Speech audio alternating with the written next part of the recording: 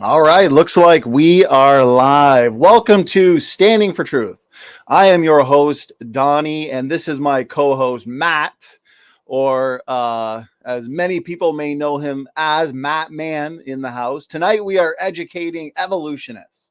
Specifically, tonight, we are refuting Gutsick Gibbon. Class is in session, everybody. Matt, what do you think? The gibbon that's sick to her stomach. She's going to be sick for weeks after this dismantling. Yeah, no doubt. I mean, I don't know if there's a thinking cap big enough, but we'll try, my friend. We'll try. Well, we were chatting before. We're going to make this into a series, everybody, because we have endless content, dozens and dozens and dozens of technical papers that we want to get through. So tonight we'll focus on this specific video. And then, as we move along in this series, we'll get to other videos as well. So it's good to see everybody. We got a lot to get through, so we're kind of just going to get right into it. But I'll give a minute of announcements, guys. Tomorrow night, we're back to continue the Evolution Debate Challenge, the Standing for Truth Ministries 2022 Evolution Debate Challenge. This has been a ton of fun. I've added a section on the website. So if you have not yet checked out the website, we've got endless content on there, videos, articles, books. We've got something for you.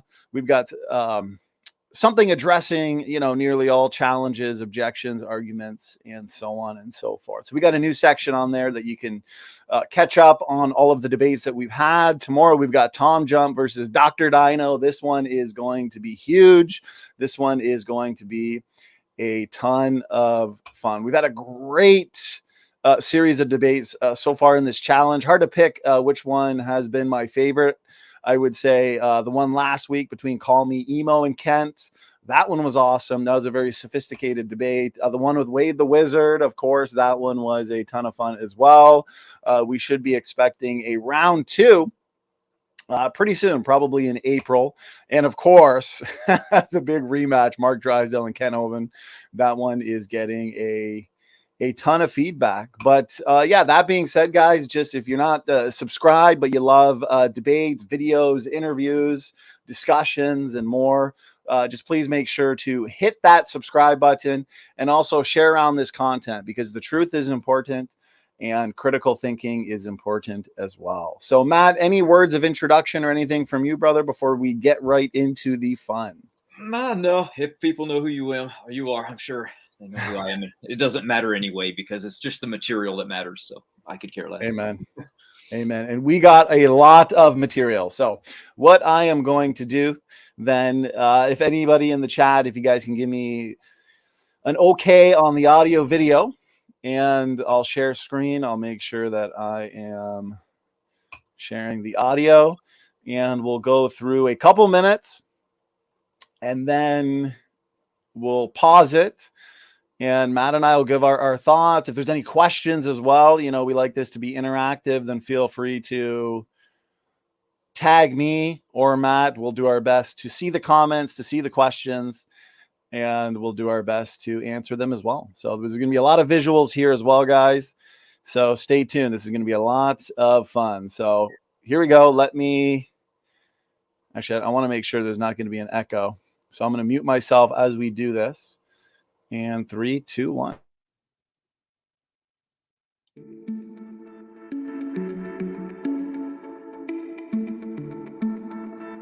Erika, you run a YouTube channel that is called what? It is called Gutsick Gibbon. I need more. I need an explanation. What is Gutsick Gibbon? I get asked this question about as often as you would think.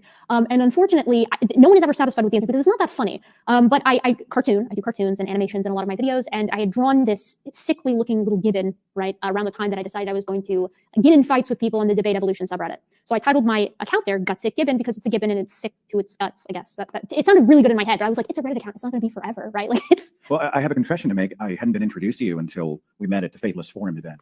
And I saw you on a panel and I was like, not only are you very knowledgeable on the subject that we're about to speak about, but you have an unbridled enthusiasm, like a contagious enthusiasm And I take that as a compliment, right? I certainly do. It's hard not to be. It's so mind-bogglingly incredible. Okay, now hang on. I got to interrupt you. Your area of expertise, your focus is what? I am, by training, technically a primatologist, and looking to further that with my current PhD program in biological anthropology, so specifically the study of human evolution. Think the folks who go out and find hominins like Lucy or Homo erectus or Neanderthals, things like that. But my classical training that is completed as of right now is living primates. So I love human evolution, and I love the evolution of our entire order. You know, I'm not a monkey. I don't know what you're talking about.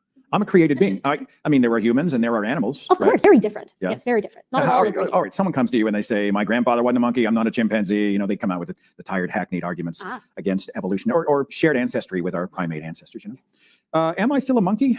You know, am I a monkey? You are indeed. Yes, it's incredible to really go through the entire chain. So I'll be briefer than I've been in the past. Most people who are evangelicals will generally accept that humans are mammals, and then they'll be like, but we're not animals, right? Because it's very hard to deny being a mammal. It's like, you know, we are covered in hair. Females of our species, of our group, produce milk. We're endothermic. We've got these dental squamosal joints, although they don't tend to bring that one up. It's a less popular diagnostic trait.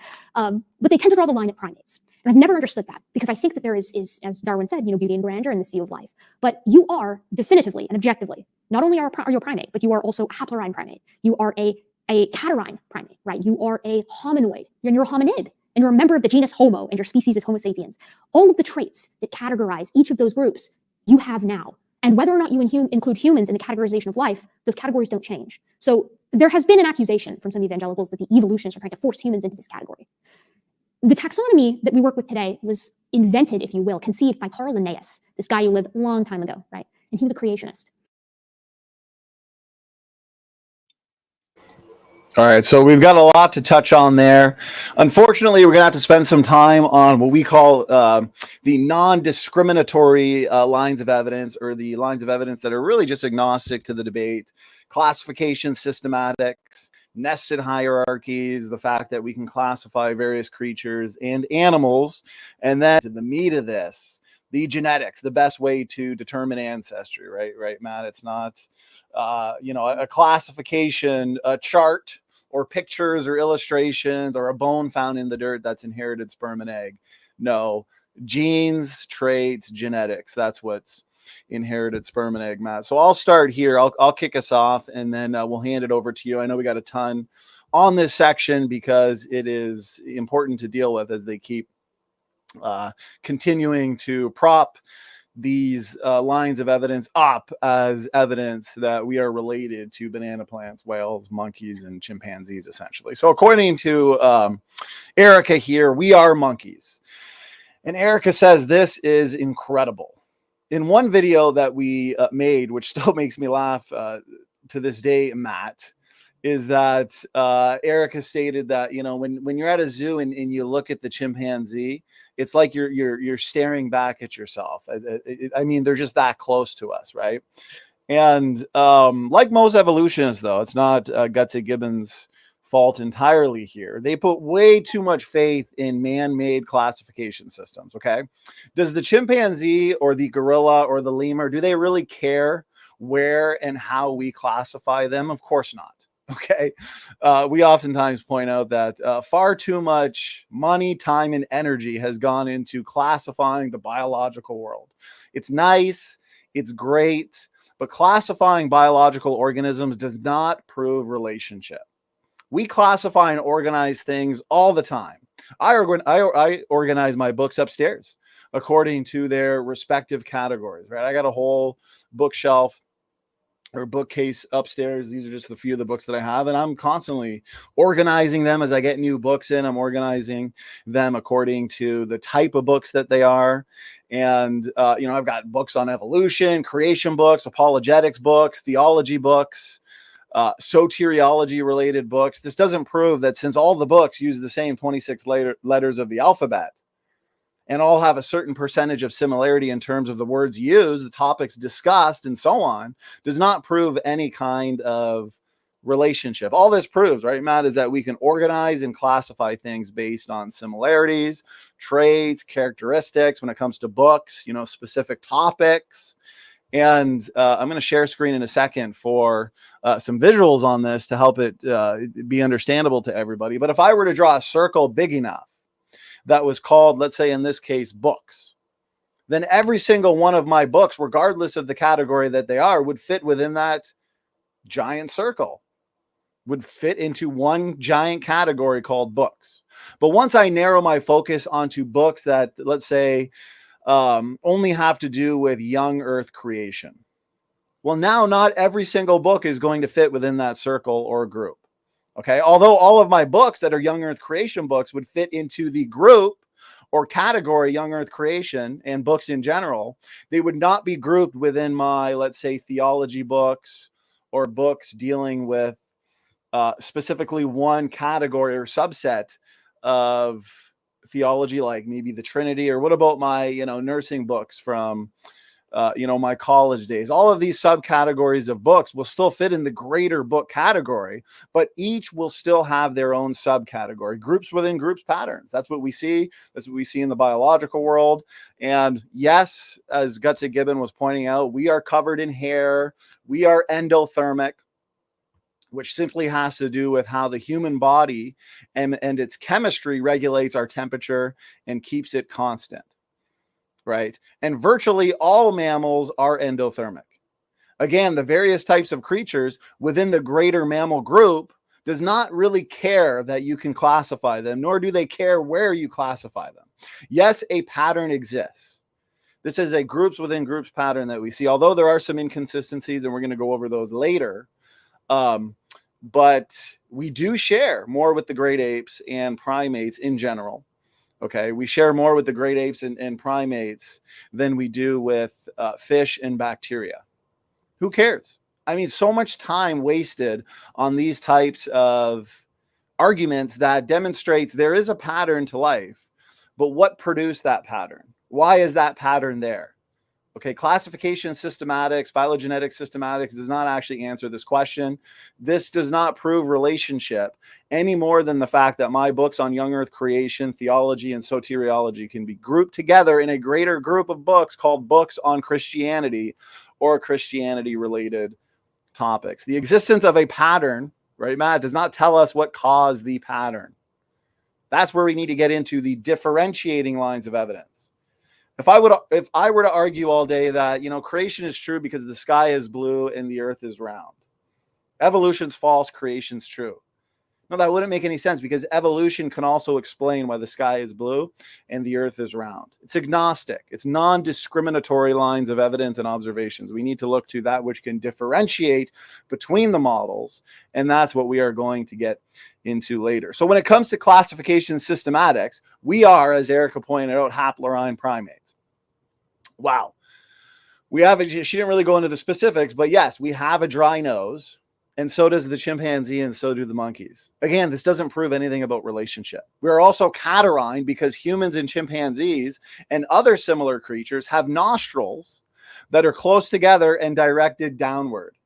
Wow, that must mean that humans, chimpanzees, and banana plants are related. No, this is great observations. It's great to classify things. This doesn't really mean anything. They'll use these fancy words without really explaining, what it means.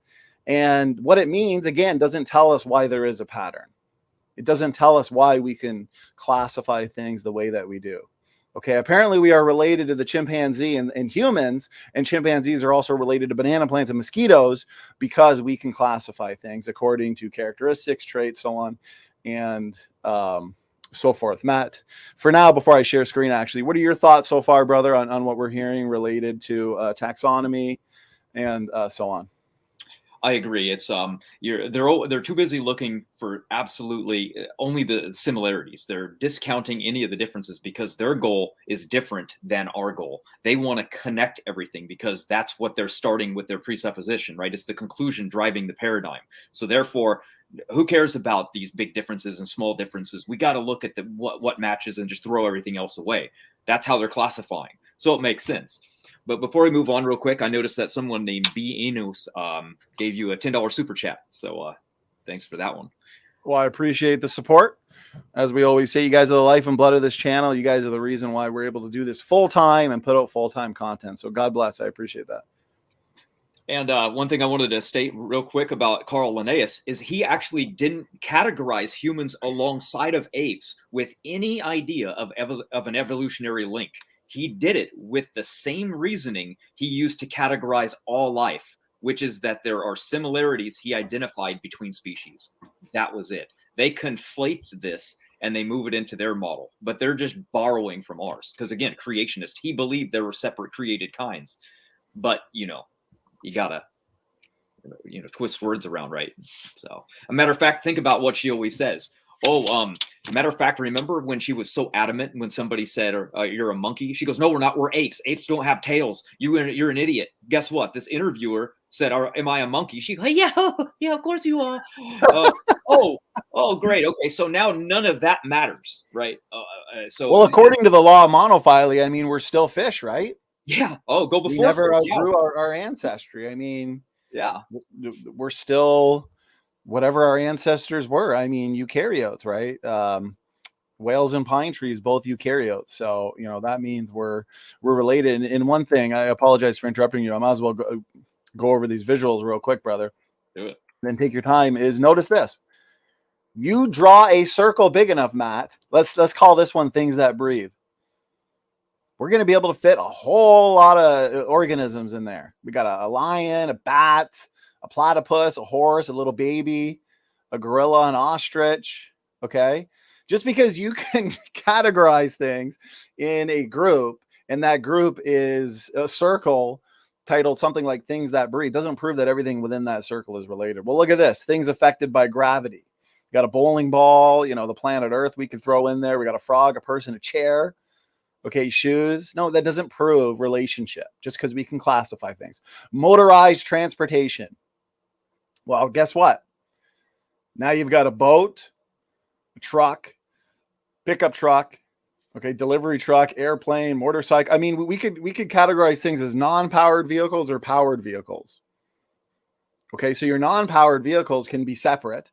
You can have like a bicycle or a tricycle or a skateboard. And then in your powered vehicles, you could have a truck, a boat, you could have an airplane, you can have whatever, an SUV. But then if we make our category, vehicles that have wheels, well, now suddenly the non-powered vehicles and the powered vehicles can be grouped together. It doesn't prove that the non-powered vehicles and the powered vehicles are related somehow. It doesn't prove relationship, okay? Just like here, we have a boat built for the ocean. Okay, where that's the perfect environment for it when it comes to military firepower. We have a tank built for land.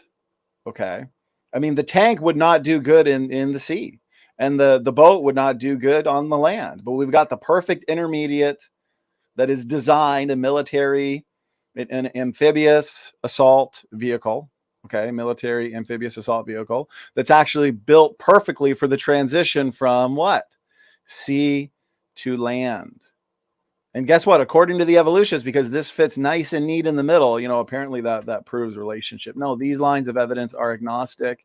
And I just wanted to give the audience visuals that, yeah, the audience can have some fun. Draw a circle really, really big, guys. Pick a category and just start tossing things in there.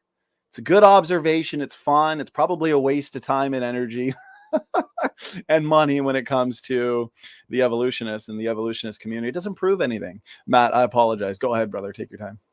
Okay, no big deal. We're always trying to say, if your best evidence is classifications, because by the way, as you're going to see later, it is. R. and Ross said the same thing to Ken Hovind when Ken's like, give me your 3 best evidence. Number 2 was cladistics and taxonomy. So it's a naming system invented by creationists who didn't even believe in evolution. And if you try to use it, if you're an evolutionist, you actually run into what's known as the taxonomy boundary paradox, because nothing converges. There's individual lines of ancestry. So anyway, what I found ironic about that first couple minutes is that she admitted her bias and hatred for Young Earth creationists multiple times. And we can even read it. But the interviewer said he met her at something called the Faithless Forum. So I want you to ask yourselves, who goes to those kind of places, right?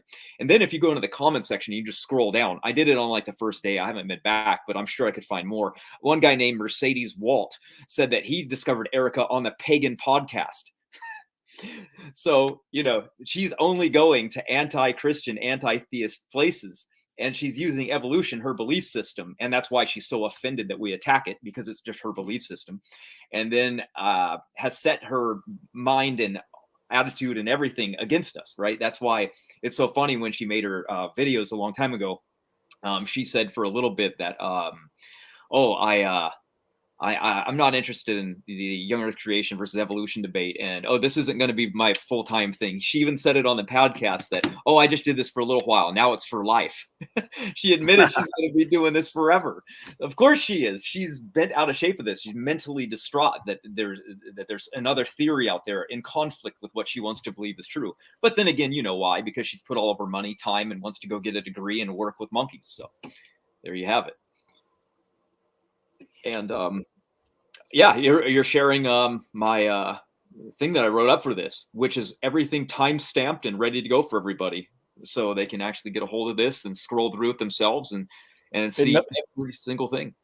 And notice this, and this is why I screen shared this, because I know I was going to be in charge of the screen sharing today, brother. So you want me to screen share anything from the document that will be available at some point once we go through it and edit it a little bit.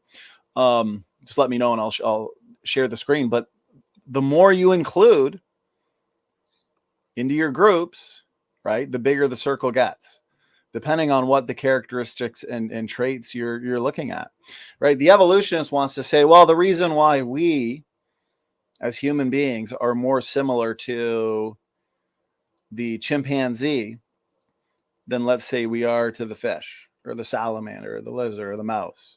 These three are all mammals, right? And what we look at is shared derived features or shared derived synapomorphies, to get fancy. The reason why apparently is because of time, right? The chimpanzee is our closest cousin, according to the evolutionist model, which means we share a more recent common ancestor with the chimpanzee, right? Common ancestor to the chimpanzee here. There's a split. Humans go one way, chimpanzees go another. And the time that separates the split, differences accumulate. So the differences are essentially time. And we would have split from a common ancestor with, let's say, a mouse or a lizard way, way, way into the past, millions and millions of years ago. And so the evolutionists would say that fits. Descent with modification, these groups within groups patterns, nested hierarchical patterns. The reason why we share more with the chimpanzee and the mouse is because we've split from a common ancestor with the chimpanzee not really that long ago as compared to the mouse. But again, as we discussed earlier, this is exactly what would be expected according to the design hypothesis, okay? And I've done a ton of debates lately on this specific question, and I always ask, I say, well, why does the sedan share more with the SUV than the sedan shares with, let's say, an airplane, which are all still fall within engine-powered vehicles?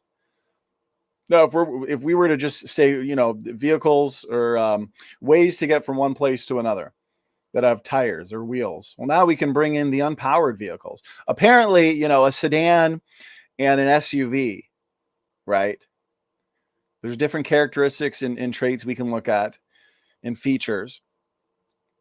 But the reason why the sedan shares more with the SUV is because we've split from a common ancestor. Not really all that long ago as compared to, let's say, the sedan and the bicycle or the airplane. And what's funny is, Matt, if the chimpanzee did not exist, because there's still a huge gap between a chimpanzee and a human, but if the chimpanzee and, let's say, the bonobo didn't exist, well, then they would still conclude common ancestry because, well, humans are so similar to the gorilla. Or if the gorilla didn't exist, well, humans are so similar to the orangutan. Right? So there's still going to be these groups within groups patterns. They're just going to say, well, the reason why a human shares more with the gorilla, or let's just say there were no gorillas, the human shared more with the orangutan than it does with a mouse, is because humans and orangutans split from a common ancestor more recently than the humans and the mouse. You see what I mean? So it's fallacious. Again, there's always going to be a creature that's more similar to humans. Okay, we're built with the same building blocks. The phenotype is a reflection of the genotype. Okay, so we're going to have to share more in terms of anatomy, morphology, physiology, and genetics with some creatures than others. And it's like these evolutionists, it's ridiculous. They think that humans apparently should be equally distant to all forms of life, equally distant in terms of morphology, anatomy, physiology, and genetics with the chimpanzee and the mouse. I mean, that's ridiculous. Okay, this would not be expected, of course, from the design model. I just wanted to cover this reference here, Matt, and I'm going to hand it over to you, brother. However, it doesn't take much reflection to see that YEC and evolution make the same prediction about the relative genetic hierarchies found in nature, right? We can look to hierarchies in anatomy and morphology, but also in genetics. We can look at hierarchies in the mitochondrial DNA. We can look at hierarchies, heck, even in endogenous retroviruses, various pseudogenes. Under the YEC model, God designed the entire universe, including the various kinds of biological life that exist in it. And we would expect to find that life fits a design pattern. Since humans are made in God's image, we can get a sense for what kinds of design patterns God may have used by examining the patterns that result from human designs. Examples of nested hierarchies abound among the design things in our world. For example, design means of transportation easily fit a relative hierarchical pattern. This fact is unequivocal. Sedans resemble SUVs more than they resemble tractor trailers. And all three vehicles have more in common than do sedans and amphibious assault vehicles. The latter two vehicles have more in common with one another than with submarines. And this simple pattern matches the type of hierarchy that we see in biology. Yes, a pattern exists, but pointing out the pattern, okay, does not tell us what produced the pattern. And that's why we are going to demolish this video when we get into the differentiating lines of evidence, specifically in genetics. Matt, over to you, brother. No, I think we should probably move on. That was good. We're just 2 minutes into the video, probably. So, all right, here we go. Let's move on. Good to see everybody in the chat, by the way. I just stopped sharing screen. So good to see over 70 people here. Tag us with your questions if you want. Of course, we'll do our best to get to them, although we have a ton of material to get through. So here we go. And when he was faced with where to put humans on the tree of life, and I'm paraphrasing here, but he has this famous quote where he says, I would bring down, the ire of all the theologians, if I were to say this, but I can think of no reason by which to separate man from simian and simian from man. And he said this when he got to, get a gander at not only a human skeleton, but the skeletons of these other apes, right? We are what they are, and everything that is unique morphologically or physically about us is just a tweak on an already existing structure. We exist on a gradient with the rest of these incredible animals. And there are, of course, things that humans do that are unique, but they are a product of smaller changes that exist in us physically. So the hair on our arms and legs and chest, etc.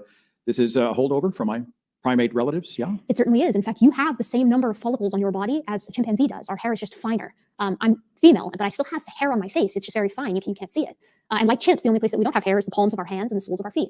We are, grossly enough, primarily different from them in that we are sweaters. We are sweaty apes. The reason that it's proposed that our hair went by the wayside is for thermal regulation running on the open savannas, right? We have 3 times the eccrine glands or the sweat glands that a chimpanzee does, which makes sense. They're hairier than us, and we lost most of the hair, at least in its coarseness, right? It's still there. You just can't see it as well. And we are just incredible runners and sweaters. And this is thought by some to be a driver of human evolution, the ability to run for long periods of time, a tradition that's held by hunter-gatherers that live in Africa to this day, which is incredible.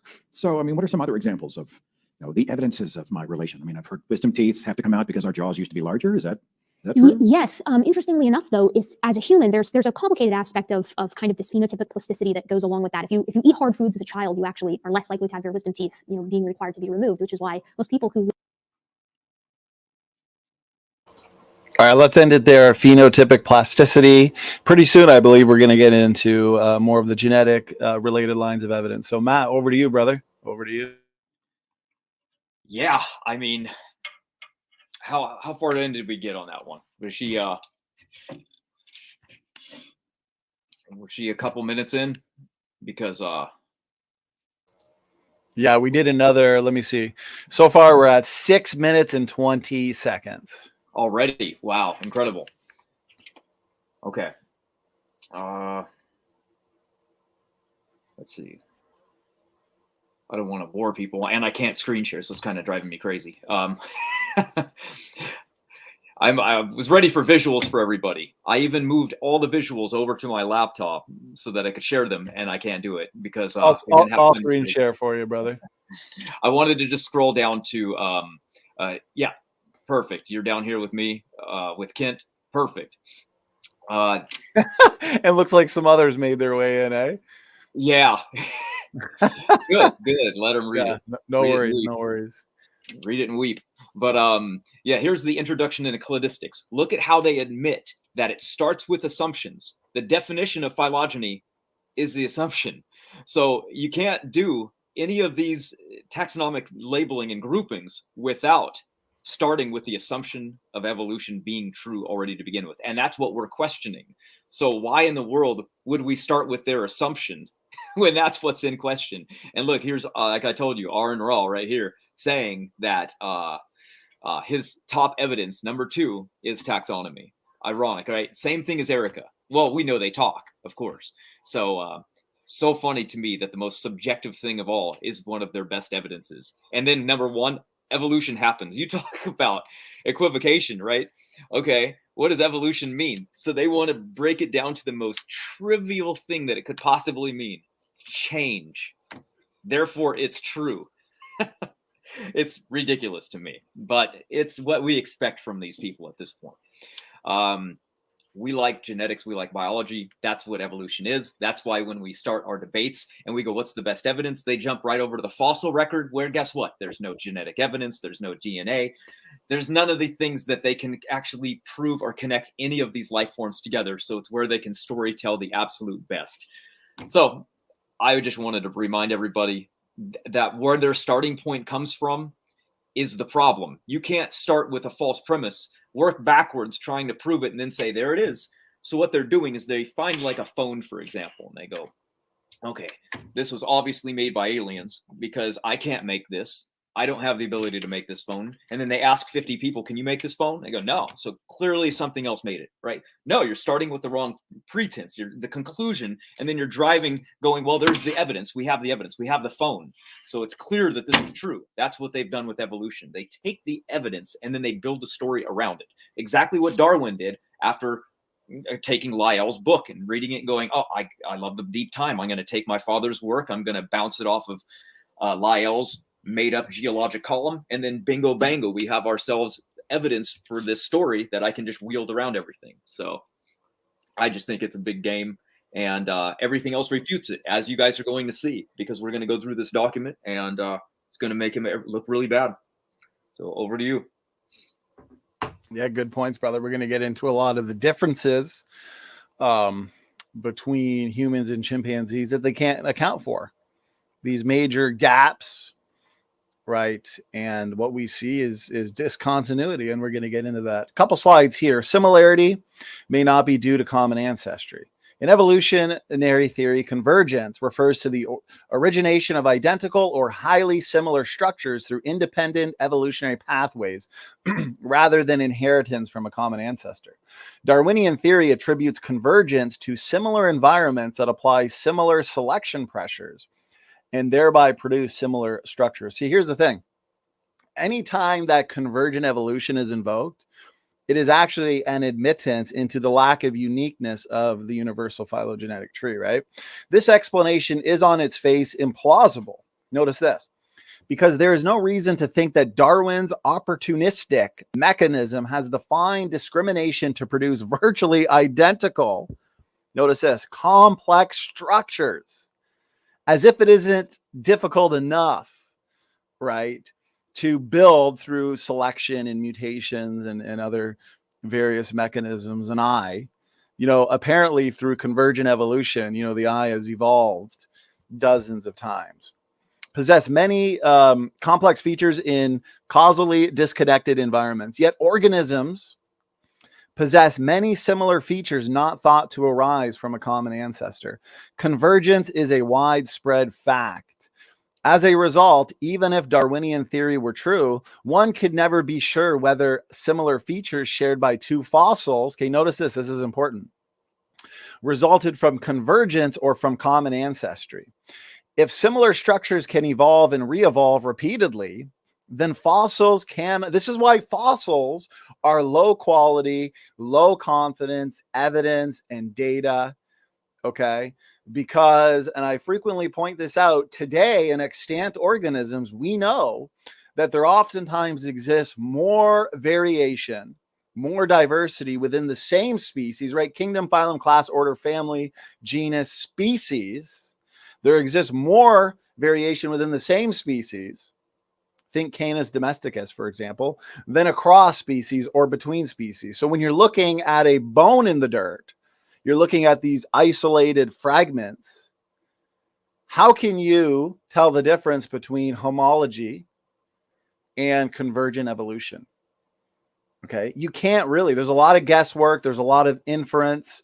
Remember, fossils are fickle, and a bone found in the dirt will sing any song that you want it to sing. Okay, re-evolve repeatedly, then fossils cannot distinguish convergence from common ancestry, and tracing evolutionary lineages in the fossil record becomes impossible.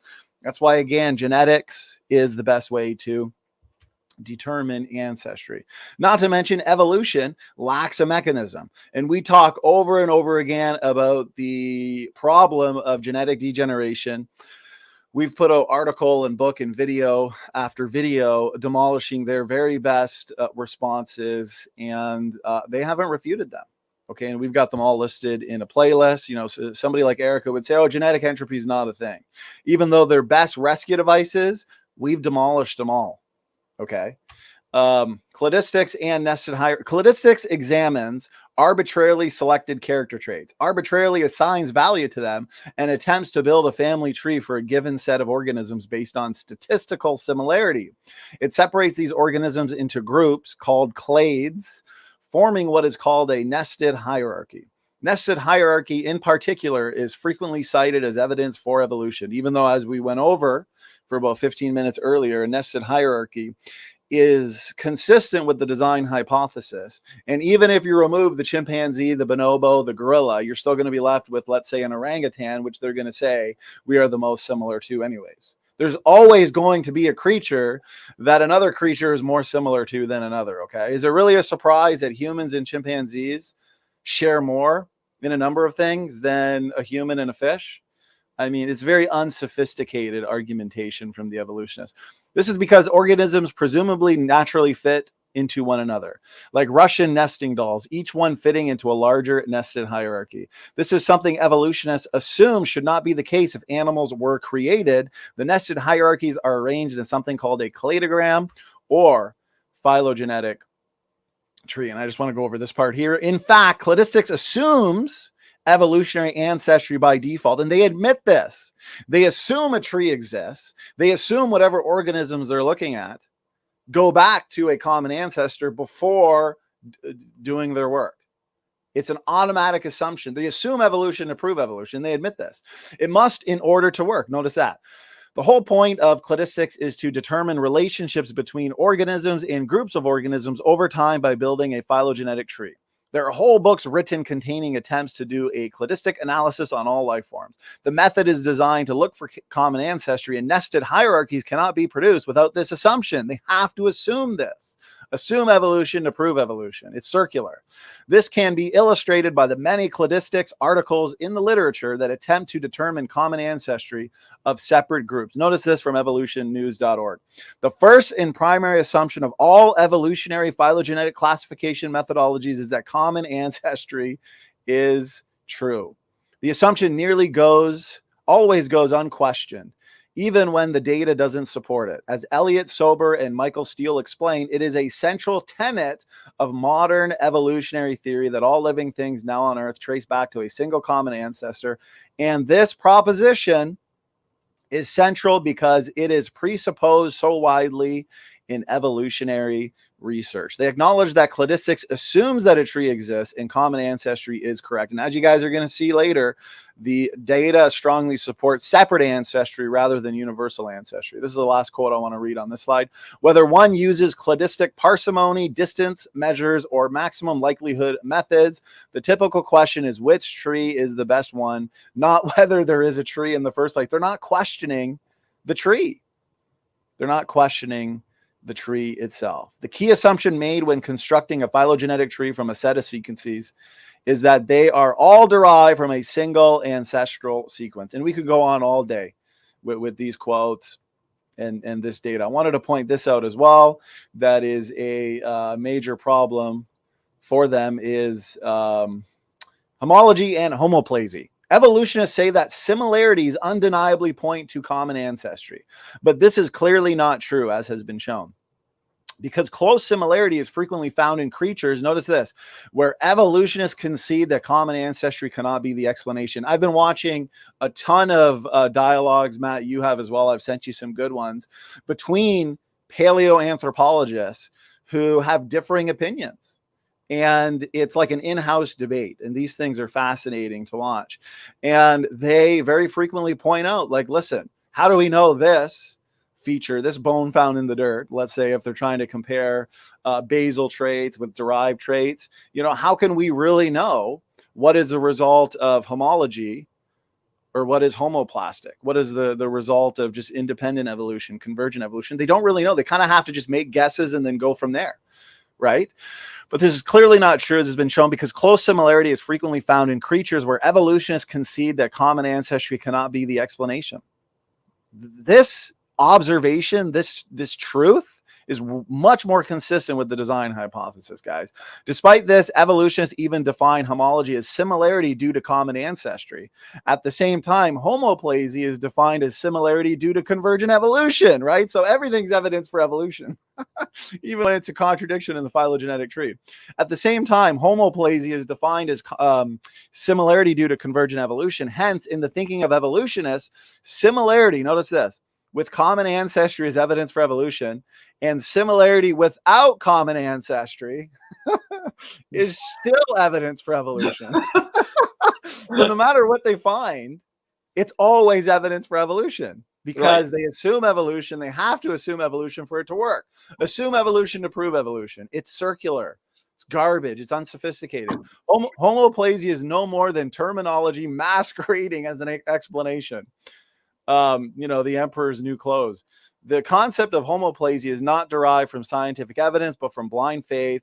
This faith rests upon the arbitrary assumption that natural processes can explain everything. If you can't tell us how it happened, don't tell us that it happened, okay? You don't have a mechanism. You can't provide us. They've tried over and over again. Provide us one type of natural selection that can rid the population of so many, you know, nearly neutral, low impact, deleterious mutations that are accumulating. They can't. If they can't tell us how it happened, don't tell us how it happened, because that is them forcing their interpretation on the data when it comes to these reconstructions, these historical reconstructions. No, they can't be true, because here in the present, we know that you have no mechanism. You can't tell us how it happened. So quit telling us that it happened with illustrations and fancy charts and fancy trees and fancy words and classification systematics. None of it means anything. Okay, time to get sophisticated here. And I wanted to show this, Matt, and then we're going to move on. Here's a visual. Ichthyosaur, which is a reptile, a shark, which is a fish, and a dolphin, which is a mammal. These similar traits, these streamlined bodies built for their environments, okay? Guess what? Even the evolutionists will say these characteristics, traits, and features evolve separately, not due to common ancestry.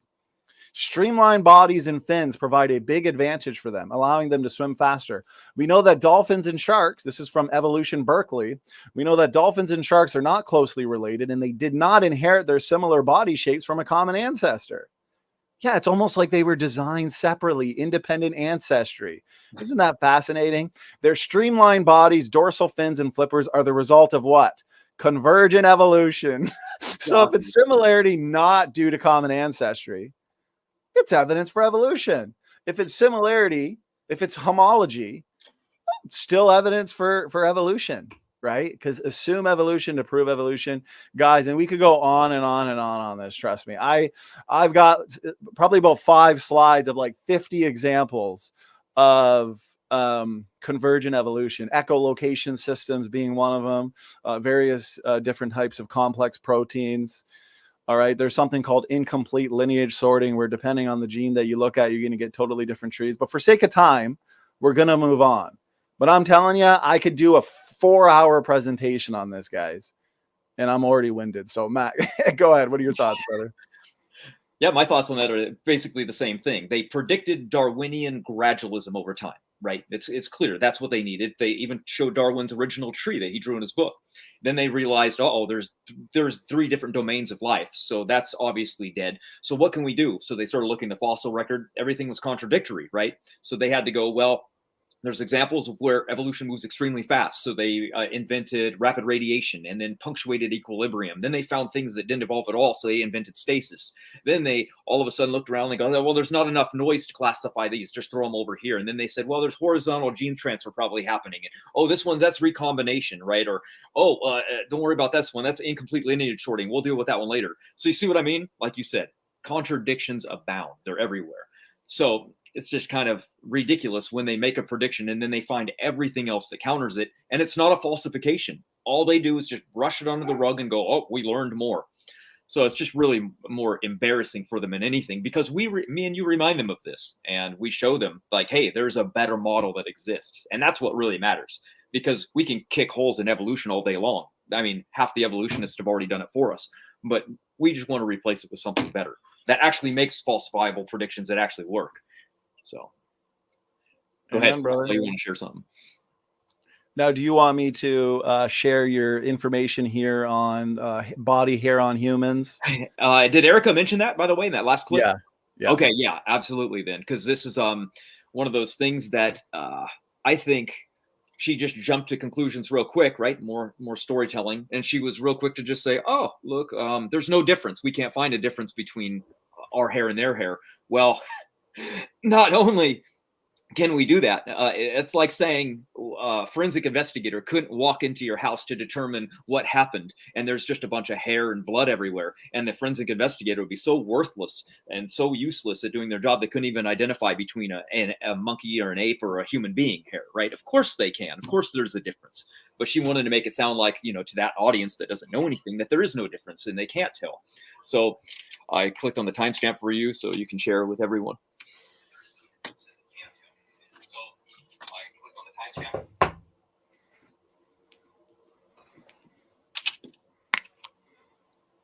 Oh, are you done, brother? Yeah. I was just gonna say, so you can share, with everybody. You can just hit that timestamp I got in the private chat and then share your screen. All right, here we go. Let me put it into a separate window here. Okay, are people apes? This one? Okay, here, let me share a screen. And then you just let me know when to end it, because I'm going to be on mute so there's no echo. Okay.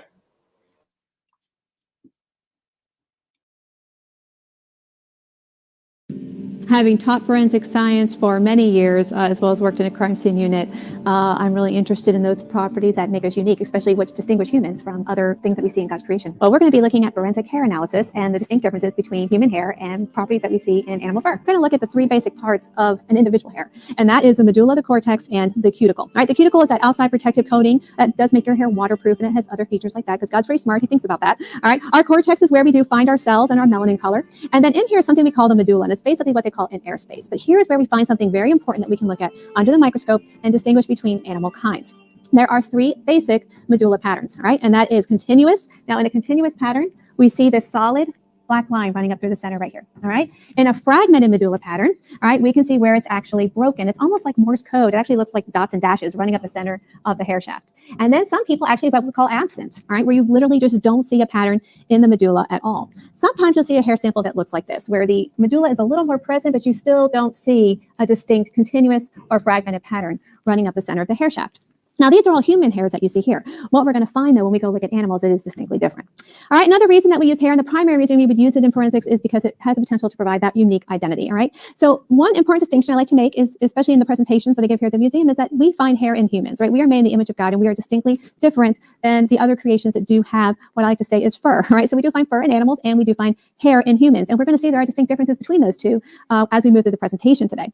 So what we would hope to get from finding a hair sample is that DNA fingerprint that we call it, be able to find viable DNA, and we would refer to that as nuclear DNA, which is found in the nucleus of a human cell. We can also determine hair color very quickly. We can even roughly get an idea of someone's, what we say, ethnicity or people group from that hair sample. So we need to talk just a little bit about the distinct differences between human hair and animal fur, all right? Because evolutionists like to say, well, because we share these traits with animals, it's part of that evidence, they like to call, that we descended from a common ancestor. And that is just not the case, all right? God equipped us each with exactly what we needed to survive in our environment. So if we take a look at human hair versus animal fur, one thing we're going to see a difference in is growth. In humans, as I said, our hair is continuous and it is independent, meaning it's all over our head at different times and at different stages. Whereas in animal fur, it is stopped and it is synchronized, all right? Especially in animals, if we notice in the winter, especially when it's up in the areas where it's colder, they're going to get much thicker, right, in their fur. Then in the spring, what happens is they start to shed, right? You start to get fur, especially my cat sheds in the spring. I get cat fur all over my house because he is shedding that. And they do stop. Their hair does stop growing at very distinct stages. I mean, does a cow need to go to the hair salon? No, right? God equipped them to have their hair stop at a very specific point. Also, diameter. In humans, on average, the diameter or the thickness, we would say, of our hair is much thinner than we are going to see in animals.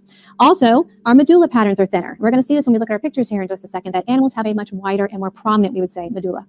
And as far as our texture, in humans, on average, our hair is soft and has potential to grow very long. But in animals, it is coarse and often very short, right? Now, there are rare exceptions because we have purposely crossed certain traits, especially of dogs, to have long hair. But that is not how they would normally exist in nature. Also, temperature regulation. In humans, our hair provides us absolutely no temperature regulation whatsoever, all right? In the winter, does your arm hair keep you warm, Mr. Patterson? Not really. No. I usually have to put on a jacket or something. Does our head hair keep us warm in the winter? It does, yeah, because it's a lot thicker, but it's But what do we have to put on if we it's gotta put on a snowing? cap if it's that cold, because it's still a little thin and things can penetrate. Right. So in the winter, you still have to put on that hat, right? Because it is not going to keep you warm. Your leg hair is not going to keep you warm, right? But what about animals? Absolutely, right? God designed them to thicken up in the winter, thin out in the summer when it's warmer, and their fur is specifically designed to regulate their body temperature and allow them to live outside.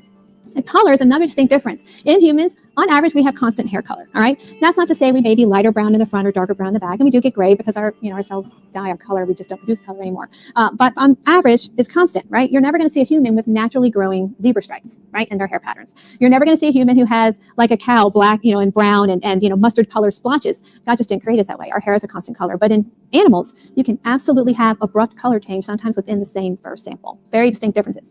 Now, the FBI even recognizes that human hair is distinctly different. They say in human hairs, the scales form an imbricate pattern.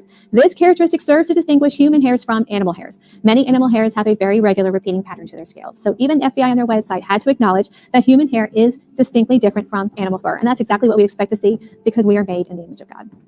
So we're going to take a look at a few samples now, all right, of animals and humans side by side. So this first example is a primate sample, four different samples of primate fur next to samples of human hair. Remember we said human hair, their medulla pattern is thinner, and we can see that in evidenced here. Remember the medulla is this pattern that we have running up the center of the hair shaft here. Now, if you take a look, you're going to see the distinct difference between human and animals, all right? If we look at the medulla pattern of this primate right here, this pattern running up the center looks distinctly different from human hair.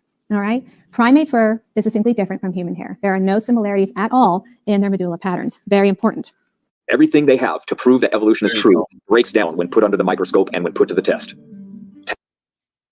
So, clearly when she was saying, oh, it's exactly the same, and then she just moved on, it's not the same. It's not even remotely the same. So it's just more nonsense, just mixed in, thrown out to an audience that's not paying attention, doesn't know the difference.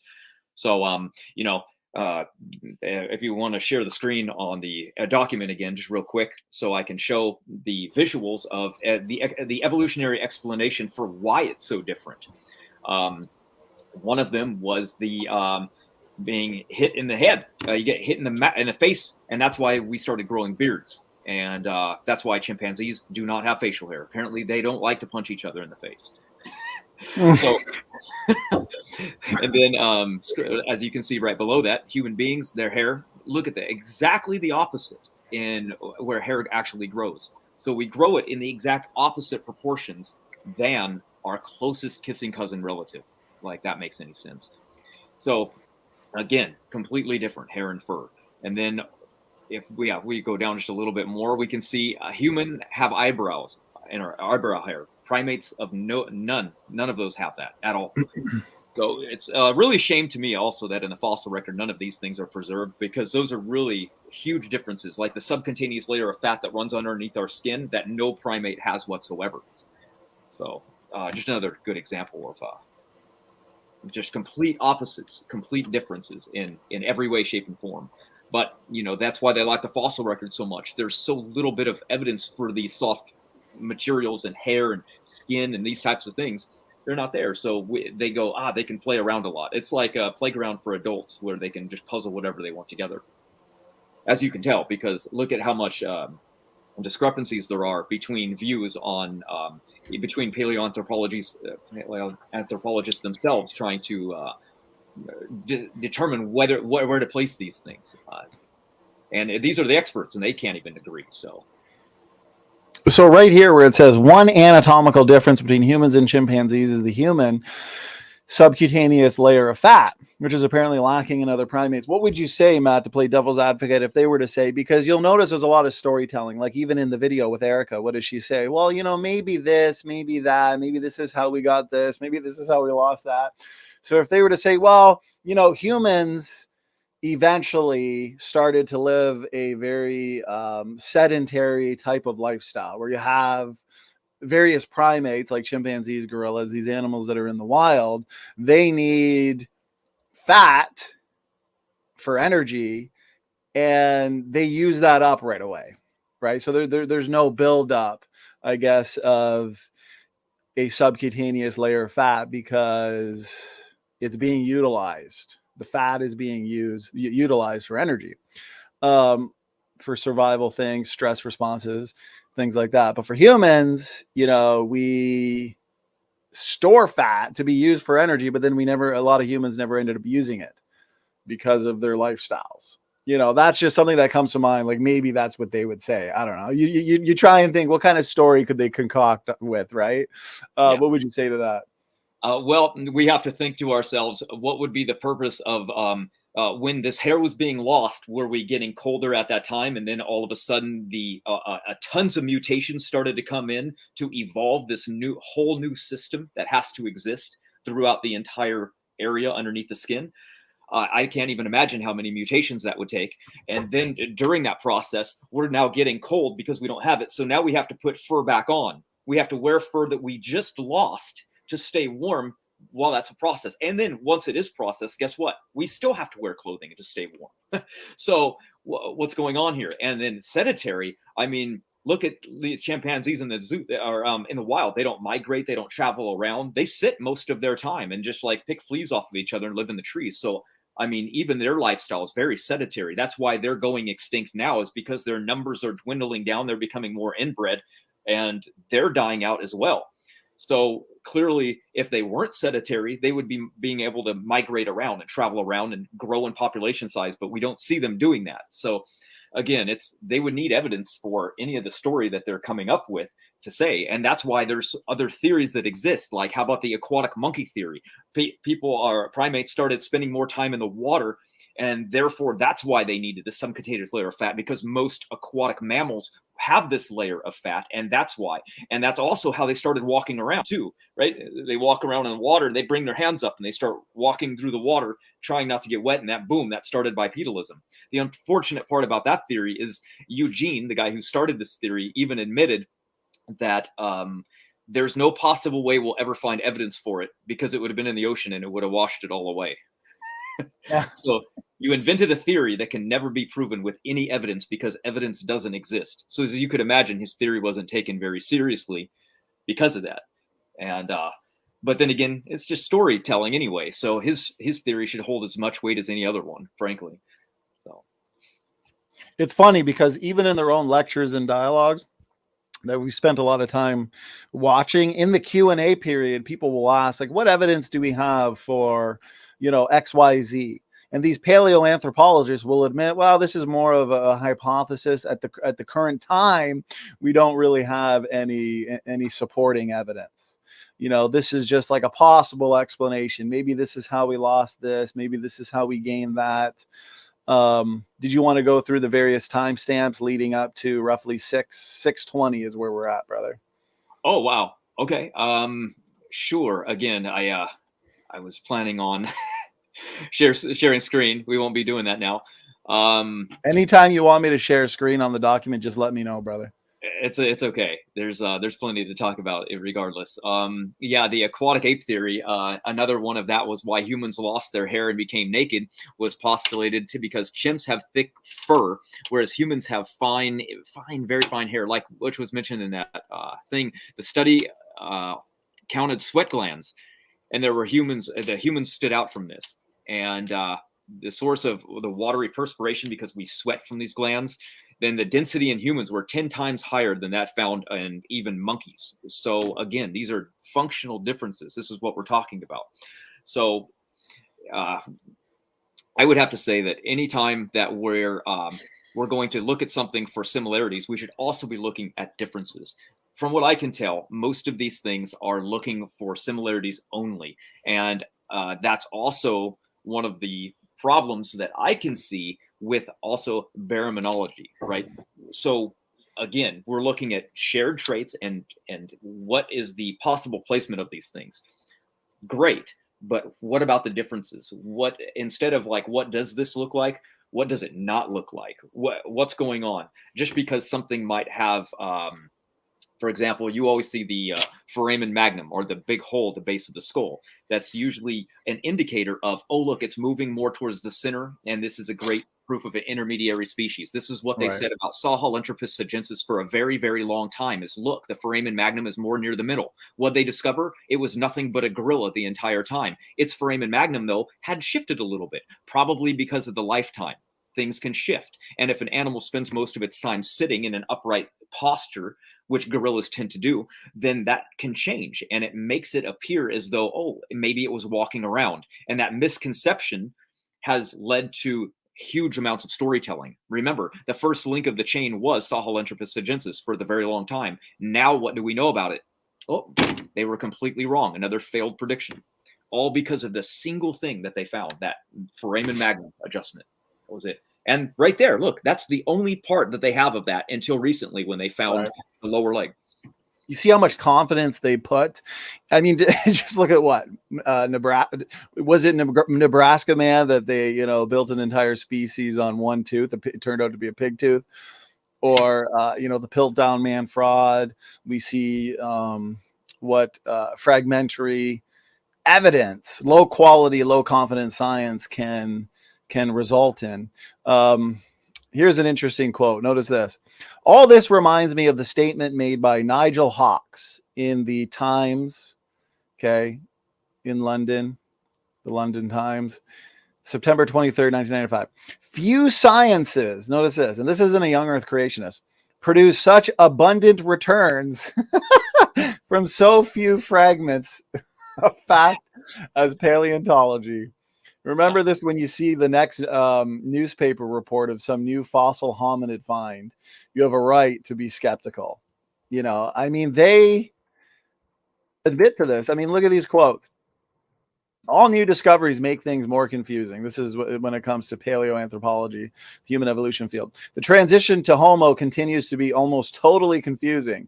What a mess early Homo is. Here's a paper I read just last night, because there's so many papers and dialogues and lectures to go through in this field, and every single lecture, dialogue, every single paper that you read, there's just amazing finds. I guess they don't think young earth creationists are listening or reading. Look at this. From Australopithecus to Homo, the transition that wasn't. These are a couple excerpts from the paper, okay? Here's a couple links if you guys want to read the paper. William Kimball. Although the transition from Australopithecus to Homo is usually thought of as a momentous transformation, the fossil record bearing on the origin and earliest evolution of Homo is virtually undocumented. We had Dr. Joel Duff in the chat, who's terrified to take the evolution challenge, and who has he's up there as a potential winner of the 2022 Golden Dodgeball Award, because he dodges, he ducks, he dips, he dives, he dodges all over the place. He's mastered the 5 Ds of dodgeball. I mean, Dr. Nathaniel Jensen, he's got confirmed testable predictions, and evolutionism has been overturned. And poor Dr. Duff here, he's not really refuting the data. He's not countering it. I haven't seen any worthy arguments. So He was pointing out earlier, oh, you know, when you've got an AIG source, you know, scoffing at that. It's like, we've got answers in Genesis sources. We've got dozens of secular sources. We've got a mix of everything. Okay. Try and refute it all. And that's fallacious anyways. I mean, ridiculous. The fossil record bearing on the ancestry of Pleistocene Homo, notice this, is poor. The Pliocene hominin diversity conundrum. Do more fossils mean less clarity? Read the paper. You know what the answer is to that, Matt? Can you guess? Of course it does.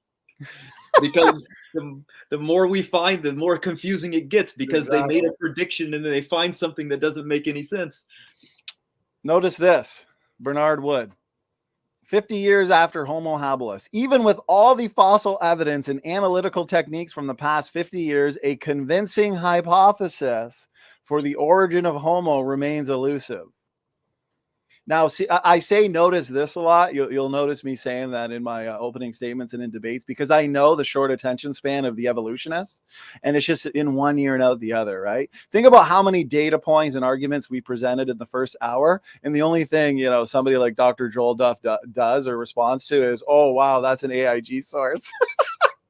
I mean, the level of sophistication is fascinating. Notice this, Bernard Wood's latest tree diagram raises more questions than tree diagrams made over 20 years ago.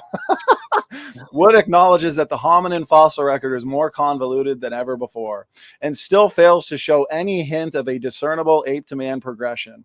Oh, that's, you know, shocker. And we could go on and on about I mean, I'll just do this one, and eventually, guys, I'm going to be doing like a 2-hour presentation on human evolution, going through all of this. So, although there is no doubt that these new fossil discoveries have opened new windows into our evolutionary past, notice this. They have also complicated our understanding of early hominin taxonomy and phylogenetic relationships. Look at this. If we want to be objective, we shall almost certainly have to scrap the iconic list of names in which hominin fossil specimens have historically been trapped. And start from the beginning. Just scrap it all. Go back to the drawing board. You know, erase everything we got, all our current understanding. Let's start fresh. Let's start from the beginning. Yeah. You know, those poor souls over the last, 100 years or whatever it is, who just, let's say, blindly believed the evolutionary stories or fairy tales that are now overturned. I mean, are we putting our faith in the wisdom of man? Or are we putting our faith and trust in the power of God? Okay. Because when you put your faith in the wisdom of man, especially when the wisdom of man has to do with this fragmentary data, right? I mean, the whole field of paleoanthropology is contested. It's fragmented. It's disputed. Any find that's propped up, you'll find another paleoanthropologist who is not convinced by it, disagrees with it, so on and so forth. Matt, over to you, brother. Well, why do you think Erika wants to get into it so much? Right. I think that, well, matter of fact, if you can screen share mine real quick, I want to go back somewhat because I wanted to rewind.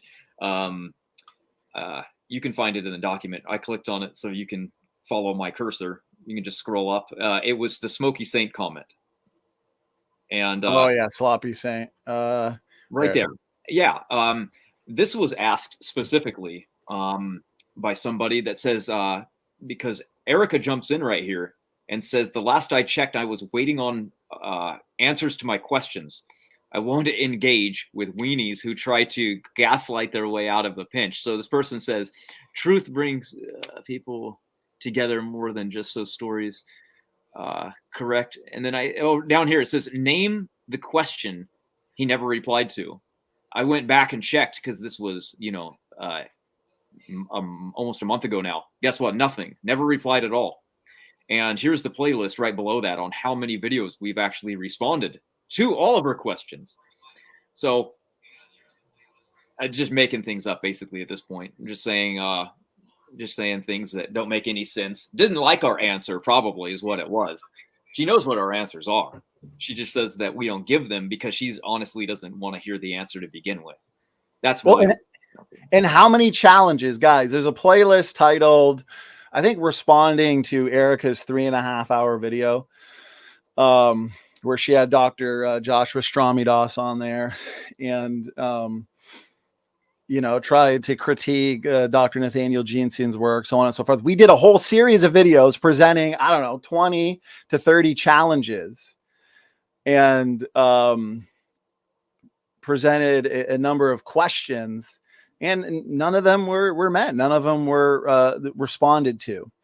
And one of them had to do, we did like a 2-hour show on the Y chromosome dissimilarity between, I'm gonna have to find my slides on it, but between humans and chimpanzees, right? And she looked to sperm competition as one of the reasons why, when you consider overall gene content, architecture, size differences, okay, the Y chromosome between the humans and chimpanzees is only about 35% the same. And it turns out that the human Y chromosome is more similar to the gorilla Y chromosome when you consider overall gene content, architecture, and size differences than it is to the chimpanzee. So she tried to say, oh, the odd man out is the chimpanzee, and gave the same hypotheses that are given by evolutionists who have studied this.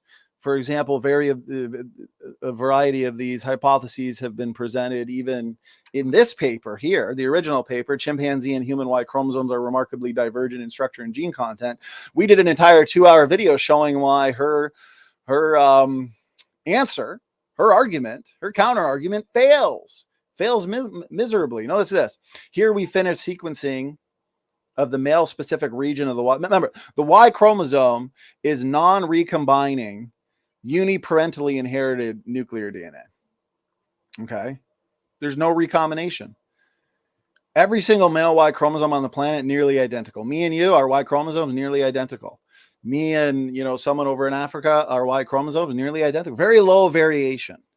And what was introduced by the evolutionary community was post hoc, ad hoc, right? Out of Africa population bottleneck. We spent hours showing why that doesn't work. That's not even feasible. Erika and I debated that. But they had to resort to that in order to explain why there's such low variation in the Y chromosome, the mitochondrial DNA, just our genetics in general. Right? Because if we've been evolving for millions and millions of years, accumulating mutations every single generation, there'd be a lot of genes floating around, right? So why do we have such low genetic variation? Well, according to our model, God creates two people, Adam and Eve. That restricts genetic diversity right there. But I don't want to get into a whole rabbit trail on that. So the point is, okay, the Y chromosome should have been the most stable between humans and chimpanzees. It should have been very similar, but yet it's only about 35% similar. Okay, so she can look to sperm competition. She could say the chimpanzee's the odd man out. She can look to polygamous relationships and activity in chimpanzee groups, but without predictions. Okay, if it's just a story, it's pseudoscience. Okay, and we did a whole 2-hour video on it that she dodged, but I'm just going to go over this slide. Okay, before we move on, and people can check out that video in its entirety. Notice this. What are the implications of this new information? First, for the evolutionist, the Y chromosomes must be evolving much more quickly than anyone imagined previously. Now, anytime you see rapid evolution or engines of evolution, you'll see that when we get into a lot of the genetics papers that we have here later. That's just Evo speak for very different, right? Why is it very different? Well, it must have evolved rapidly. Because remember, they don't question the bigger picture. Assume evolution to prove evolution. They are now going to have to, okay, so Erika, okay, you are going to have to apply mathematical models to try to demonstrate how. You can't just say, oh, sperm competition, or you can't just show, levels of diversity within, various chimpanzee groups, which is still nothing compared to the human and chimpanzee Y chromosome, which is 35% similar. That's very, very, very, very different. Okay. Especially considering every single male human Y chromosome, 99.999% similar. And we know that the mutation rate in the Y chromosome, human male Y chromosome, is about 3 mutations now per generation, now that we've looked at high sequencing data. Okay. So we have a mutation rate that's incredibly fast in the Y chromosome. and yet low DNA variation. That means the Y chromosome has to be young. That's the only way to explain a DNA compartment that has a fast mutation rate and low variation. The Y chromosome can then not go back hundreds of thousands to millions of years, or else there would be a higher level of genetic variation. This is very easy to understand. You know, Dr. Joel Duff, let's go. This is right from the secular literature. Come on. What's your response? And they can tell a story and they can guess all day, but guess what? Again, you are going to have to apply mathematical models to try to demonstrate how a sequence can change extremely rapidly. Show us how these differences can accumulate. Whole scale differences, whole scale deletions, whole scale rearrangements, including wholesale rearrangement of significant parts in the evolution of entire gene families. Well, sperm competition. You're going to need to do a lot better than that, okay? She thinks we have a heat problem. They have a genetics problem. And guess what? Genetics is the best way to answer this question of ancestry. And genetics has confirmed separate ancestry and refuted universal common ancestry. Okay, you are not related to a chimpanzee. This is just one of the many lines of evidence that we're going to get into tonight. And the evolution of entire gene families in a relatively short amount of time, yet stay homogeneous within a species. Low variation within the human Y chromosome, but yet very, very different across species. So look at Matt. Can you see me? You've got the human chimp, so chimps here, humans here. They go back to a common ancestor, let's say 6 to 13 million years ago. Let's just focus on the Y chromosome. They split. Now think about the massive differences in the Y chromosome. Here's the two lines. I mean, they're now like here and here. Well, sperm competition. You're gonna have to do a lot better than that. Show us how you can get these amount of differences in your 6 to 13 million years. And they say it like it's nothing. Anywhere between 6 and 13 million years. It's like double. 6 and 13 million years. Matt, how old are you? I don't know, somewhere between 30 and 60. Like, give me a break. So this is going to be very difficult for them. And Dr. Rob Carter, very accurate testable prediction, because it has been very difficult for them. So go ahead, Matt. I wanted to get that in there at some point. So floor is yours, brother. No, it's all good. Let's play it some more. Let's go from here. Get the next section done. All right. So you made it to the 620 mark. Yeah. We got 90 people in the chat. So you know what? I'm going to give these evolutionists an opportunity here. Let's see. I've had 97 formal debates with PhDs, serious students of evolution, like Erika as well. Nobody has answered this problem of Y chromosome dissimilarity. So let's see. Dr. Joel Duff, Mr. Dodgeball Man himself, says, take some classes and learn a few things. I have a whole, so notice, 0 arguments, 0 counter responses. This is why Joel dodges the evolution debate challenge. Come on. We've had and hosted over 160 debates. What are you waiting for? So let's see. Joel, provide us a paper. You know what? I'm going to give him an easy task. Provide us a paper right now, Joel, or any evolutionist in the chat, that shows a non-functional endogenous retrovirus going from non-functional to something extremely functional in embryological development, determining cell types, regulating genes, functional in terms of the immune response, acting as protectors in as antiviral protectors. These are just a few that come to mind. Come on. Or show us a paper that actually lays out a mathematical model for how we can get such massive differences in the Y chromosome between the humans and the chimpanzees. Come on. We're going to be doing this for another couple hours, so we'll wait. The challenge is out there. 2 papers. Let's deal with endogenous retroviral function and the Y chromosome dissimilarity. We'll send the paper, show us the empirical evidence. We'll put it up on screen, and we'll see if it finally answers the questions that have been dodged. So, Matt, here we go, brother. Yeah. Let's wait a minute.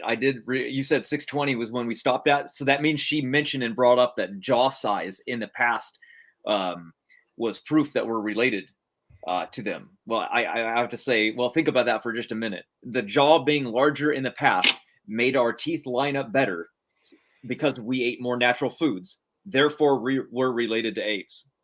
Think about that stretch. Think about that leap of logic right there.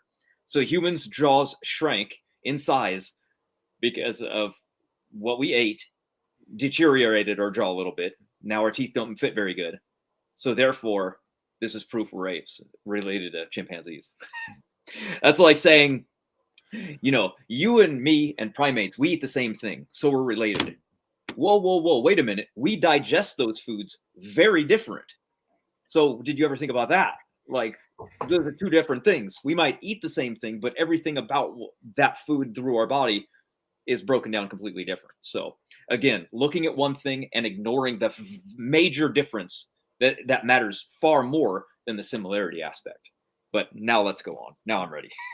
So this is how people like Joel Duff and Joshua Stramidas read young Earth creationist technical literature. Okay, so you'll notice the paper up on screen here on the laptop or the computer desktop screen is Dr. Nathaniel Jensen's predictions on the Y chromosome. Okay, so this is how they read these papers when they try and refute and scoff at them. So my only recommendation, Joel and Josh, take the blindfold off. And then maybe you'll actually be able to provide a sophisticated rebuttal. Notice this. That's Dr. Rob Carter's hand. I've got a slide on this, but I'll just pull it up here. 1,000 Genomes Project. Okay, this unrooted mitochondrial DNA phylogenetic tree. Any evolutionists in the chat? Come on. Do what Erika and Dodgeball Dan Stern Cardinal have not been able to do. All right, there's only a few mutations here separating any two people. The mutation rate, okay, is about one per generation. Or one every other generation. Let's give them that. It's a fast mutation rate, put it that way. Yet low variation. About 100 to 120 max between any two people. But on average, what is it, Matt? About 20 to 24, 25. So we got explosive growth from a center point. Exactly what we would expect from the biblical model of ancestry. Right? What do we have? Creation, Adam and Eve, followed by rapid and exponential population growth. Then we have, a couple thousand years later, the flood. 8 people, rapid and exponential population growth. We have some of these subgroups that can be explained by the Babel dispersal. Okay. So guess what? All these branches going back to a center point. Just look at one. I'm not screen shared actually, so you guys can't see my mouse, but HVR is most common haplogroup in Europe. Notice the differing size lengths. This means that people, okay, are picking up more mutations in the same amount of time than their cousins. That breaks the evolutionary molecular clock. Now you can't look at the DNA differences that separate humans and chimpanzees and say, well, here's a very slow mutation rate. No, the mutation rate is fast. There's low variation. The pattern, one woman, exactly what we would expect. This is not tens of thousands of mutations. This is not tens of thousands of generations. This is a couple hundred generations max. So there. ERVs, mitochondrial DNA phylogenetics, and Y chromosome dissimilarity. Any evolutionists in the chat? Joel, go ahead. There's 3 you can deal with. Let's get some empirical rebuttals. Go. So as they're doing that, Matt, we'll share system audio and we'll keep on going another couple minutes here. Live in sort of quote unquote less developed nations, they don't tend to have as many teeth problems. They eat harder foods and they eat less sugar. So it's not like we've degraded and that's why we have to get our wisdom teeth out. We just don't eat hard enough stuff when we're young. But your apish heirlooms are all over your body. You're covered in hair, of course. You have the same dental patterns a chimpanzee does: 2, 1, 2, 3. 2 incisors, a single canine, 2 premolars, and 3 molars. Right? You have the same number of rods and cones in your eyes, and your brain is organized in exactly the same way. We have all of the same bones as they do. Again, they're just tweaked and moved in some slightly different directions, and we have all the same muscles. We have more slow twitch muscles than fast twitch, right? Because we're dexterous. We're the best throwers in the animal kingdom. Of course, we sacrificed our strength for that. A chimpanzee is 3 times the strength of a human, and gorilla is 5, an adult male human. But they can't throw, for jack. They're horrible throwers. They lob things up and over. We have fingernails, just like they do, just like all primates do, instead of claws at the ends of our fingers. And why is that? It's because when you grab a branch, you don't want to bring those nails into your palm. So we just flattened out the keratin in order to still get the utility, but be able to move through the trees. We have mobile shoulder joints. There's no reason, quote unquote, for humans to be able to raise their arms up like this over their heads, right? But we descend from critters that lived in the trees, for whom this was a really necessary morphologic characteristic. It's all over us. I mean, we share 98% of our coding DNA with chimpanzees, and they share more with us. And this always blew my mind. They share more with us genetically than they do with the gorilla. So not only are they our closest living relative, but we're their closest living relative as well. It's inescapable. We have endogenous retroviruses located in the exact same place all across our genome, right? And many of the same breakages. Of course, there are novelties to the human genome, and there are novelties to the chimp genome as well. We are special, but so are they. So is every creature in some way. You follow the work of Neil Shubin. Ooh, yeah, I just talked about Neil earlier. Your inner fish. That's counterintuitive. When I was a believer, I was like, oh, come on, that's just bullshit. There's just no way. Right? I mean, I know that we have a commonality with all living things, including plant life. I would have totally rejected that. But I'm related to a fish, and he had an example, I think, in his television version where they showed someone who had, I guess I'll call it. All right, we'll stop there. 9-minute mark. Man, we got a lot to deal with there. Did you catch that? I'll let you. Lost our strength so that we could throw spears. Yeah. Think about that one. I wish I had SpongeBob near me. Just imagine. The storytelling as to how these adaptations came about. No evidence. Just a lot of storytelling. Matt, go ahead. You can dismantle that first few minutes, and then I'll jump in with my portion. Okay, so the first thing that she brought up was that we have the same number of teeth, and that is true, but they are different types of teeth as well. The maxilla and mandibles are shaped very differently. We have 2, chimps have 1, so that's interesting. We have the parabolic jaw shape that primates do not have. That shape is very, very unique, and it's just in people. The canines of our teeth are flush and flat with others, and especially when you look at adolescents, the chimpanzees have these premolars that are different, so that when they push on there, they can force the canines down and to extend later in life. So that's also another problem when you find a primate, chimpanzee, or any primate skull that's in adolescence. It looks more human-like because those traits haven't yet set in, where the face starts to really extend and the canines really start to dive down, and the foramen magnum really shifts because of the head size growing. So everything about it looks a little bit more human. So they can, again, storytell by quite a bit by doing that. And another one, she said, we have the exact same rods and cones.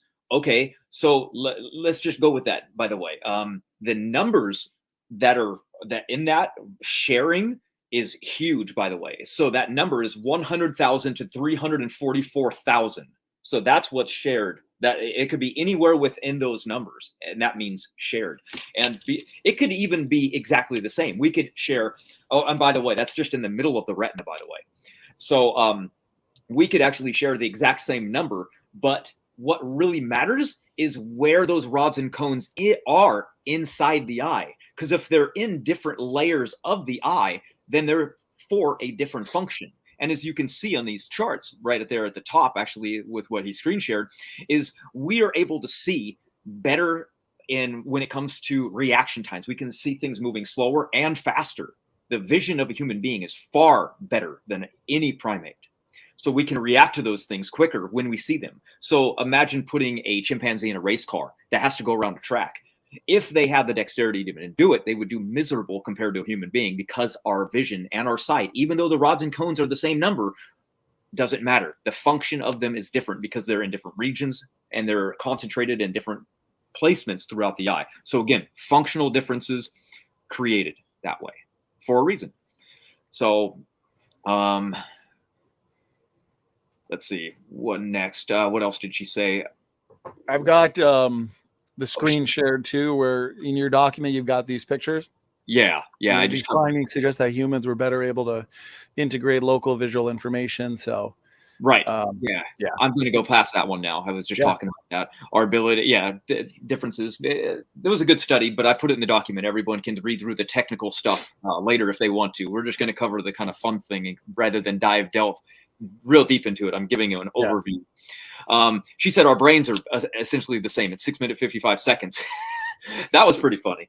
Methylation different, orphan gene different, gray matter different. We actually have rose hip neurons that are only found in human beings. I mean, we have the speech modules in the brain. Everything about the brain is different. So what does she mean the same? That's a ridiculous comment to make. One of the more ridiculous ones. And I believe anyway. Did you have something you wanted to bring up? No, I mean, only when you're done, and then all right. At 6 minutes and 57 seconds, she said we have all the same bones. Well, that's wrong as well, because we have the nose bone alone. Right there is instantly proves it wrong then. We also have fewer ribs, but more vertebrae. It's totally opposite in chimpanzees. Chimpanzees have also 31 bones in their feet, but human feet make up 26, 52 in total. So again, completely different number. Did you know when their spine breaks, they can heal it? When our spine breaks, we're done. We're done. Our ribs can regrow. Theirs can't.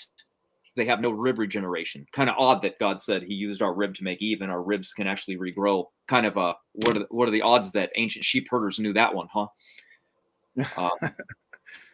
The foot structure is very different. It's not found in chimpanzees. The three arch system that's found in the human being foot. They have a bacillum, or the bone in the penis.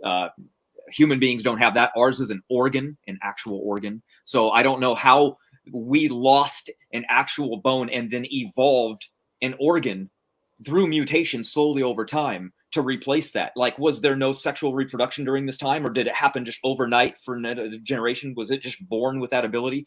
That makes no sense. So only humans have a hyoid bone in the throat region that's for speech. The primates don't have that. So that's another big difference right there. We have a single ligament attached to the ring-shaped in the tibia. What else do we got? How about the bones themselves? Our very bones are different.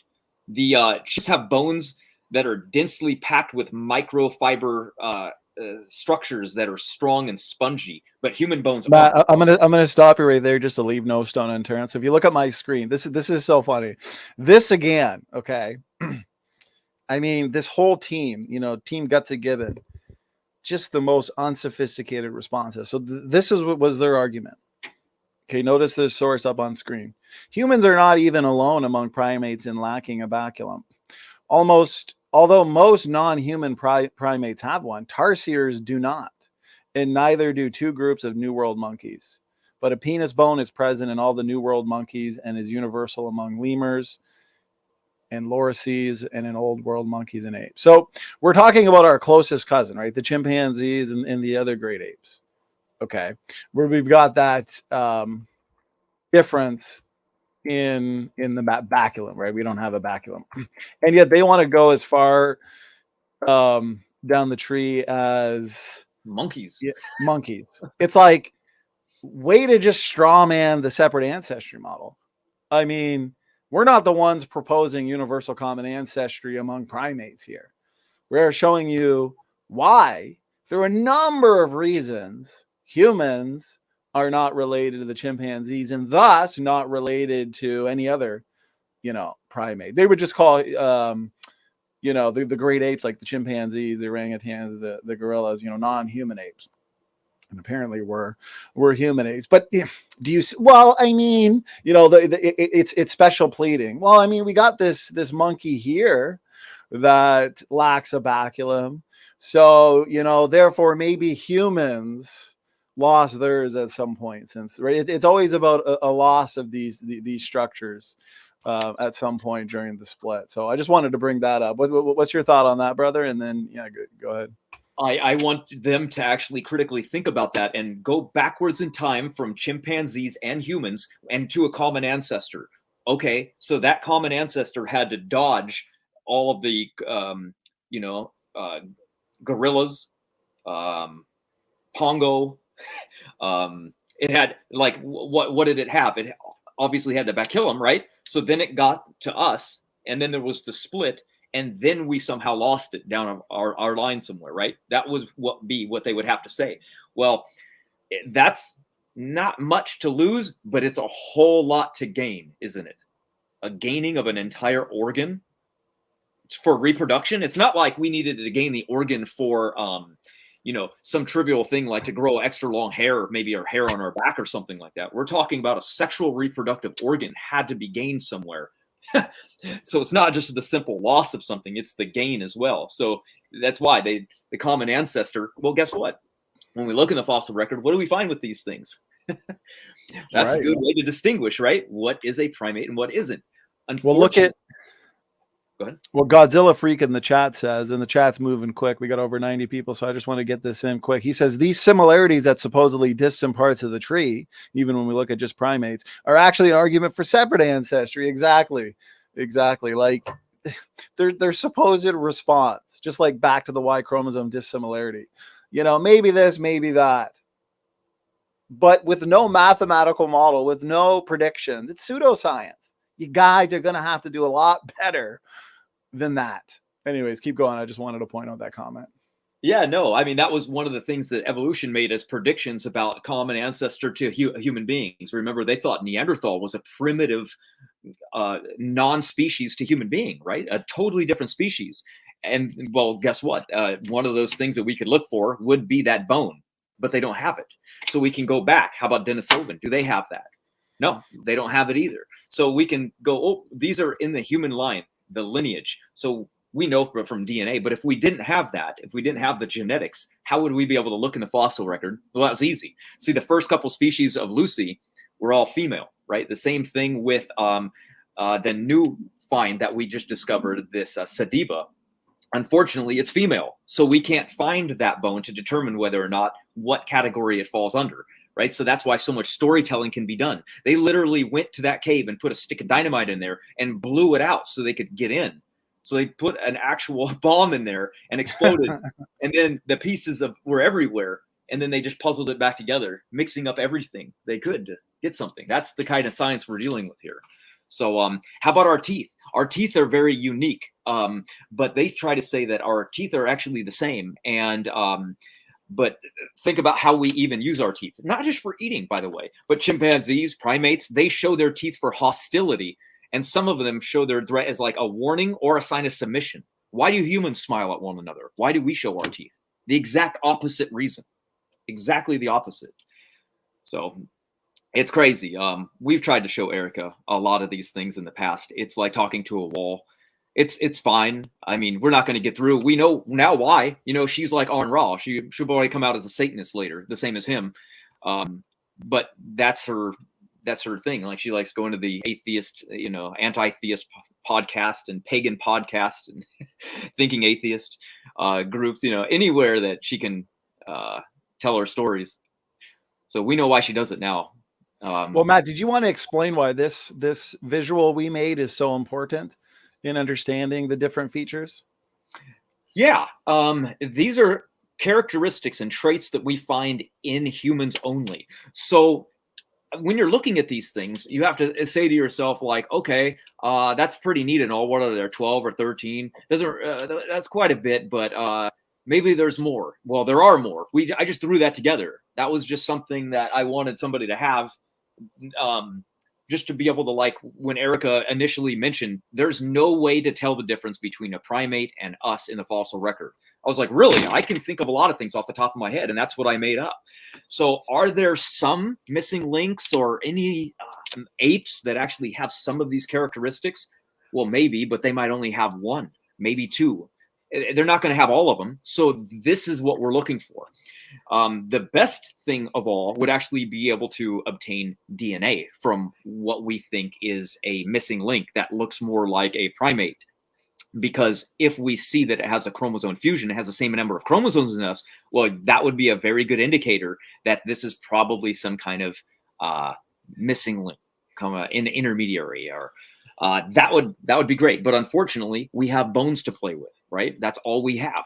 So these characters here, when we see that toe being set off to the side, good indicator that that is not something walking around. It doesn't look like it's very easily designed for that. The design is for climbing trees. There's no doubt. Now, can it walk on its feet? Sure, there's people that can walk on their hands. Gymnasts can walk around for hours on their hands. Doesn't mean that the hand is designed for walking, though. It means you can do it. There's people that are born without legs. They walk on their hands. Great. Awesome. Doesn't mean that was designed for that purpose. It just means that they can. They forced monkeys to stand up in circuses and walk. Well, guess what? They adapt lumbar lordosis in their lower spine for bipedalism. Does that mean that their offspring are now going to have bipedalism? Are they ever going to evolve it in their species because they keep being forced to walk around? Well, it's been going on for a very long time since we've discovered monkeys, going all the way back to ancient Egypt. Guess what? They're not walking around yet. So we have to use the observable evidence. And that's why I'm like you. I like the genetic evidence. And if you're going to look for a human being in the fossil record, those are the characteristics that I think really stand out, that make us very, very different. And again, you can see some of these human-like characteristics in very young adolescent primates. So you don't want just a skull cap. You don't want just a forearm bone or a shin bone. That doesn't tell us much, but that's what they take and build entire stories around: the myth, the legend.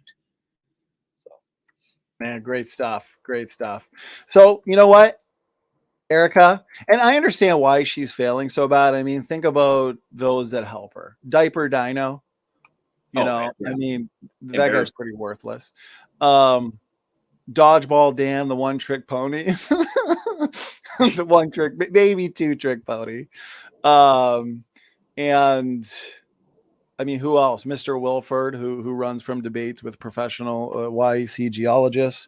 Dr. Stramidas, you know, I did a full response to their interview, and not one of those challenges in a year have been met. But since I made that about a year ago, I am going to do a new and improved, I think, version of that. I'll go through that interview again, line by line, reiterate the challenges that have been dodged. So yeah, I'm going to destroy this nonsense here on the genetic similarities. It'll be dodged. So here's a few papers, not from Young Earth Creationist websites, not that there's anything wrong with that, Mr. Joel Duff, but they can't deal with Young Earth Creationist technical papers or secular technical papers. You notice that? So here's a few papers I highly recommend people check out. Notice this: global analysis of alternative splicing differences between humans and chimpanzees.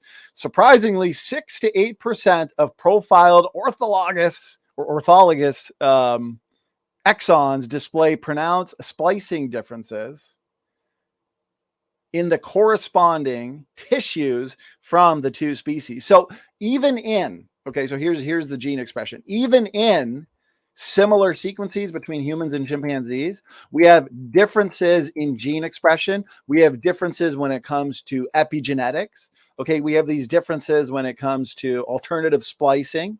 Notice this: predominant patterns of splicing evolution on human, chimpanzee. Notice this: we analyze the evolution of splicing patterns based on transcriptome data from the 5 tissues of humans, chimpanzees, the rhesus monkeys, and mice.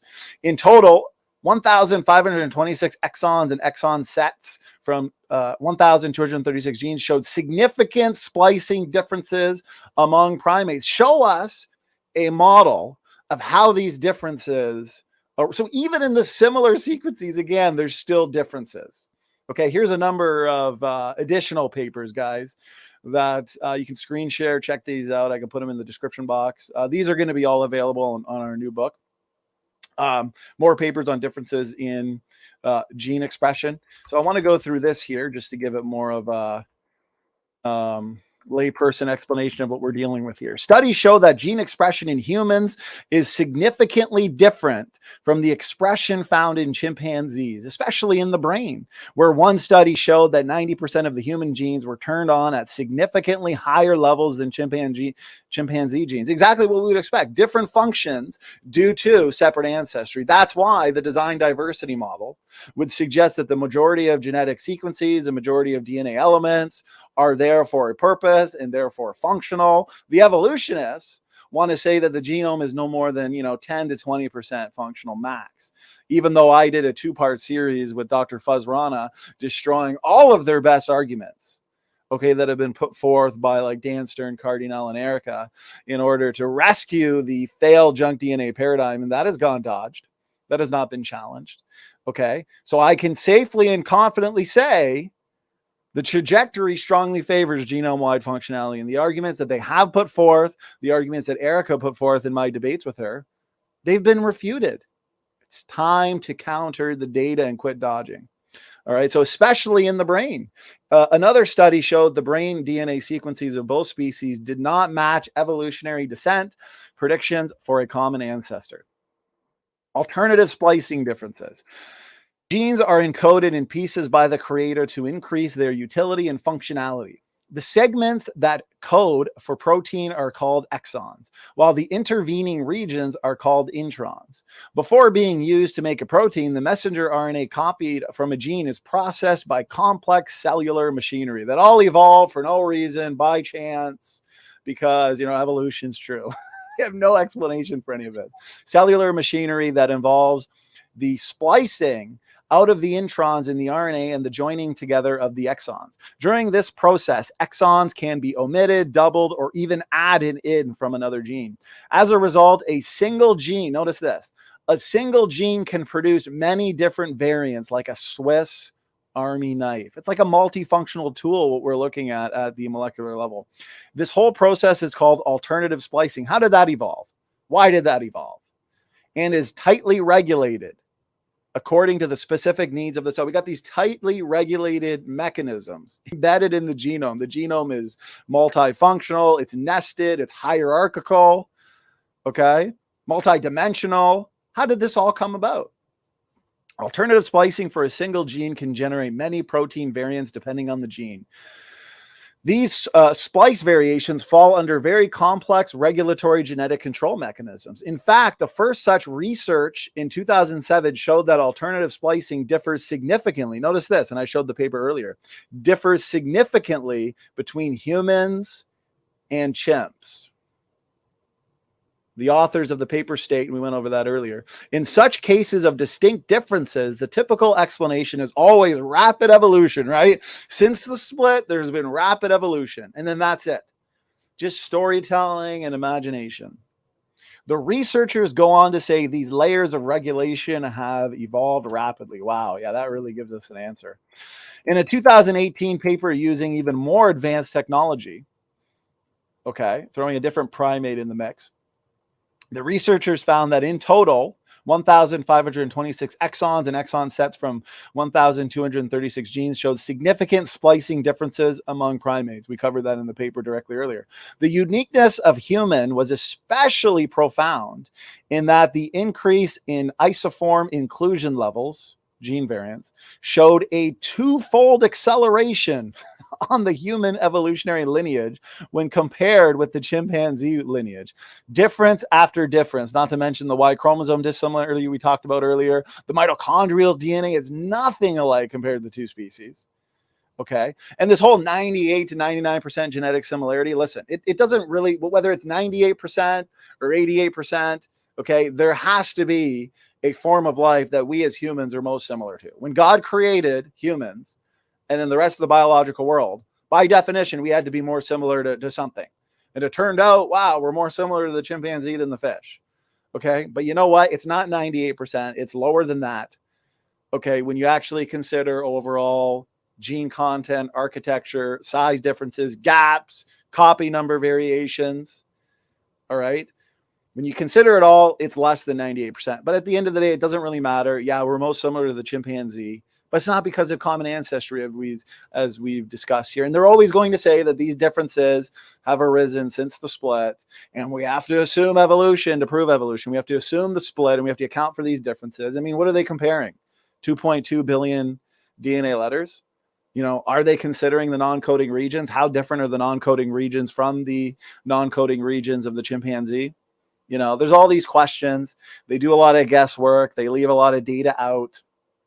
All right. Once again, such so-called rapid twofold evolution expressed in human uniqueness of alternative splicing for genes previously determined to be highly evolutionarily similar does not support the Darwinian paradigm.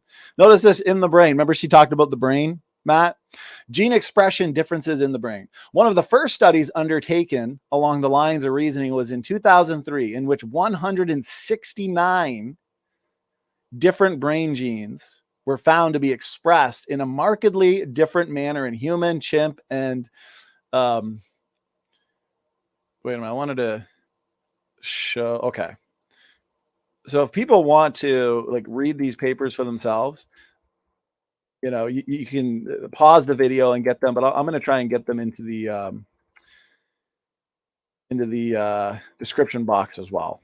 Okay. So Of these genes, 90% were turned on at significantly higher levels in humans compared to chimp.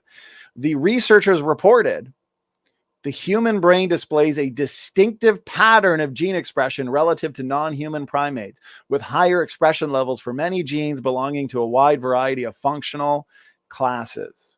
All right. When comparing with different primates, different monkeys, different apes. So again, elevated gene expression levels distinguish human from non-human primate brains. I mean, guys, these are just a couple lines of evidence. Regulatory DNA differences. Okay, here's the paper associated with that. I got it up here. Promoter regions of many neural and nutrition-related genes have experienced positive selection during human evolution.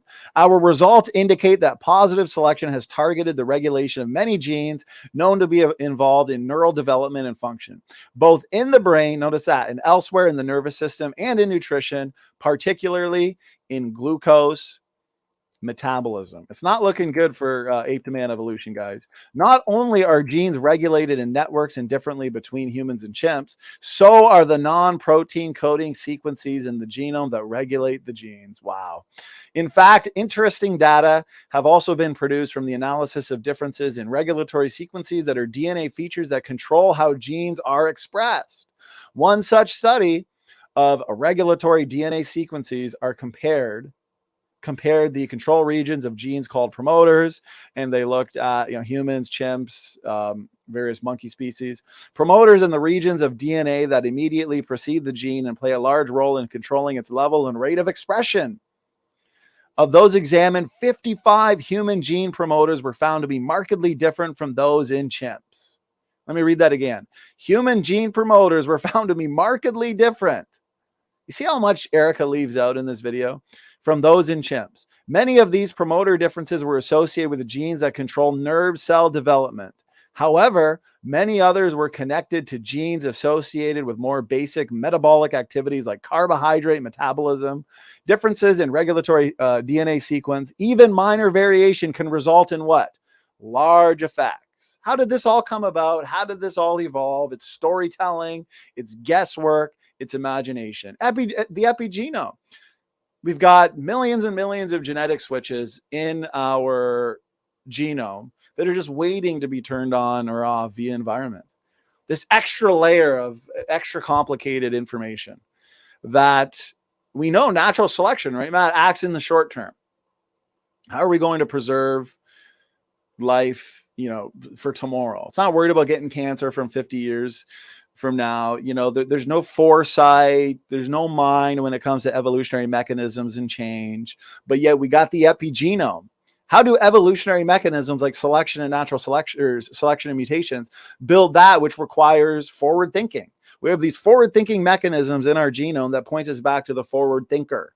Genetic tags that make chemical changes to genes are known as epigenetic mechanisms. Epigenetic tags regulate DNA sequence. Studies show that epigenetic differences, so even in the epigenome, which makes sense, given the separate ancestry model, they're different.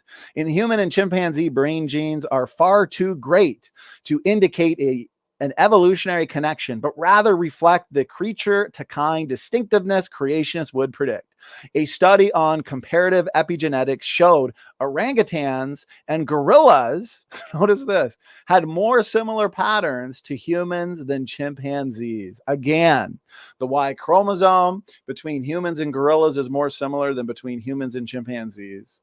We have these other additional genetic patterns that are more similar between humans and gorillas than between humans and chimpanzees. I mean, again, just more lack of uniqueness in the universal phylogenetic tree, more specifically when it comes to the primate and great ape tree. A result completely backward to evolutionary predictions. And the last thing I want to cover, this is newer. The 3D genome is vastly different. Answer this one. Quit dodging. All plant and animal genomes studied so far exhibit complex and distinct three-dimensional structures in their chromosome configurations depending on the type of cell. Example, heart, liver, brain. Given the incredible variability among genome configurations within a single type of creature, let alone that which exists between creatures, human versus chimpanzee, this area of evolutionary comparison has been difficult for secular researchers. So many difficulties for these secular researchers. Isn't that right, Matt? Now, a new study published in Trends in Genetics evaluates research in this emerging field that shows the human 3D genome is what? Distinctly unique in humans, confirming previous research that showed it is as different. Notice this, evolutionists. It is as different compared to chimp as it is to mouse. So I try to get through that as quickly as possible. The papers are there, guys. Check them out. This is right from the secular literature itself. All right. It's time to deal with the data. And it's time for some critical thinking. Rather than blindly believing the conclusions of these authors where it says rapid evolution, engines of evolution. It's like, do you realize that that's not an explanation? Sperm competition. Chimpanzee's the odd man out. Show us a mathematical model. Show us empirical evidence. Give us some predictions. We want evidence, or else it's pseudoscience. Matt, go ahead, brother. All right. Yeah, I found it funny too that Erika would admit, like, well, there's big differences and there's small differences, but you know, those big differences are because it's been so long. It's been millions of years. But the small differences are because, well, you know, we're still related. What?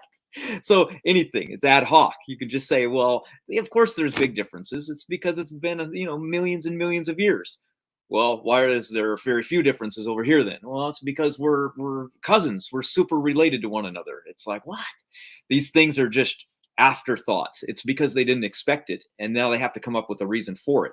That number of the split has changed throughout the time because they keep increasing it because they need certain amount of things, but they can't go too far because there's not enough, there's genetic problems that coming with that. But here's one for you. If you can go to my document real quick on page 48, you'll see a list of differences that are between chimpanzees or any chimps or any primate and human beings based on 48. Yeah, exactly. It's all green. You'll see a page that's completely green. Oh, yeah, I thought you meant in this document. Okay. Yeah, in my document. Oh, in this document? Yeah. It's about halfway down. And what you guys are going to see is this is a secular scientist, by the way. This isn't some young earth creationist that discovered all of these differences. Yeah, just a little bit higher. Perfect. Almost there. And this guy actually came up with his own idea. He looked at this and said, okay, humans, we could be related to them, sure, but there's a problem. Here we go. He thinks we're actually hybrids. Why? Because he can't get rid of the idea that evolution must be true.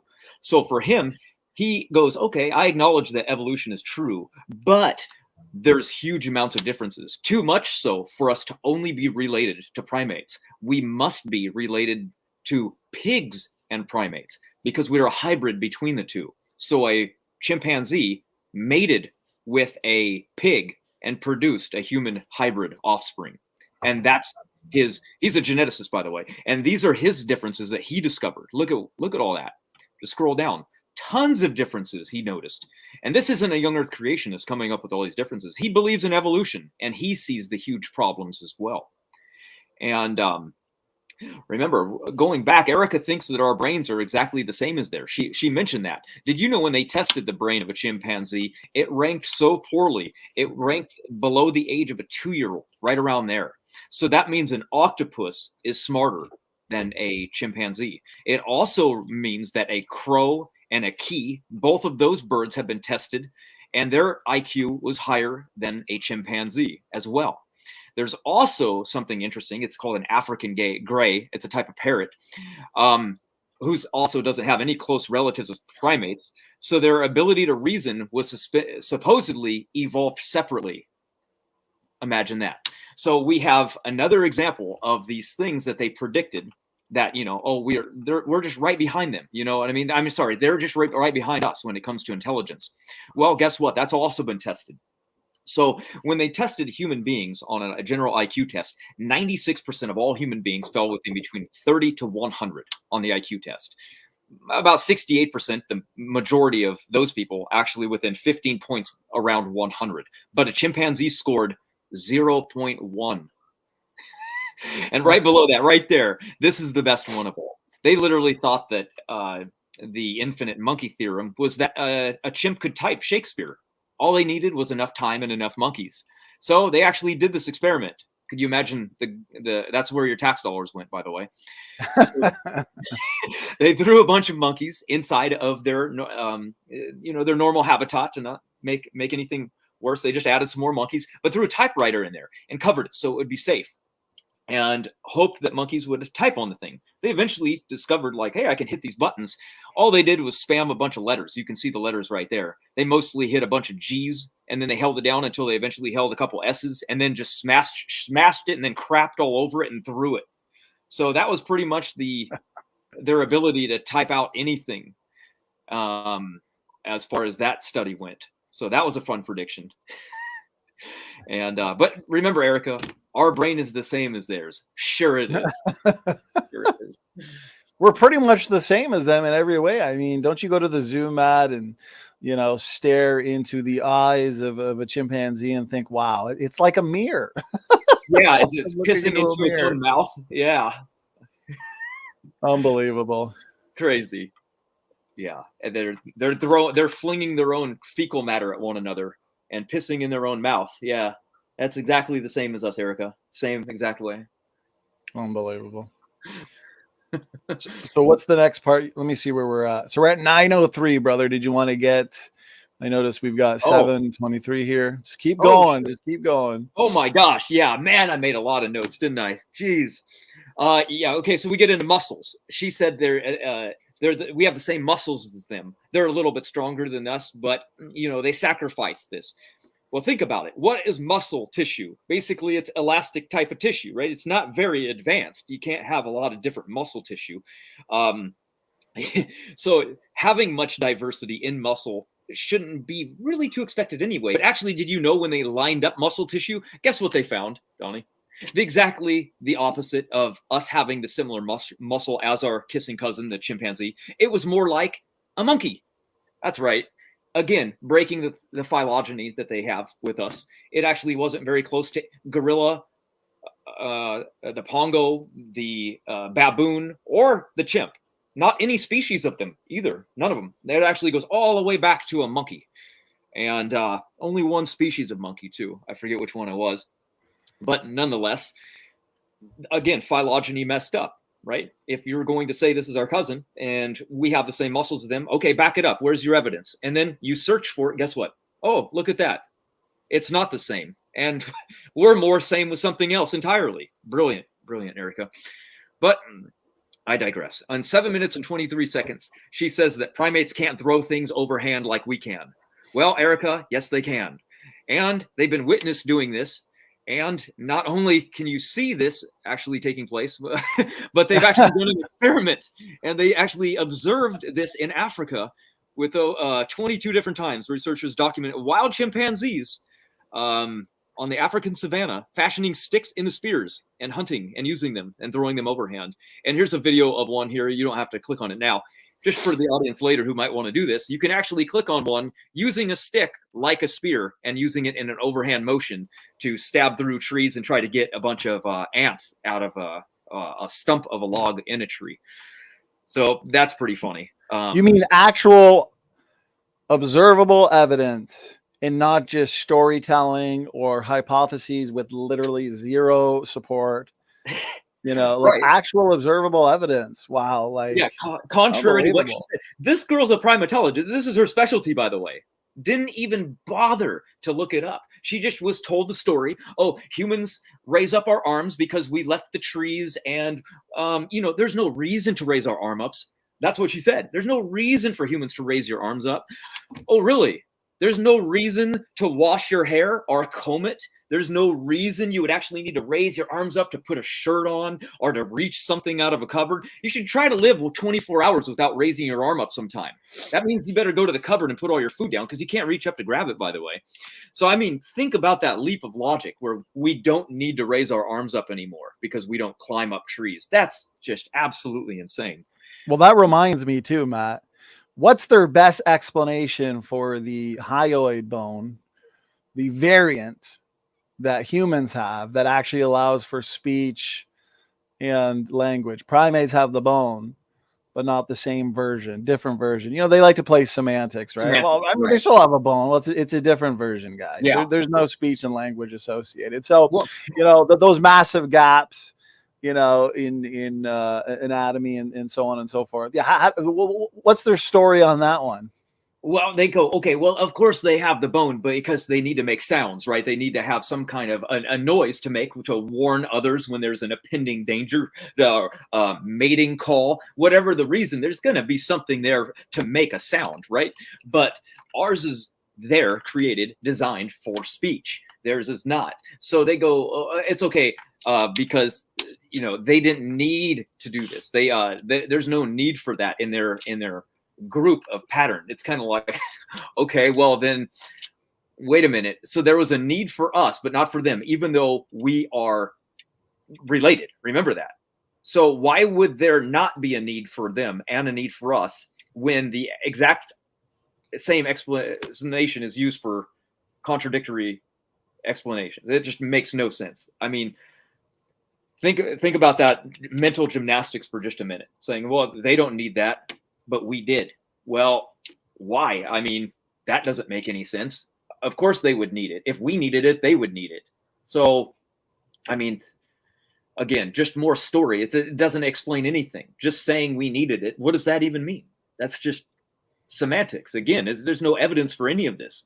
They can just say it and everyone believes it because you don't question evolution. Imagine you've got a test coming up and you're in secular school and you're like, oh, this isn't true. You can't write that. You better write what's exactly in that book. You're not supposed to question it. And that's not what science is about. Science is about questioning it. That's why all of the things that overturn the major paradigms come from outside, not with inside. You can't think differently if you've been indoctrinated and you're all thinking the same and you never question the paradigm. You're supposed to question it. And you want to do these things. If you believe in evolution and you actually want to see how dogmatic they actually are, go ahead. By all means, go test them. Pretend you're a young earth creationist for a day. Watch how you're treated. Why don't you write up a scientific paper, make sure it's 100% legitimate, and then send it to peer review. And all I want you to do is put in the title creation. Anywhere. Doesn't really matter. Young earth creation doesn't matter. Make sure that they know that it's a young earth creations thing. They won't read a single page. No matter how absolutely perfect the paper is written, they won't even look at it. So what does that tell you? They're not interested in actual good science. They've already made up their mind what's true and what's going to be looked at and what's going to be peer reviewed, published, and passed. That's anti-science. So let's move on because I'm going off on a tangent there. My bad. No, you're doing good. It's giving my voice a break. So keep it up, brother. I know. I think you were next going to get into the some more genetic differences that kind of I was talking about, or wherever you were going. Yeah, go ahead, and I'll just, as you're talking, I'll screen share on some papers and stuff that kind of support what you're going to say. Okay. Unfortunately, at the 8-minute mark, I replied to something that I don't know what that is right now because all I wrote was, "Oh, so we can do it because our ancestors did." And then I wrote, so basically, well, that begs the question, why can't we do things our ancestors could do? It far outweighs the things that we can do. So again, it comes back down to that circular reasoning where, oh, storytelling, right? You just jump right back into it. It's like, oh, well, we don't need to do that anymore. Or they can do it because they're better at it and stronger at it. It's just more nonsense. I get into that as well. And then at 8 minutes and 5 seconds, basically, she knows this is a lie. How do I know? Because we talked about this and debated young earth creation constantly for the few years. And what I'm talking about is that genetic similarity that you mentioned earlier, where there's a difference of around 85%, which is 300 to 400 million DNA letters. Now, what those differences really are is she's trying to make that number as high as possible because she only wants to look at the protein coding genes, right? So therefore, they're the highest functioning capacity in the genome. That's for sure, because they're doing that. So what they did is they excluded anything that really wasn't lining up. So when they did things that didn't line up, no matter what their function was, they didn't count them. That was 25% of the human genome and 18% of the chimpanzee genome. They just threw it away. And that was secular science that figured that out. I put the link to that as a video that you guys can watch later. It's only about 2 to 3 minutes, and you can watch them do it. And then at 8 minutes and 11 seconds, we're talking about the Y chromosome is more similar between us and gorillas than it is to chimps. But since we already discussed that, we will move on. And then at 8:22, she talks about ERVs. And then again, it's starting with the idea that these dead viruses are viruses aren't alive, so I shouldn't even say dead. These viruses bombarded the system over eons of time, and then eventually they stopped being viruses, and they accumulated so much that they eventually just poof, they magically evolved these awesome beneficial things that we can't live without, and they transcribe things. They help with the placental development, and then all of a sudden they get mutations, and now they're back to being horrible again for us. That makes sense. And then during that process, humans just magically evolved our own, by the way. Since humans have only been around for a little while, we just magically produced HERVKs, which are human versions, and primates and chimpanzees also have their own, which are completely unique to them, that also function very uniquely only to them. So again, complete separate ancestry examples is what we see, but yet they've convoluted it and made that evidence for human evolution somehow, because it's nonsense. But, and then at 8 minutes and 30 seconds, she just admitted to special creation without even realizing it. That was kind of right before you ended the video. I found that pretty funny. And then did you stop it at 9 minutes? Let me see here. Yeah, exactly 9 minutes, 9 minutes and 3 seconds. All right, let's play it some more then. So to back up what you're saying, and fantastic job, brother. This is too much fun. We could do this all night, I'm sure. Again, okay, we've had so many debates with these guys and others. I debated a biologist on Tom Jump's channel like 2 years ago now. And I specifically asked him, show me a paper, and I've asked all of them. RJ Downard I've debated 4 times. Erika 3 times. Give me a paper. Show me empirical evidence of non-functional DNA elements like endogenous retroviruses, some of what they refer to as or assume are pseudogenes, ALU sequences, other classes of retrotransposons, whatever. Show me this co-option.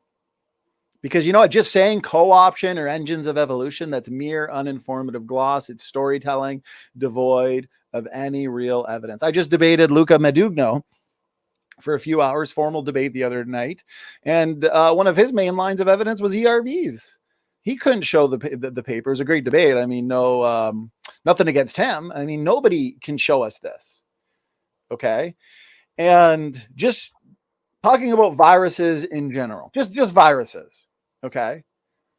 When evolutionists hear the word virus, they seem to assume something that is bad. Well, I constantly point out, okay, that we have more viruses in and on our body. As a matter of fact, we have more bacteria in and on our body than we do cells. And we have over 10 trillion cells. Why aren't we all dead? That's because most viruses are good. The great majority of viruses are good. They help regulate. They help with the ecosystem.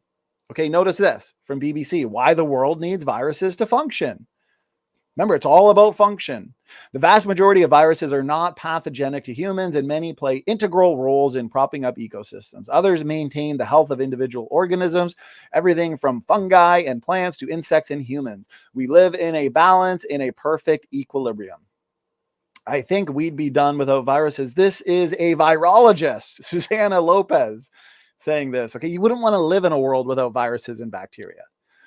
Now, specifically, endogenous retrovirus. What's this? How do retroviruses become endogenous? Human endogenous retroviruses, HERVs, represent footprints. So you can notice in this article here, technical article, the built-in evolutionary assumptions, right? Represent footprints of previous retroviral infection and have been termed fossil viruses. See, if the evolutionary, if universal common descent is true, ape-to-man evolution, more specifically, then we would predict the genome is full of evolutionary leftovers, genomic fossils, ancient remnants of past viral infections, like we see here is being propped up as evolution. The design diversity hypothesis would suggest that we should see function.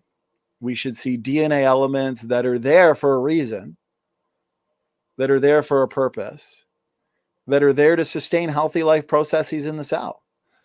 So where evolutionists see shared genomic fossils or shared genetic mistakes, they are assuming that that's what they are.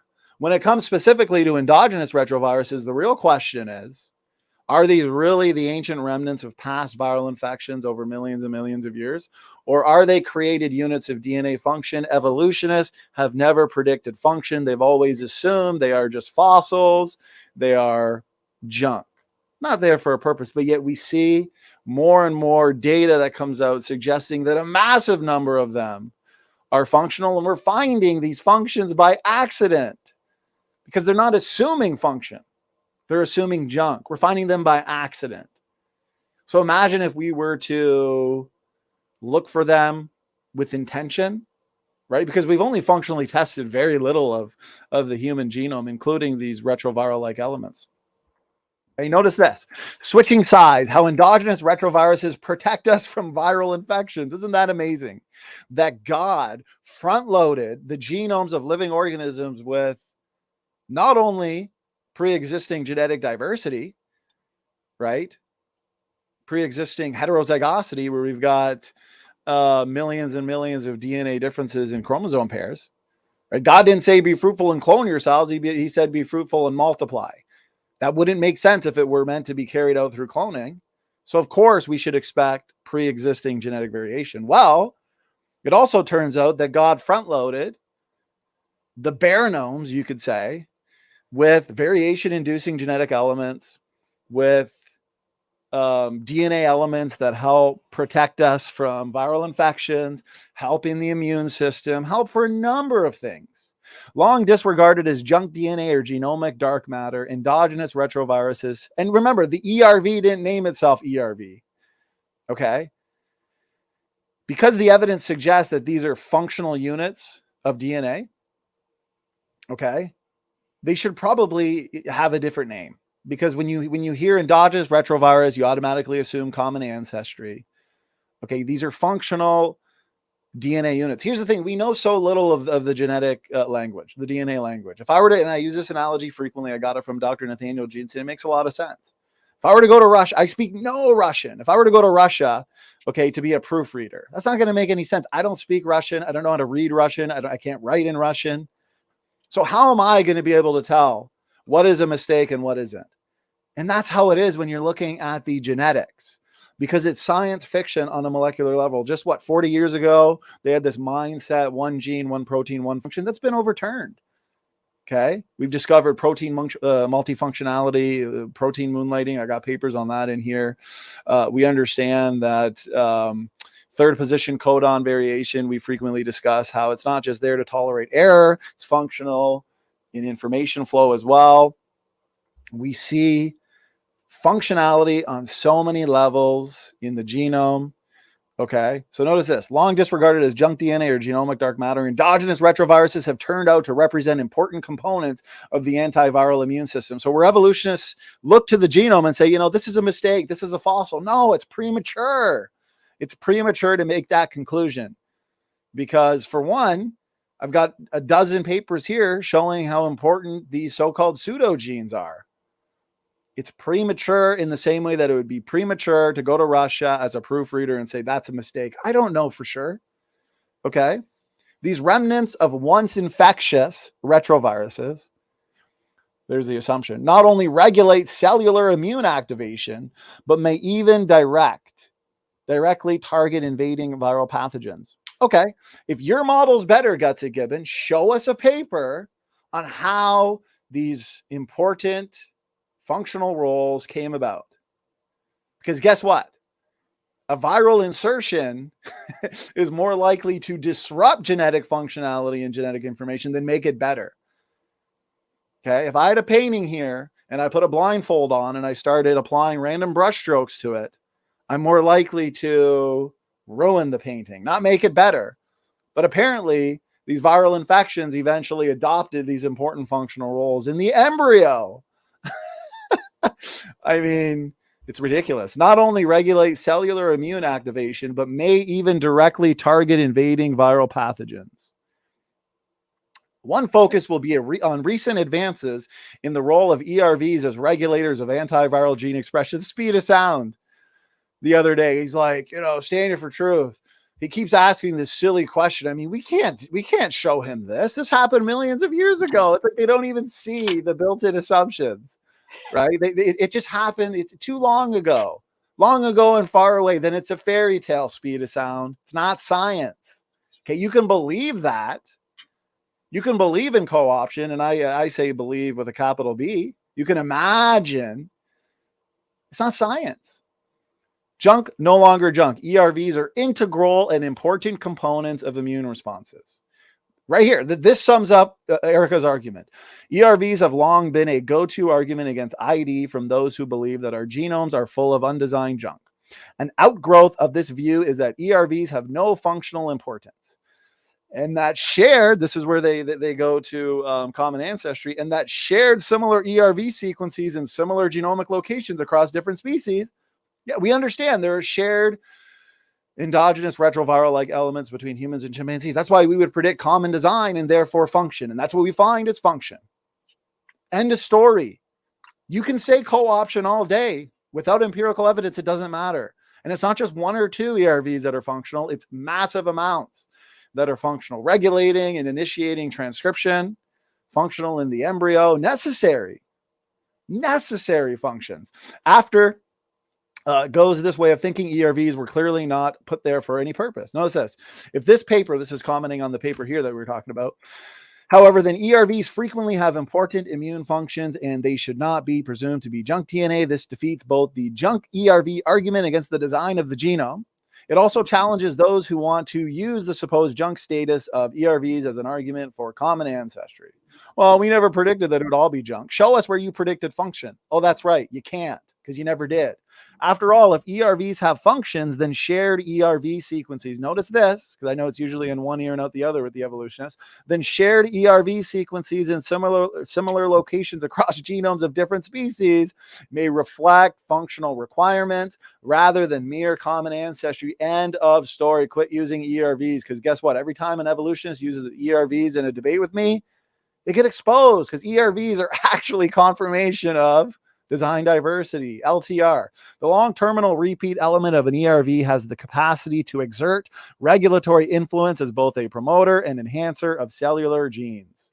And we can get into the whole model pertaining to, I mean, we've written articles on it, so for sake of time, I'm not going to, but, there's a whole creationist model on it.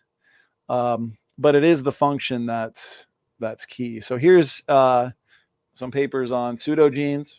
Okay. Here's a paper here. Recent results are challenging this monitor. I mean, you got people like William Lane Craig who know nothing about the science of ancestry. Oh, I'm a theistic evolution. Human evolutionists, humans and chimpanzees, they're related. I mean, they have pseudogenes, shared pseudogenes. It's like way to be behind on the times there, William Lane Craig. Pseudogenes. Notice this. Far from being silent relics, many pseudogenes are transcribed into RNA, some exhibiting a tissue-specific pattern of activation. Some pseudogenes appear to harbor the potential to regulate, notice this, regulate their protein coding cousins. Makes sense. You got the protein coding regions of the genome, the non-protein coding regions of the genome. They're working together for the function of the organism. It's like a play. You got a play. You got all the actors and actresses on screen. That's not all that's going on. Behind the scenes, you have a lot going on. You have the writer, the director, the producer, the person running the lights, the sound. You don't necessarily see those people, though, while you're watching the play. But guess what? They're necessary. Just like DNA elements like pseudogenes, ERVs, ALU sequences are necessary. Notice this. More, there's 5 papers right there. I mean, it's not just 1 or 2. Okay, let's leave no stone unturned. Look at this research paper. Far from being junk DNA, the pervasive retrotransposons that populate the genome have a what? A powerful capacity to influence genes and chromatin. But don't you see, Donny and Matt? There's a thing called co-option, pseudoscience, mere uninformative gloss. We want the empirical evidence, not storytelling, okay? A new study demonstrates how the transcription, notice this, Matt, of one such element, HERVH, can modify the higher order 3D structure of chromatin during early primate development. I mean, co-option, guys, co-option. And we could go on and on and on and on, right? Functional DNA elements. Look at this. The three-dimensional organization of chromosomes enables long-range interactions between enhancers and promoters that are critical for building complex gene regulatory networks in multicellular species. This paper here, transcriptionally active HERVH retrotransposons demarcate topologically associated domains in human pluripotent stem cells. A lot of big words there. But point is, function after function, paper after paper. Right here, here's what I wanted to. We report the existence of 51,197 ERV-derived promoter sequences that what? Initiate transcription within the human genome. Again, it's not just one or two, okay? I've seen this argument used by, I think it was Barry Despero. How is it that so many inactive copies of KORV survive in the koala genome? Around 8% or more of the human genome is made of retroviruses. If the KORV is retained in the koala genome as junk DNA, it would most likely be removed from the genome. Remember, if most of the genome really is junk in this activity, right? ENCODE suggested that over 60 to 80% of the genome is active. If that's just spurious, that wouldn't make any sense because it's wasteful of energy and resources for the cell. Natural selection would have just ridded the genome of all of this junk and evolutionary leftovers. It would cost the cell too much energy and material to keep the junk DNA intact for an indefinite length of time. This would be like printing a book with extra pages of gibberish at the end over and over again. So apparently, through evolutionary processes like natural selection and mutations, okay, we can go from a single-celled-like ancestor to a multicellular organism, to a fish, to an amphibian, to a reptile, to a mammal, to a man, okay? We can go from a single-celled-like ancestor to a whale, a single-celled-like ancestor to a man, indirectly, of course, over lots of time. But selection, can't remove the genome of all of this junk. Give me a break.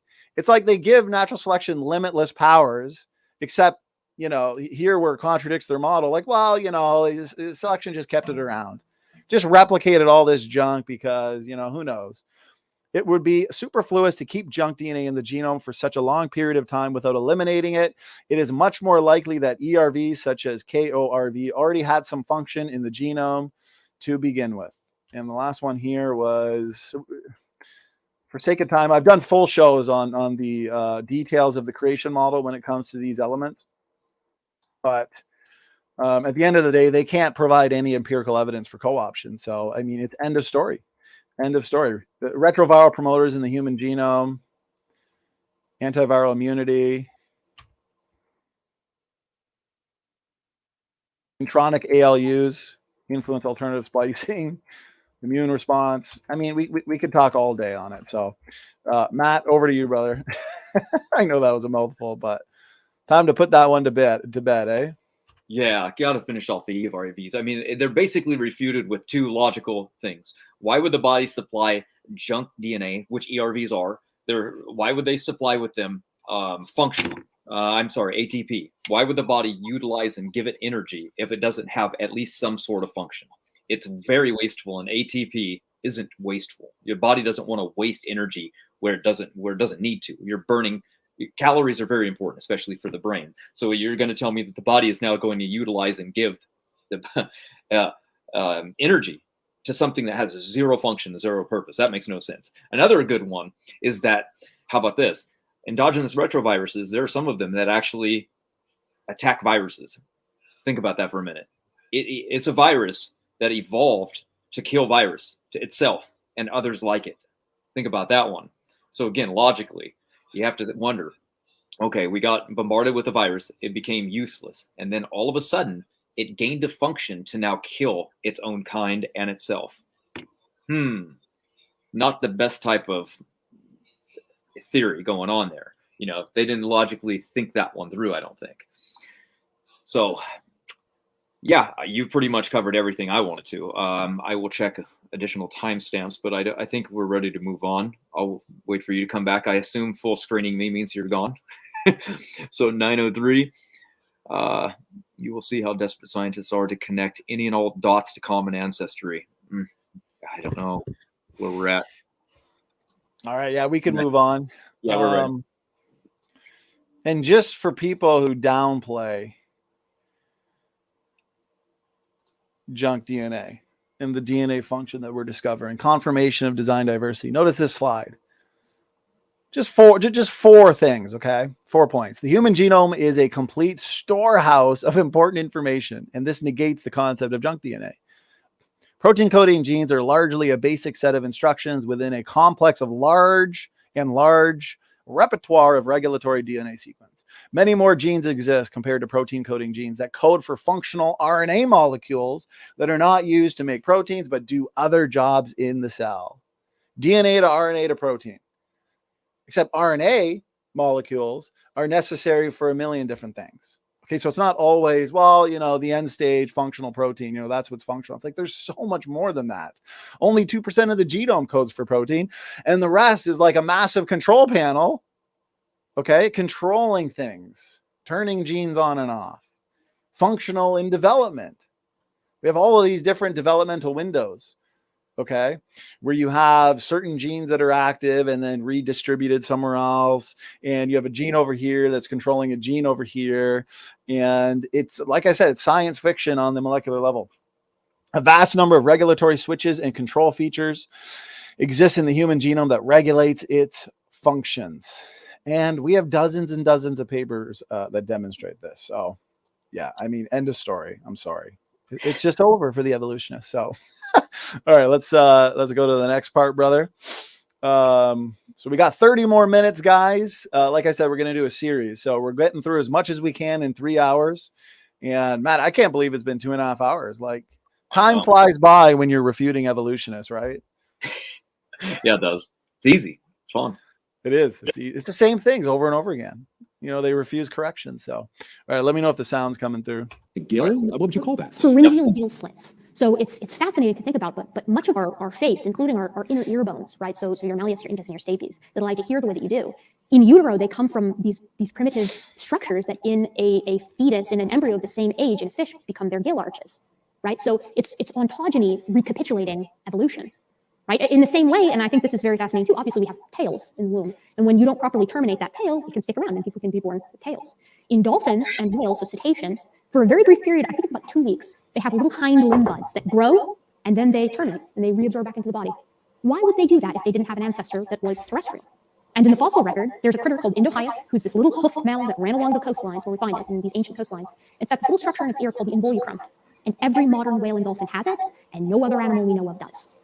This is a unique structure. It's been carried through the lineage of these creatures in the same way that we carry our ape heirlooms and our monkey heirlooms and our Omamyid heirlooms all the way down to present. We all carry the what Darwin says, the stamp of our lowly origin. But I think it's a lot more incredible than that. You engage intelligent designers, creationists. I mean, they're not always the same thing, but I understand how they have maneuvered away from creationism with a capital C into ID to try to remain relevant, teach the controversies kind of stuff. Do you, I think of Stephen Jay Gould, who said that religion and science are non-overlapping magisteria. I mean, I don't know, can religion and science... Might be a good place to start, brother. Yeah, absolutely. You get the honors. Okay. If you need me to share the screen, let me know. No, it's all right. So the first thing she started out with, she showed a picture of the gill slit in the ear, right? And she was like, this is the pharyngeal gill slit. This shows that we're related to fish. And what's interesting about that is actually that's been a study. And in 1998, Manley and Capici did a study, and they actually came to the conclusion that they do not contain even partially developing gill slits, and that they have no respiratory function at all. In fish, these structures quite literally slit from the opening to allow water in and out of the internal gills that remove oxygen from the water. In human embryos, however, the phalangeal pouches do not appear to be old structures, which have been reworked into new structures. They do not develop into homologous structures such as lungs. Instead, their developmental fate of these locations are included widely in structures that help become part of the face, the bones associated with the ear, and the facial expressions and muscles of the thymus, thyroid, and parathyroid glands of the throat. So think about that. Here she is showing something which is a deformity in a single person's ear that didn't close, and now using that as evidence as though we're related to fish, when nothing could be further from the truth. This is, I mean, see how little research she did on it? It actually has a function, and and it has nothing to do with breathing, or it has nothing to do with being a gill slit at all. But what's the answer? Always to her, it's a co-option. It's an example of how we retained it throughout the years, and it's retained in human beings from co-option. Just more ridiculous rescue devices, which I think are just absurd, by the way. But so basically, they found a single person named Molly who had that small hole there, which is the deformity that's found in the ear, and to say that we're related to the fish. But go ahead and look up primates that have it. Go ahead, look up animals in our supposed lineage. You won't find any. Why is it? So I mean, it missed all the pongos, the gorillas, the orangutan, or the chimpanzee line. Just landed on us, and it's so rare that it only happens when a rare deformity occurs, and that proves now that we have gill slits from being in the womb, which is an aquatic environment, by the way. But still funny that it has nothing to do with it whatsoever. So see what I mean? Just quickly looking something up, just very, very little bit, just exposes instantly what she's saying to be true. But the audience, they're never going to check on what she has to say. They're just sitting there going, ooh, wow, ah. And even other people that might be like not knowing anything are probably sitting there like, wow, that is really good evidence, when it's so easily refuted. I mean, I put together this 40-page document in like a day while I was doing other things. I mean, come on, it's ridiculous. But I mean, think about why are their traits shared at all? Because every programmer uses a source code for a program. It's a language that we would see looking at in the biological life if there was a creator that created life. And that is exactly what we see. So the real question would be for any critic out there, why would a programmer use a different source code for every piece of software rather than use the same framework and language for each application? I mean, logically, come on. Right. You would know not to do that. You would reuse your program. You just designed the thing. So of course you're going to put it in everything. So, all right, over to you. I'll calm down. That was good. Yeah. So right here, for example, you got to love how, there's a picture of the bone that is there for a purpose, for function. I mean, this whole argument pertaining to vestigial organs and remnants of our past common ancestors. No, these things have function. I mean, notice this: whale reproduction. It's all in the hips. New study turns a long accepted evolutionary assumption on its head, finding that the whale pelvic bones play a key role in mating. I mean, creationists are not making this stuff up. Indohyus. She mentioned that. Pakicetus. The first walking whale to be discovered was classified as a cetacean because it possessed an involucrum. Yet it turns out that Indohyus also possessed an involucrum, but it is not considered a cetacean. Funny that. Instead, it is classified in the order of mammals that includes pigs, hippopotamuses, giraffes, antelopes, sheep, and cattle. Thewison and his colleagues who described Indohyus wrote in 2007, until now, the involucrum was the only character, notice this, Matt, occurring in all fossil and recent cetaceans, but in no other mammals. Identification of the involucrum in Indohyus calls into question what it is to be a cetacean. Notice how they just force fit it in, right? It never question the actual theory, just force fit any new find, regardless of how contradictory it is, into the story. It requires either that the concept of cetacea be expanded to include Indohyus, or that the involucrum cease to characterize cetaceans. I guess, some decided to just expand, apparently. Expand the concept of cetacea. The authors argued for the latter. that the involucrum should no longer be used to characterize cetaceans. But apparently, I mean, just irrefutable evidence that, you know, some tiny little wolf-like creature evolved into a blue whale. I mean, just imagine, right? In other words, the involucrum is a diagnostic of cetaceans, except when it isn't. Just like earlier with convergent evolution and homology, or homology and homoplasy, right? You know, similarity is proof of common ancestry, except when it's not, it's proof of convergent evolution. You know, it's a comedy show. You know, sloppy Saint comedy show. He shouldn't feel so too bad, because I mean, we have evolution that says humans and banana plants are related. I mean, it doesn't get more, you know, comedy show than that. So let's see. Why should we call Pakicetus a cetacean? Why not just call it what it was, a land mammal? And why should we call Ambulocetus, Myocetus, Cuchicetus, and Rhodocetus cetaceans? Why not just call them what they were? Amphibious mammals that spent part of their lives on land and part of their lives in the water. It's fossil evidence. It's, you know, I've got a whole presentation here on whale evolution, but it's such a joke. You know, again, it's based on, you know, artistic license, based on storytelling interpretations, faulty interpretations of the data. But one thing I wanted to address here, actually something from the beginning, this is funny, when it comes to the classification systematics, you can literally get a PhD. Just research a little bit. Just type in, you know, how to classify automobiles. I mean, there's enough information and data there where you can get a PhD in that. I'm telling you, you can put a lot of time, energy, effort, and money into classifying anything. You could be a master at classifying modes of transportations. Okay. Automobiles can be classified in several ways based on their nature, behavior, load capacity, design, and more. And I mean, it proves relationship, right? I have mentioned below some of the most important categorization of automobile based on the purpose of the vehicle, load capacity, fuel used, number of wheels used, suspension system. I mean, so many things. The point is classification systematics doesn't prove anything. Okay. So even if there were these just amazing shared embryological patterns when it comes to development, who cares? Who cares? Again, the design world, what do we know? The logic extends even further into the manufacturing process. For example, if you visited the assembly plants of these automakers, you'd probably find a temporal stage in the manufacturing process that is shared.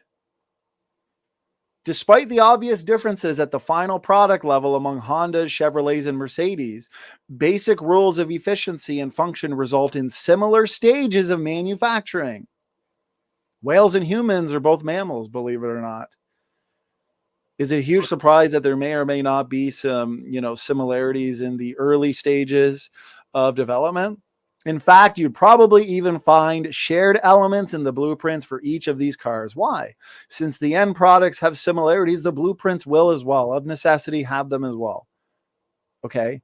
The final creature, just like the final product, is where we see the biggest differences. Yeah, there's probably going to be a lot of shared elements in the blueprint, in the stages of development. In the same way, there's similarities in the different stages of manufacturing, but the final products are where we find the biggest differences. So again, whale evolution, shared patterns in embryological development, not convincing, you know, not impressive. Matt, what are your thoughts, brother? Yeah, it really comes down to mutations. I mean, their entire theory really it revolves around mutations, no matter how you want to think about it, no matter what. My chair just went down on me. But you gotta you gotta look at the mutations and what they're supposed to do. These mutations are supposed to build new, better, and good information to take these things. Now you can say, well, no, it doesn't have to do anything. Well, according to the textbook, it does. Because you're going to need a lot more genes than the 1,500 or so, whatever that original bacteria-like species was, to create all the genetic diversity that we see in the world today. And what do we see when we take a region of the body, like even the PAX6 gene for the eye, and we decide to throw a mutation in there? Well, guess what? We mess the vision up. we don't get a new type of eye out of it. We hinder the vision that is already pre-existing. So no matter if you want to just throw in minimal point mutations, guess what? You're still going to mess it up. So that's the problem. Most of the changes that we're seeing are epigenetic anyway. But mutations are what kill evolution, which is hilarious to me because it's mutations that should be the evidence for evolution. But you can always refute evolution very easily with mutations because you can ask an evolutionist at any point in time, make a prediction with mutations. They can't do it. Then you can say, okay, maybe you can do something really simple for me then. Can you pick an animal? I don't care what it is. What's your favorite animal? A lion. A lion. What's a lion going to look like in 10,000 years from now through speciation? Well, maybe the lion might still be around. Maybe it will have gone through adaptations. Can you tell me what that lion will be in just 10,000 years, by the way? We're not talking 100,000. I give you a low number. Of course not. Nobody can. You know why? Because evolution can do anything. So they just admit right there that there's no predictive power in it because evolution can do anything. So if it can do anything and it has no predictive power, then it's not even a theory. And you can ask that to anybody that believes in evolution. Say, where are humans going? What are we going to do? Are we going to speciate? What about your dog? Where's that going?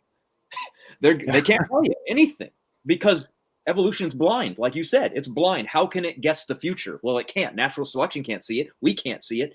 So if it can't be predicted, it's not a theory. It's gone. The only people making predictions on mutations, ironically enough, are us, the young Earth creationists of all people. And evolution isn't. And their theory is based on mutation. Absolutely hilarious. That's a great point, brother.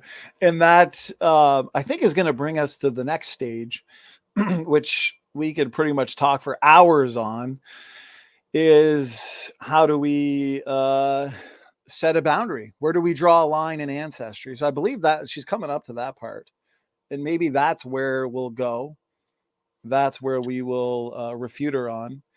And maybe that's where we'll stop for the night. So let's see. Let's go back to, so as everybody in the audience can tell, we've got unlimited information here, which is why we need to probably break this up into a couple parts. So, okay, let's see. I believe it's coming up here. 11 minutes. See, here's the thing, Matt. When you're saying more things wrong in one sentence than words that are in that sentence, it's going to take hours and hours to refute, right? Oh, it just so many errors.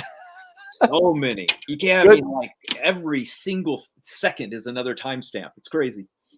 Good job, security. Yeah. And play together from your perspective. There are folks that disagree with me on this. I know many excellent scientists who are religious. Francis Collins, right? The Human Genome Project. Who was a proponent of evolution. Oh, yes. Yep. And in the Kitzmiller versus Dover trial, if memory serves, or at least a consultant for it. A great many of our scientists, from paleontologists to geneticists to evolutionary biologists, are people of faith. I don't think there necessarily has to be a clash there. I think the danger shows up when you go back far enough in time, and eventually there is going to be a concession, at least on the side of the religious individual, who's going to say, okay, well, it had to be fine-tuned. Either the conditions for life to emerge in an abiogenetic fashion, or a finger touching on the water, right, to spark life in the first place, guided evolution, perhaps. And from my perspective as someone who is involved with science, so long as you accept the principles and the methodologies of science, and you do good science yourself, I frankly don't care where you think the motivation comes from. Right. I will be considerably more suspicious of folks who are quite open about that, just because at some level they're starting with the conclusion first and working backwards, and that's a dangerous game to play. So I think there can be excellent religious scientists. I know many of them myself, but I hope that they are particularly wary and on their guard in order to keep these metasteria, as you say, from overlapping and one from impeding the other. And if they're religious, we know which one's going to win out. So you're engaged with a creationist, and come on, which one really cooks your noodle? Which argument or proof do you hear and part of you dies inside? Or maybe there's more than one.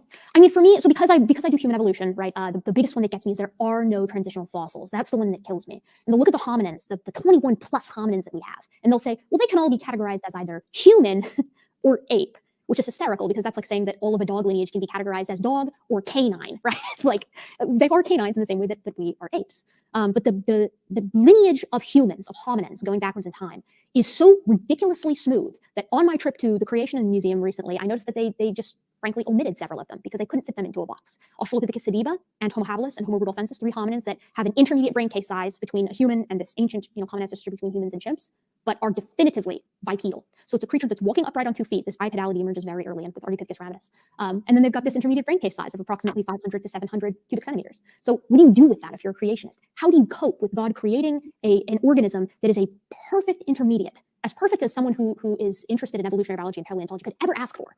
How do you cope with that? Where does it fall?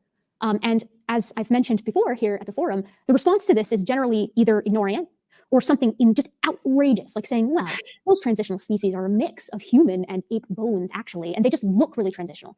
Okay, how about the transitional aspects of the skull, where it's moderately prognathic, like a chimp with a little bit of a muzzle, and it's got a medium brain case size? That's not like a mixed bone. You can't mix two craniums together, right? And that's to say nothing of some of the specimens that are in articulation, where we'll find, they'll be like, well, the hands are too human, so those are from the human, but the arm is actually from an ape because it's very primitive. Oh, interesting.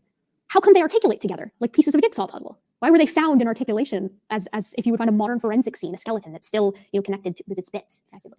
And then at that point, they'll usually just change the subject. The Creation Museum, I mean, you made it all the way through without putting your head through one of the dinosaur displays? Yeah, because she dodged, duck, dip, dive, and weaved her way through every single actual creation scientist there. Yeah. We got a PhD scientist over here who can answer your questions. No, we'll just walk this way. Yeah, so unfortunately, the part where, draw the line in ancestry, guess it wasn't there, closer to the end. So there's a lot there. There's a lot there, especially on low quality, low confidence science. Again, bones found in the dirt. So apparently you're only going to be taken seriously in the scientific community if you believe, capital B, that banana plants and whales are related. Then you'll be taken seriously. Dr. Francis Collins, he's so behind the times. I mean, his best lines of arguments were what? Shared genetic mistakes, pseudogenes, overturned, necessary to sustain healthy life processes in the cell. This argument pertaining to, ancient repetitive elements that are shared across various forms of life, including ERVs, retrotransposons. We've already demolished that. Nested hierarchical patterns in DNA, anatomy, morphology. Nope, we've already destroyed that. Okay, so the very best arguments that Francis Collins has used have mostly had to do with junk DNA, and yet the whole entire junk DNA paradigm has been overturned. We've already dealt with that. And so I guess we'll kind of just move into the low quality data. And Matt, I'll let you start. Go ahead, brother. Sure. I did notice a super chat come in, though, if you wanted to answer it real quick. Yeah, perfect. Following, how did a wolf give birth to a non-wolf? And what's wrong with saying that a chihuahua is more related to a rat in creationism than a human to a hominid? I think I got that. A wolf. Well, we gave the term wolf, and then we also came up with the term dog because we invented breeds. So a wolf gave birth to something that was more similar, like to a wolf, but we got a hold of them and we realized that there's a lot of genetics in there that we can manipulate around, right? It was pretty heterozygous. It had a lot of potential in it for species. So we took that and we started breeding them, and now we have the most diverse dog breeds that we can get. But look at all the diversity in the dogs, right? Looks like there's quite a lot, but you can still tell there's that wolf heirloom that's still there that you can get from that because of speciation. We can look around and see all the diversity because speciation allows for that. But the thing is, humans don't speciate. So if we don't speciate, we can look around at humans today and say, that's the diversity we have with humans. So we can't look around at apes and go, oh, they have a lot of diversity. I wonder if we can be in that diversity. Well, that's what we're looking at. That's what we try to do. And if we can say like, okay, well, prove you can't speciate. Okay, easy, no problem. I can prove it right now. Let's use evolution to prove it. If you go to the island of Australia, there are aboriginals there that had supposedly been there for 30,000 years. If a 25-year generation time, that makes about 1,200 generations. So if anybody were to come along today and breed with a native Australian aboriginal, therefore they would have reproductive isolation for 1,200 generations. That would cause a new species to occur, right? Well, what do we see in animals? Within just 2 generations, we've seen Darwin's finches produce new species. So clearly after 1,200 generations, we'd have a new species of humans, right? Because isolated tribes are everywhere. We've never seen it, ever, not once. So we can tell from the diversity of speciation that, and the lack of speciation in humans, that we do not match anything like that. But a dog and a wolf, completely completely fine because we see the diversity that's built in from them, from the wolf. Now, can you take a Chihuahua and make a wolf? No, you can't, because it's lost genetic information over time. See, we took the wolf, then we created the pit bull, and then from the pit bull, we made the Chihuahua. But we can't go backwards. We can't. It's lost that information over time. So that's what we see. We see loss coming from that bottleneck. Whatever animals, whatever species of animal were on that ark, we see genetic loss over that time from speciation, from a lot of reasons. So that's what we're witnessing. And that's how I would answer, why are we not related to those other things? Easy. Speciation and variation with what we look around. I mean, there's other reasons too, but that's one I would give. How about you? It's a good response. Yeah, I like to point out, we look back in time to the expansion of genetic information or allelic variability. The evolutionist looks back in time to the contraction of genetic information and allelic variability. They start off billions of years ago with a single-celled like ancestor. And today we have humans, whales, monkeys, so on and so forth, right? So we look back in time at the expansion of genetic information, and therefore the greatest potential for adaptive episodes and new variations to arise, because we hold to created nuclear heterozygosity, that God would have front-loaded the original kinds, including Adam and Eve, with pre-existing beneficial genetic variation that can be called upon through environmental means, natural selection, so on and so forth. So over time, species hit walls, because you have more and more shifts in heterozygosity to homozygosity, more genetic variation to less genetic variation, right? Heterozygosity it means a state of genetic diversity. Homozygosity means a state of no genetic diversity. So more and more as these shifts occur, species hit walls, less ability to change. You're not going to take two Chihuahuas and get a wolf, but essentially you can take two wolves, and with that pre-existing genetic diversity, you can get a Chihuahua, but a Chihuahua has hit a wall. Okay. And according to the biblical model, God creates two people. That restricts levels of genetic diversity. Today, humans, low genetic diversity, exactly what we'd expect.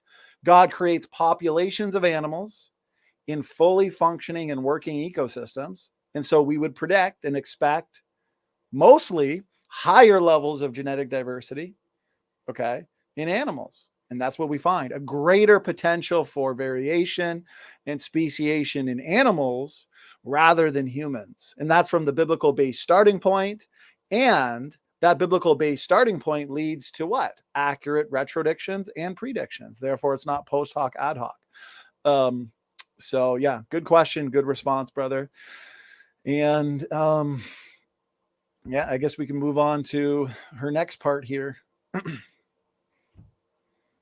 Whoever you want to, I think. Well, we won't have time to cover the genetic boundaries, but we could touch on Sediba. She said Sediba is the perfect transitional. It has everything you would look for in a transitional species. So let's go over that. Okay, sure. Why would that be the case, though? Is there another explanation? What do we know about Sediba? Well, we know of two things. Actually, we know a lot of things, but there's two things that really stand out. They only found two of these things. One of them is beyond recognition. There's not even a head. Mostly, it's just destroyed mixed bones that were found in a cave where a stick of dynamite was put in and exploded to actually inspect the cave, because the cave had sealed itself. So when they went over and they found this pile of disarticulated, broken bones everywhere, they puzzled them together and they created this thing called Sediba. Now, do I think that it's a specimen that if you puzzle together and then you put skin on it, that would actually be the original individual? I actually don't, because it not only is a mix of adolescent and adult species, it's actually mixed with other species as well. Now, Erika doesn't agree to this, but that's beside the point. That doesn't really matter, because we're going to go with what the experts are saying. And no one can seem to agree on this. So when young earth creationists come along and they try to place these things, I actually think that's probably not the best idea, because we're really only working with perhaps one bone of something else entirely. So it could be wrong. It's wrong classification. So we're going to get into that right now. You take the lead and I'll take over whenever you're done. If you want to, anyway. Okay, I'll go. So basically, what are we going to do with this Sediba? Okay, well, they puzzled it together and they said, ooh, very unique. Look at that. The skull is kind of apish. It has somewhat of an elongated face. It's missing the human-like nose bone ridge. It has a foramen magnum, or a big hole near the bottom, so it looks like it was probably bipedal. It has lumbar lordosis, so it has 5 lumbards in the lower spine, like people have. It has a shorter arm, I think, or it has a longer arm with a human hand. It was a very unique mix of these things. So Erika was right in saying, look at that, look at those features. That's very, very unique, and they are very unique. But as I was saying earlier, one of the things that we should not do, that's a good email, by the way, we're going to show in just a minute, we actually emailed somebody who's a specialist on this, and this was her reply. But what happened is they puzzled this thing together, and it seems as though they took human bones and primate bones and mixed them together. They did the puzzle piece, right? Because the spinal column actually wasn't in the cave. It was blown out, is what they said. They go, look at that. The spine's over here. So they actually grabbed it and they put it together and go, oh, look, there it is. No problem.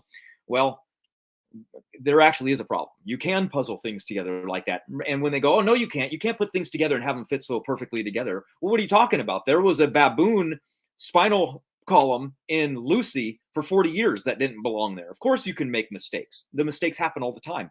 And the experts are saying that these are disarticulated, which basically just means broken up into pieces, bones of different species, including hominid and Australopithecines. So we're not putting words in anyone's mouth. So we actually decided to email an expert, and she replied with, Sediba is a fiction. And you can see the email right there. And at the very bottom is the conclusion where she said that that is true.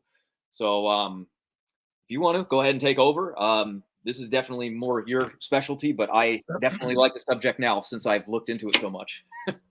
Yeah, definitely. I appreciate that. So it's so funny because, again, a lot of these evolutionists and some young earth creationists, unfortunately, that want to hold to Sediba being human. I mean, have a look at that face and skull. I mean, is that a human right there? Just standing back as a layperson as well. That's kind of a bizarre conclusion. But there have been paleoanthropologists. There's been experts in the field, just like with every find that we talk about when you're dealing with low quality, low confidence data where everything is contested. Okay. These arguments we put forth, a lot of them are from the very words of the paleoanthropologists themselves. Human missing link may just be a jumble of species. Ella Bin, she and Yoel Rack still convinced that Sediba is a fiction. Okay, I wanted to point out this part here. In fact, their Australopithecus sediba represents a mixture of 2 hominin taxa, hence transitional. Okay, that's where you're getting the mistake that this is transitional when you're looking at chimeric species. Notice this. According to our results, the specimens represent 2 separate genera, Australopithecus and Homo. These genera are known. This isn't rare.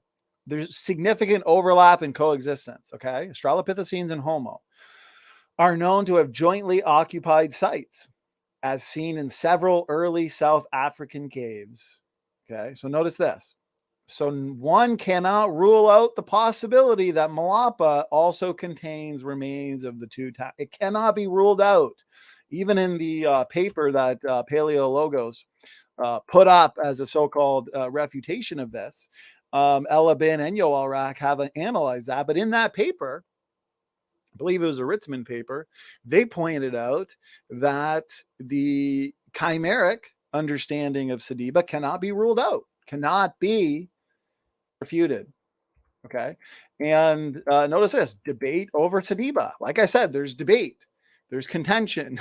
The field is fragmented. Whatever find, okay, these evolutionist apologists are holding up, just know there's somebody in the field who will disagree with them. One of the challenges paleontologists face in dealing with the imperfect fossil record is that of distinguishing variation within a species from variation between species. We've pointed that out. It's low quality, low confidence data. It's genetics that are inherited sperm and egg. And how many genetic lines of evidence have we presented during this 3-hour show so far that confirm separate ancestry and refutes universal common ancestry? We haven't even gotten into the main portion yet. Eventually, she's going to ask, how can we draw a line in ancestry? And we got a whole nother 3-hour presentation for you guys. So we'll probably do that in a week or so. So complicating matters in the case of Australopithecus sediba, MH1 is a juvenile and MH2 is an adult, which means that some of the differences between them, notice this, may simply reflect the incomplete growth and development of MH1. Wait a minute. Ben isn't convinced. Fossils of other Australopithecine children had tall vertebra as well, she says. Oh, sorry, guys. Upper limbs. Okay. This is an argument, Erika. I think this is kind of her main argument now. Like, well, the hand is human, but you're saying the arm is ape, and yet they articulate so well. Okay, let's have a look at this, guys. Sediba, upper limbs. If Sediba is truly the immediate ancestor to upright walking members of our genus Homo, why does it have an upper limb anatomy that indicates it spent most of its life in the trees? This conflicts with D. Silva and Berger's claim that Australopithecus sediba was a habitual biped, upright walker. Of course, they get around this by insisting sediba could do both, preferring to spend most of its time in a terrestrial habitat as a biped, but still retaining substantial climbing and suspensory ability. Notice this. Yet these types of contradictory anatomies, with some bones appearing distinctly ape and others appearing distinctly human, are expected of a chimeric skeleton that combines Homo and Australopithecus bones. However, in the case of Sediba's upper limb, it does not appear to be a chimeric, and there are reasons to question the orangutan interpretation of the upper limb and shoulder girdle, and we'll get into that next. Okay, so yeah, where there is significant articulation, okay, and not disarticulation in fragments, then yeah, we can determine this is either an ape or a human. It's the disarticulated pieces of these so-called specimens in hominids and the fragments where we should question them, and they have been questioned. For example, Yoel Rak and Ella Bin. First, the overall morphology of the intact scapula closely resembles those of modern humans, much more so than those of orangutans or any other living ape. The upper and lower arm bones are also morphologically similar to those of modern humans. Guys, I got the source down here as well, if you want to see all of this for yourself. So what then was the basis for the orangutan-like morphology claimed by Churchill and colleagues? The answer has to do with specific angle measurements of the scapula that are used to infer the orientation of the shoulder joint. Example, glenoid and spinal angle, and the position of the scapula on the thorax. The shoulder joint, glenoid fossa, of apes are positioned higher on the thorax toward the head, cranium, when compared to humans. A more cranially oriented glenoid fossa is conducive for overhead arm postures in climbing and suspensory behavior. On this basis, Churchill al. concluded that the scapula of Sediba is positioned high on the thorax as in apes and is most similar to Pongo. This is important right here. However, a high-placed scapula is not unique to apes, and so should not be used as a diagnostic for arboreal locomotion. Modern humans suffering from pathology have been shown to displace a high-placed scapula. In addition, the dwarfed human from Flores, right, Homo floresiensis, the hobbit, Naledi and Erectus remains from Demonesi, all display a high-placed scapula compared to those of modern humans. This feature appears to be associated with individuals with narrow upper rib cages. See, again, low quality, low confidence science, because we've pointed out, and I've got, let me see here. I've got a quote here from someone who's not a young earth creationist that points out that various pathologies, various diseases, and evidence for morphological degeneration can be confused, right, when seen in the fossil record, can be confused as being primitive or basal or transitional when it's actually due to pathology, disease. So there's really no way of knowing. Right here, Oxnard. Okay, so here's the book. Here's the actual quote to track it down. It is remarkable that so many features similar to those normally present in great apes and Australopithecus and Paranthropus and in early Homo, H. erectus, and even to some degree Neanderthalensis, but not in modern Homo sapiens, are generated in humans by growth deficits due to the absence of thyroid hormone. In other words, many of the pathological features of cretinism mimic the primitive characters of evolution, making it easy to mistake pathological features for primitive characters.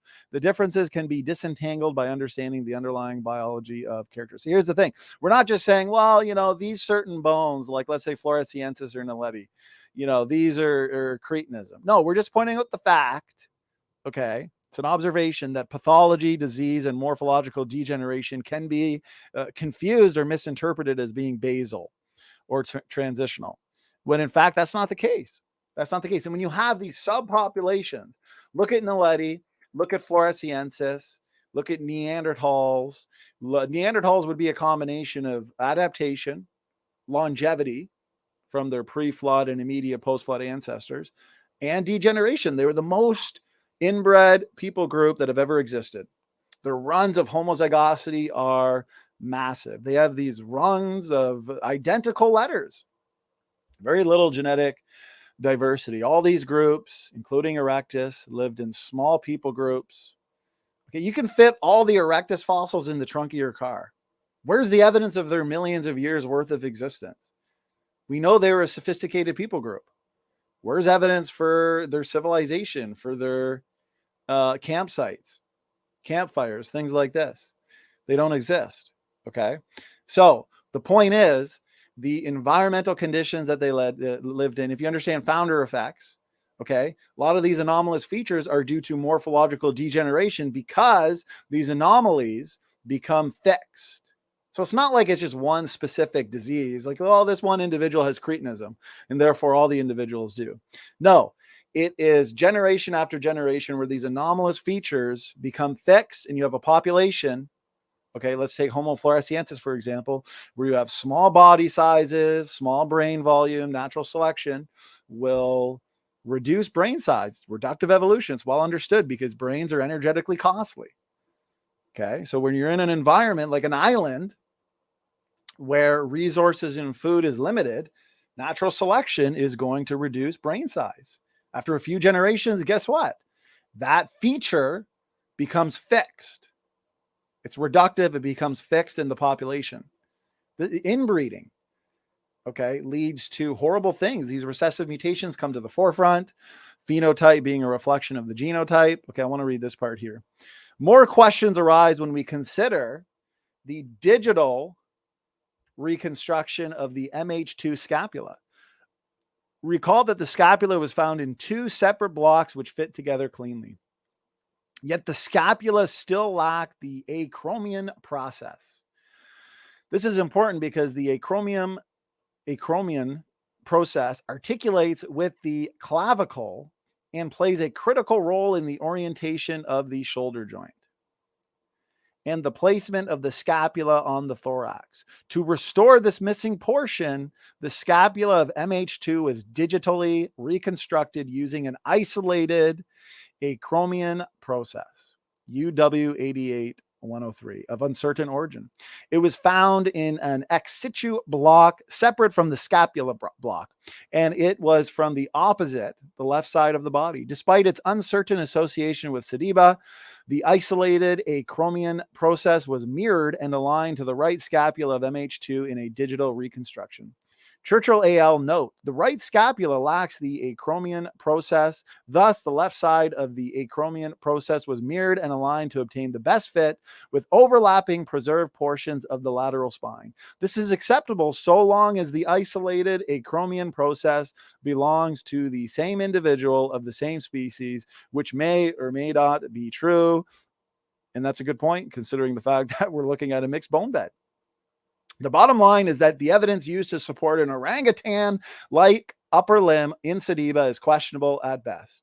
The overall morphology of the upper limb and shoulder girdle is consistent with those of modern humans. Okay, Erika, so she can stop saying that, well, the hand and the upper limb, they articulate. And yet, Standing For Truth is saying that one belongs to human, one belongs to a non-human ape. It's like, no, if they're articulated, then sure, let's look at it. Let's examine it. Let's look at the relevant papers. Let's look at the literature and let's decide, what are we dealing with? Okay, when it comes to a chimeric species, we need to differentiate between that which is disarticulated and that which is articulated, and that which is articulated through some study and analyses, we can figure out, is this, as the evolutionists would say, a non-human ape or a human ape? Okay, from the creationist position, a human, separate from non-human apes. The overall morphology of the upper limb and shoulder girdle is consistent with those of modern humans. A cranially oriented shoulder joint is not unique to Australopiths. Again, it's up to interpretation, imagination, storytelling, inference. Deal with the direct lines of evidence. Deal with the genetic data. Quit running from it. It's the best way to determine ancestry. Too much storytelling, too much guesswork when it comes to these fragments, when it comes to these bones found in the dirt. No genetics associated with them. Unique to Australopiths and is displayed in H. erectus, Homo erectus, fully human. A sophisticated people group. Naledi and the Flores hobbit. Wow.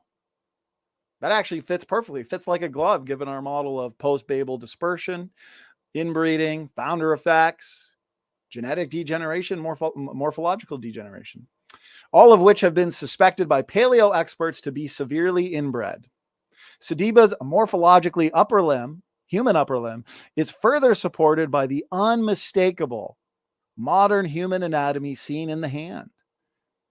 So if you have a hand and an upper limb that's articulated and it's all human, then you can't really say, well, they're putting forth this idea that, a human and a non-human ape, they're running at each other and they hit each other at 100 kilometers an hour and their bones explode and bam.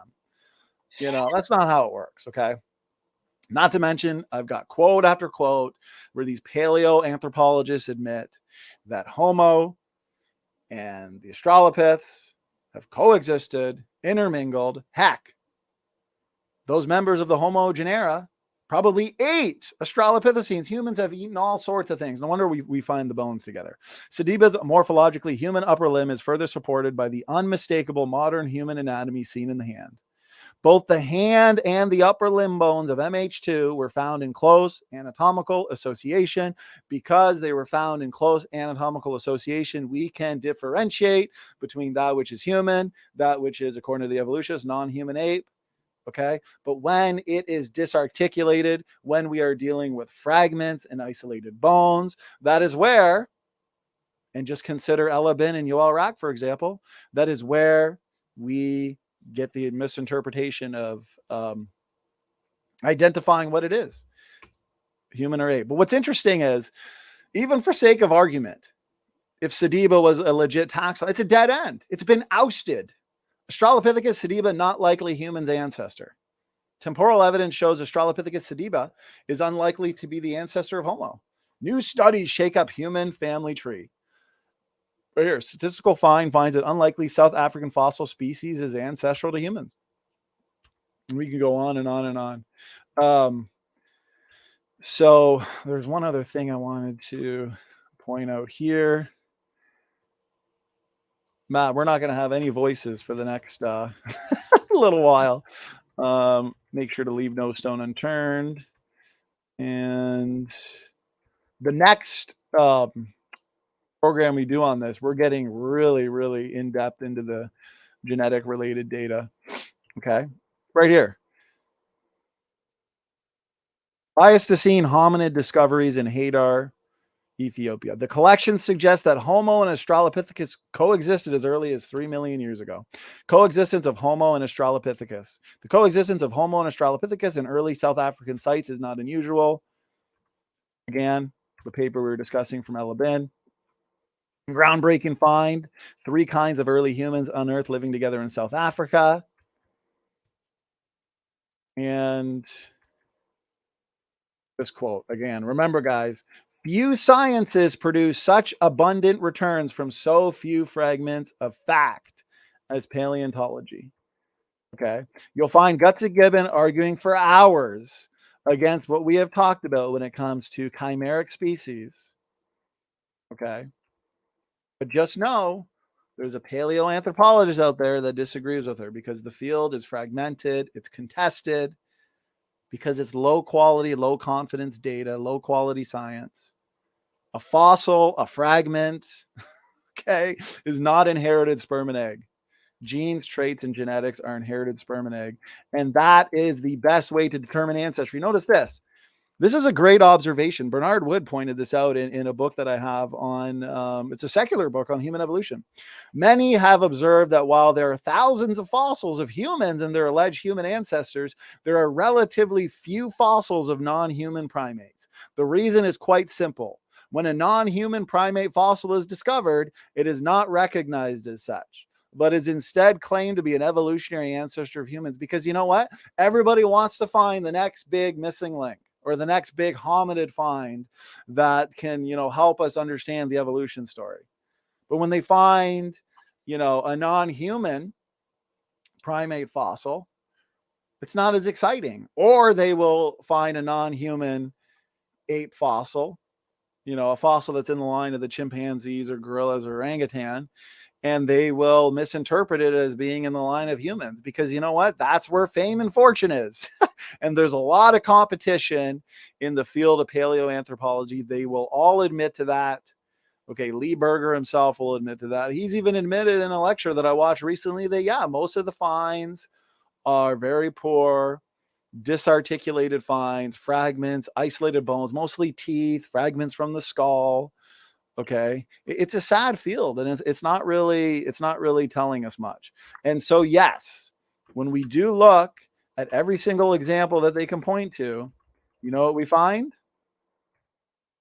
We find that there are either fully human, degenerate human, fully ape, or just not really much in the lines of the various non-human apes. And I'm just using evolutionist lingo. It's like nobody remembers the guy who found the 10th Tyrannosaurus Rex fossil. No, they remember the guy who found the first. That's why they'll take any little morphological variation and make a whole new species out of it. That's why you got Australopithecus anamensis, Australopithecus africanus, Australopithecus afarensis, Australopithecus sediba, Australopithecus prometheus. It's like any little variation, they'll make a whole new species out of it. Even though you find, fossils with the same variation as Erectus, Heidelbergensis, Homo sapiens, ergaster, all in the same, bone pit. But apparently it's all different species. Or maybe it's the same species, right? The Homogenous, with variations within that same species. So, man, we said we would leave no stone unturned, Matt. So go ahead, brother. Yeah, no, you said it right there.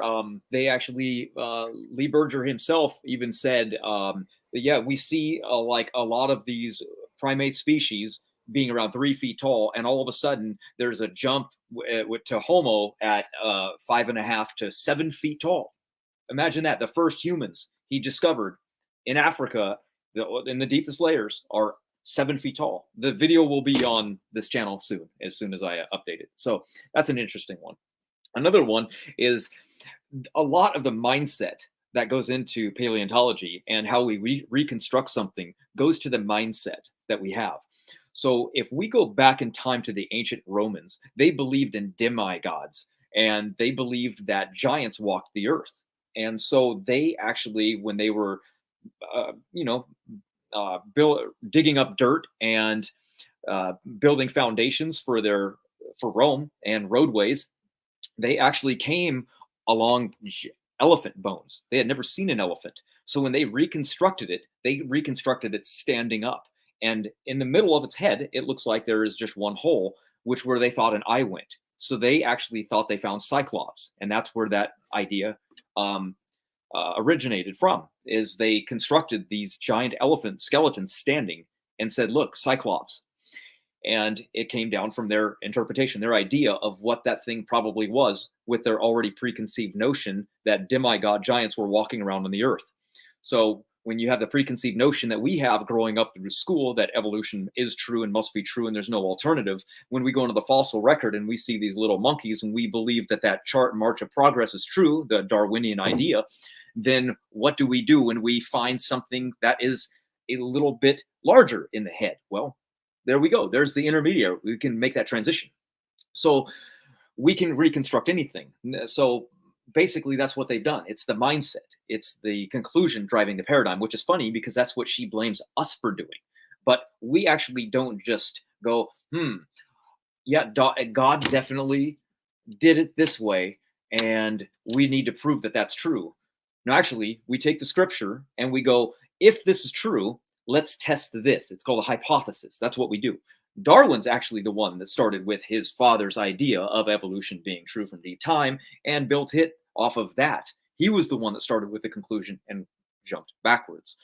So he went around and was like looking at a moth, and he was looking at this flower and said, I predict that there's a moth that could pollinate this. Well, no kidding. That's like saying, I bet you there's a key that goes in this door to open it. Well, no kidding. How else is it going to get pollinated? It's the most ridiculous. The things that he predicted were so ridiculous like that it was obvious that he was going to get some predictions right. But the predictions that were the most important of all are the ones that were the biggest failure. That's why there's so much discrepancy. So we can even talk about some of those right now because there won't be time to break up the ancestry thing. But I think it would be fun to just go through real quick some of my ideas that I think shatter evolution. And it's really just going back to what they've said, because that's the easiest thing to do. Evolution predicted slow, gradual change over time.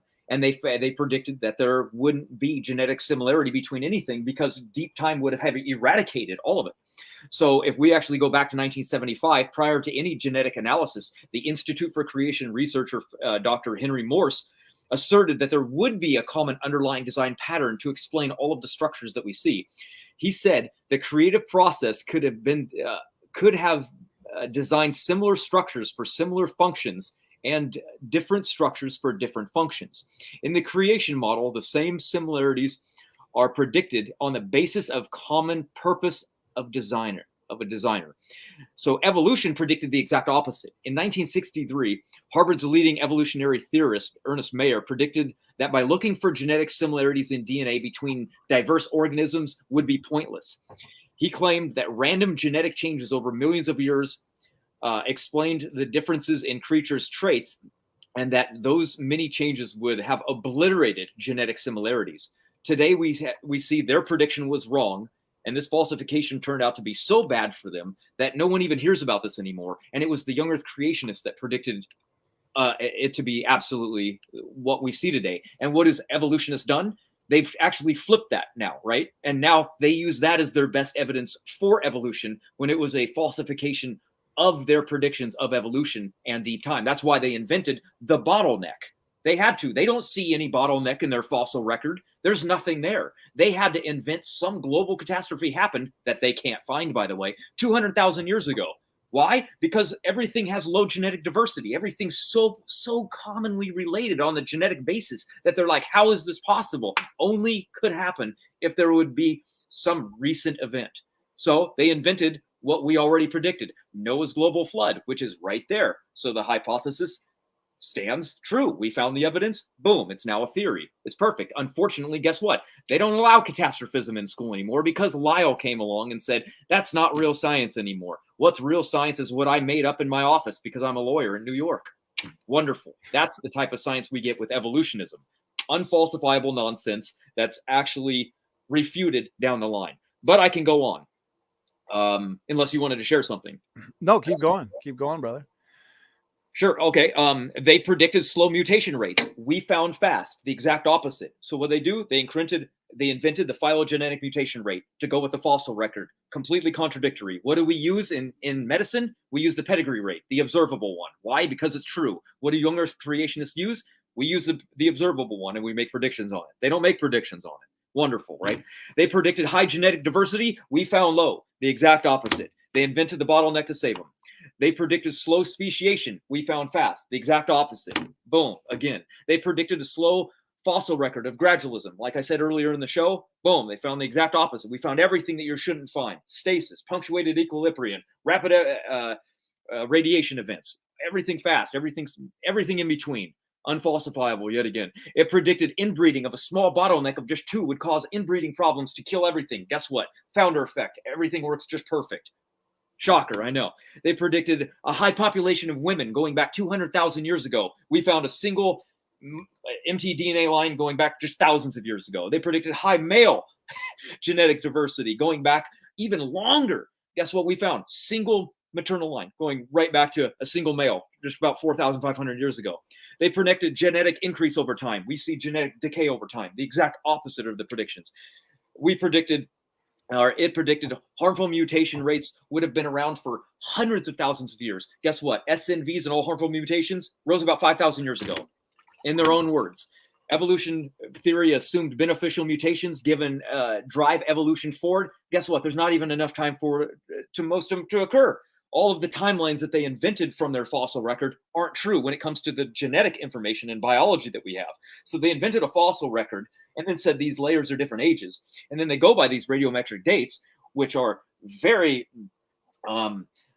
systematic because, they're by weight. So as they go down into time, they go, okay, must have been when this creature evolved because we found it in that layer. Then they test it based on how often beneficial mutations occur, and it's not enough time. That's called a waiting time problem.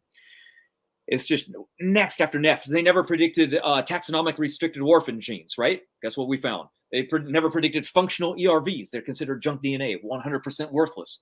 Well, that was wrong too. They never predicted groups of organisms having the same features. That's why, like, for example, flight found in birds and insects and reptiles and mammals and even fish and insects, right? Oh, what was it? What did it? Oh, convergent evolution must have done it, I guess. I don't know. Remember when the state, what is that fish that was in complete stasis? The coelacanth, yeah. They said, oh, that went extinct millions of years ago, and it was a bottom dweller. What did they find? They found it wasn't a bottom dweller at all. It swam somewhere in the middle of the ocean, and it was still alive, and it was just like a random new species, right? So it had speciated a few times over the last, thousands of years since the flood. Well, guess what? That thing had to survive over 300, 400 million years? Oh, yeah. No bottlenecks in their theory through that amount of time, right? Craziness. I mean, that's just part of the things that are on my notes, dude. It's insane. Everything that they predicted was literally wrong, which means it's a falsification because it was a prediction that they made. Where have we been wrong? Where are our predictions coming to utter failure after failure after failure? Our model is pretty consistent. We take the Bible and we go, let's test this thing, see if it's true. Let's see, it says that there are people created over here. Okay, well, what does the maternal line show? Well, bam, we take that right back to Eve. We can answer the genetic diversity better than the evolutionist. And that's all that evolution's goal is to explain the genetic diversity that we see on the world today. So it's ironic that we explain it better than they do. And remember, their best rescue devices, like here's one, coalescence theory. They'll invoke this and say, well, it was expected, one mitochondrial DNA, one Y chromosomal ancestor. Oh, really? So here's a reference here. Mitochondrial Eve is absolutely not necessary because, for one, random mating. Is that realistic? Has that existed throughout history? Yeah, people existed in tribes, married within their tribes. Okay, definitely not expected. Absolutely not necessary according to evolutionary theory. There was every possibility that we would have found multiple diverse mitochondrial DNA lineages with modern people, and that some or all of these would be shared with chimpanzees. And yet, remember, the Y chromosome, both uniparentally DNA inherited compartments, both non-recombining DNA compartments. Okay, not the autosomal DNA, uniparentally inherited DNA. That's not as messy. We can build nice and well-organized phylogenetic trees. And it just turns out that both DNA compartments trace back to one Y chromosomal ancestor being Noah 4,500 years ago and one mitochondrial DNA ancestor. Did not have to be true if evolution were true. but it is true. That's the facts. That's the data. Deal with it. There's every possibility that we would have found multiple diverse mitochondrial lineages. Mitochondrial DNA, nothing like the chimpanzee mitochondrial DNA within modern people, and that some or all of these would be shared with chimpanzees if we really were related to them. This was not found, and so coalescence was brought in to explain the differences. Matt, you went over a ton of rescue devices. It's all about rescue. That's why we put together that book, The Evolutionary Rescue Device, or the Rescue Device Handbook, because there's so many. So many. Yeah, that's all they got. This was not found, and so coalescence was brought in. It all depends on historical demographics. True, if you have a small enough population for a long enough time, all mitochondrial lines are expected to converge as lineages are lost due to drift. But we do not know the genetic history of the two species in question. We can only model, and the creation model happens to fit the evidence without any tweaking, just like the Y chromosomal dissimilarity between chimpanzees and humans. We don't have to start invoking all these different fancy stories. Okay, no, we have a model and it fits perfectly. Now, these guys have, XYZ, maybe the Y chromosome is so different because of this, and this. Sperm competition, gene conversion, whatever. Okay, give us a model. Give us some testable predictions. Give us some mathematics. No. Okay, without any predictions, without a model, and all you have is a story and imagination, it's not science, it's pseudoscience. We can only model, and the creation model happens to fit the evidence without any tweaking. Coalescence was a post hoc evolutionary explanation brought in after the relevant data were accumulated, just like the post hoc, ad hoc, out of Africa population bottleneck, where it had to be extended. Not one generation followed by rapid and exponential population growth like the biblical bottlenecks. No, it had to be extended. It had to be many, many, many generations in order to adequately reduce levels of heterozygosity and increase levels of homozygosity, in order to explain why humans today have incredibly low genetic variation. Okay, that was an invention after the fact. It is a case of retrofitting the data into your story instead of admitting that maybe my story is wrong. Okay.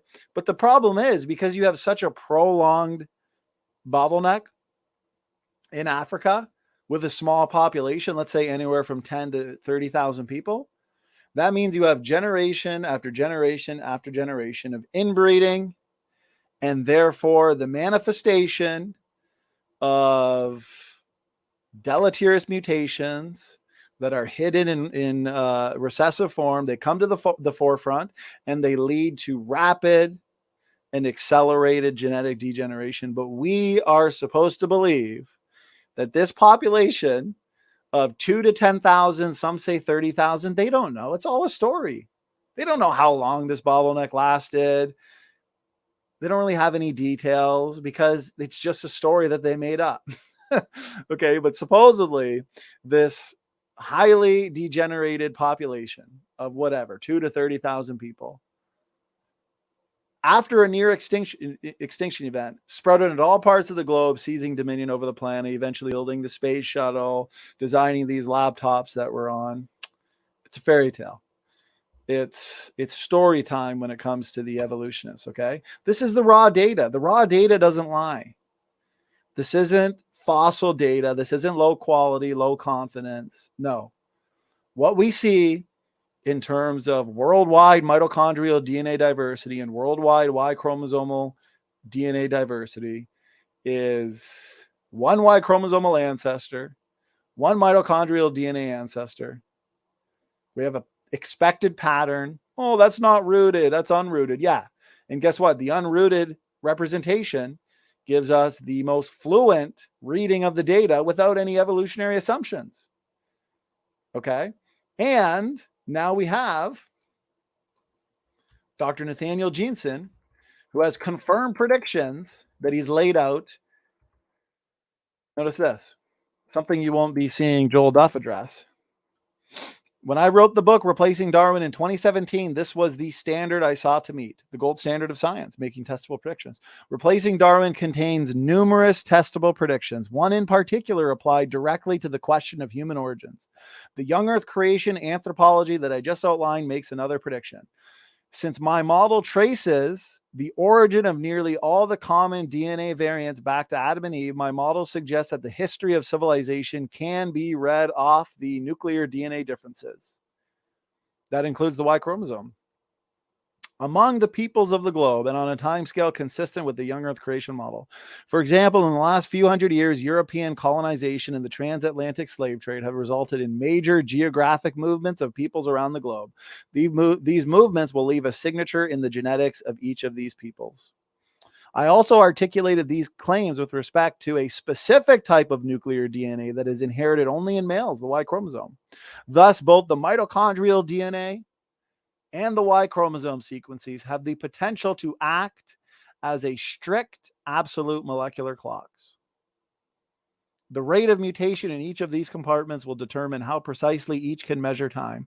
But the fact of a clock is true in both compartments. Therefore, the timing of the origin and migration of various people groups can be interrogated with these genetic tools. The Y chromosome differences among modern humans represent, in theory, the first type of nuclear DNA signature of the history of civilization. Notice this. Okay, what I'm about to read. These evolutionists just pretty much have to ignore it or make sure it goes in one ear and out the other, or just claim that Nathaniel Jeanson's lying, apparently. Since then, I've published 3 papers that directly confirm these predictions for the Y chromosome. Directly confirm these predictions for the Y chromosome. It is the young Earth creation model of ancestry that is meeting the gold standard of science. Okay, there are testable predictions being made, and they are being tested. They are being worked out in active research programs, and they are being confirmed. Predictions that can only be true if the biblical creation model of ancestry were true. Matt, what are your thoughts, brother? I like it. I just think that what's crazy is they're the ones complaining about our model when they're the ones that are making retrodictions. They're waiting for the evidence to come in and then building the story around it. Like, they would have never predicted the chromosome dissimilarity, right? Between us and primates. Right. What they found it, what they do, they said, oh man, there must have been a fusion. That's not a prediction. That's a retrodiction. Right. You discovered it and then went, oh no, what are we going to do? There must have been a fusion. So what they do, they made one up.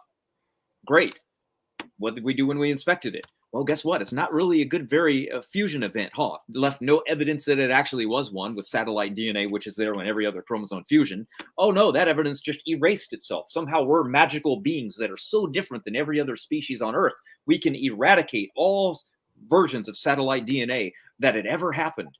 Yeah, keep dreaming, evolutionist. She also says that we start with a conclusion. Okay, you know what conclusion we're starting with?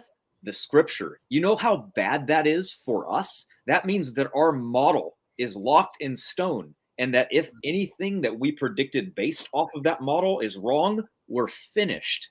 That's the worst kind of model you could have. We can't wing it like you guys. You guys don't have one because you can change it tomorrow. It doesn't matter. You guys have changed. Every missing link that you guys have invented has been wrong, and it doesn't matter because you can just say, we learned more. Oh, it doesn't matter. Okay. You see what I mean? Nonsense.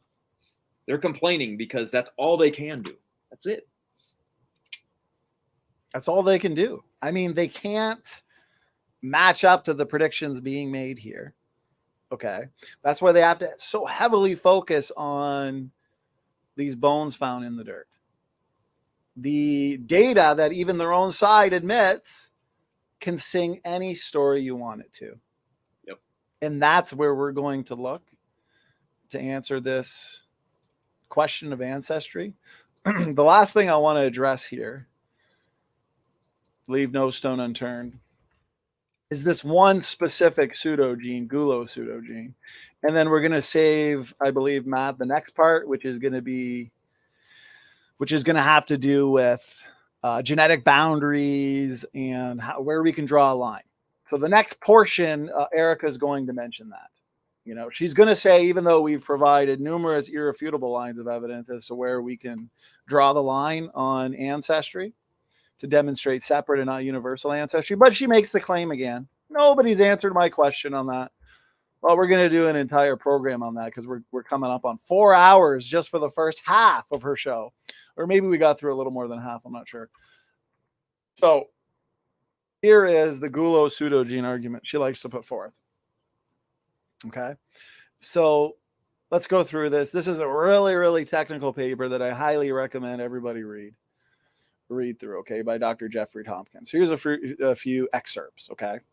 And we also know, Matt, wasn't there a paper that came out recently that talked about how, you know, mutations are not as random as evolutionists once predicted or thought? I mean, there's a lot of mutational hotspots in the genomes of living organisms, right? A lot of spots in the genome that are more prone to degradation and gene loss and mutational breakdown. Isn't that right?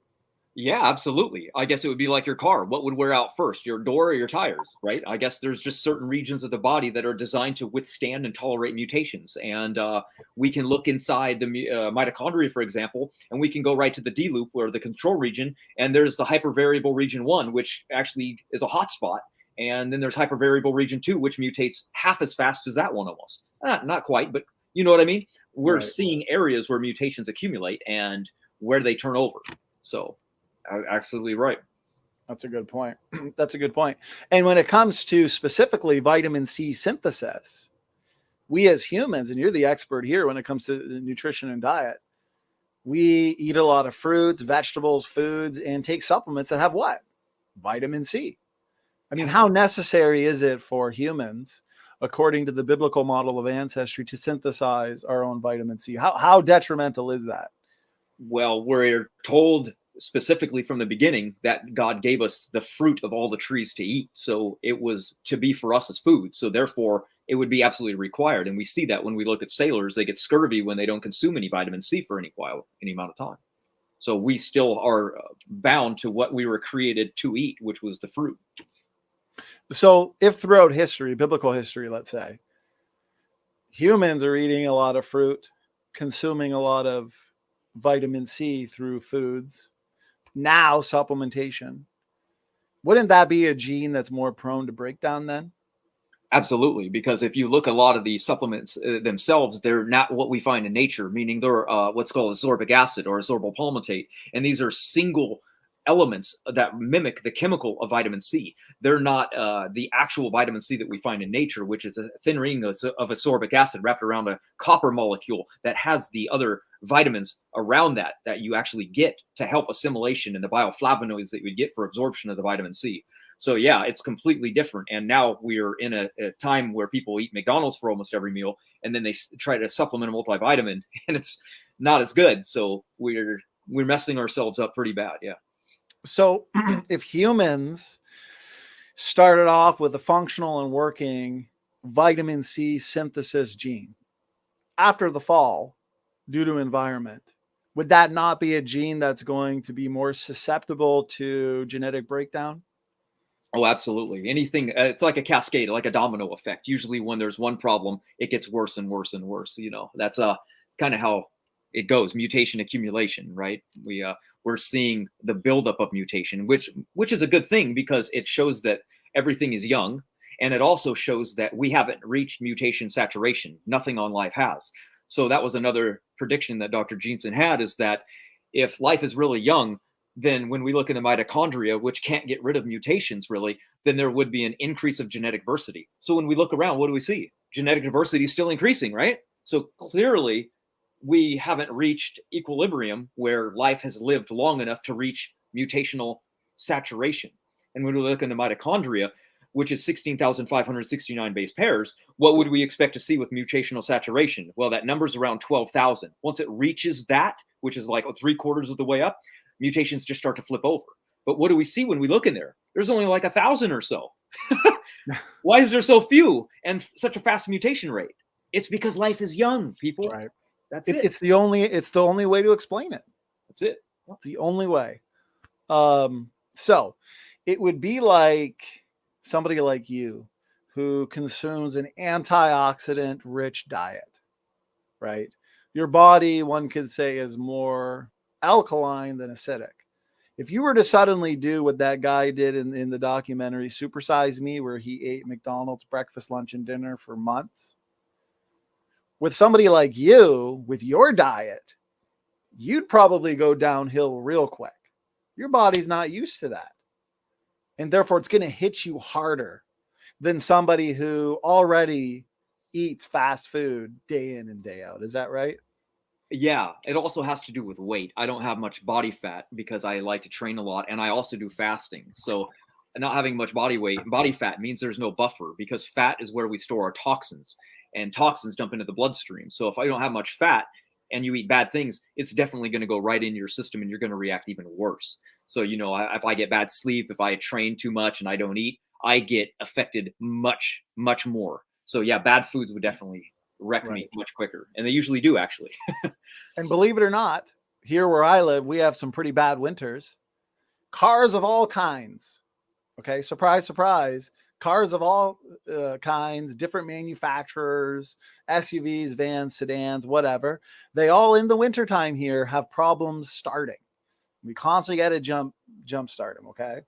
And certain cars, like if my, let's say, Chrysler 200 I used to have, or somebody else, their Chevy Cruze, my buddy's Chevy Cruze, if the air conditioner broke down in the exact same way, in the same spot, being the air conditioner, that doesn't really prove anything that those two vehicles now share a common sedan ancestor in the Arctic. Okay. Certain things are more prone to breakdown. Okay. So I want to point this out, and I think the audience now knows where we're going with this. Okay. Degradation. We're not just making this stuff up. This is just well known. Degradation of the gulo gene in a wide array of mammals and birds is a relatively what? Common occurrence. Loss of vitamin C pathway function in gulo gene degradation has also been detected in guinea pigs, great apes, and humans. In addition, naturally occurring scurvy and osteogenic disease pathologies related to gulo inactivating mutations and large-scale deletions have been documented in rats, mice, and pigs. One of the key arguments, which Erika used by some proponents of evolutionary dogma, is that the human and chimpanzee gulo pseudogenes are examples of inherited shared genetic mistakes. However, as demonstrated in this report, overall evidence for common ancestry across the entire human gulo locus with chimps and other great apes is completely negated by the following discoveries. So here's a few reasons, guys. When they say, you know what, we share this genetic mistake, this gulo pseudogene in the primates, and it's broken in the exact same way. That's a lie. That's not true. It's not broken in the exact same way. There are some vast differences in how it's broken down. And correct me if I'm wrong, Matt. We've been going for 4 hours, so my mind's all over the place. She didn't go into detail on this yet. She goes into detail later, right? Or I know she mentioned like genetic mistakes earlier, but did she specifically mention this one now or later? I know I can't remember either. It's been 4 hours, but that's fine. I don't think. Yeah, if she did, she just skimmed by it. It must have been really quick. I'm pretty sure she uses it later, which means that's good. For our next show, we'll just refer people to this section and just follow specifically on boundaries next show. Compared to chimpanzee and gorilla, the 28,800 base gulo region in humans is only 84% and 87% identical to chimpanzee and gorilla, respectively. The 13,000 bases upstream of the human gulo region corresponding to the putative area of loss for at least two major exons is only 68% and 73% identical to chimpanzee and gorilla, respectively. The individual 6 exon regions, which are generally very similar among humans and various apes, each, notice this, independently. Okay, guys, so what we see is taxonomically independent breakages, independent from, let's say, humans and chimpanzees being related and therefore inheriting the mistake from a common ancestor in the past. Each independently exhibit completely different and discordant phylogenetic patterns of similarity for all but one exon.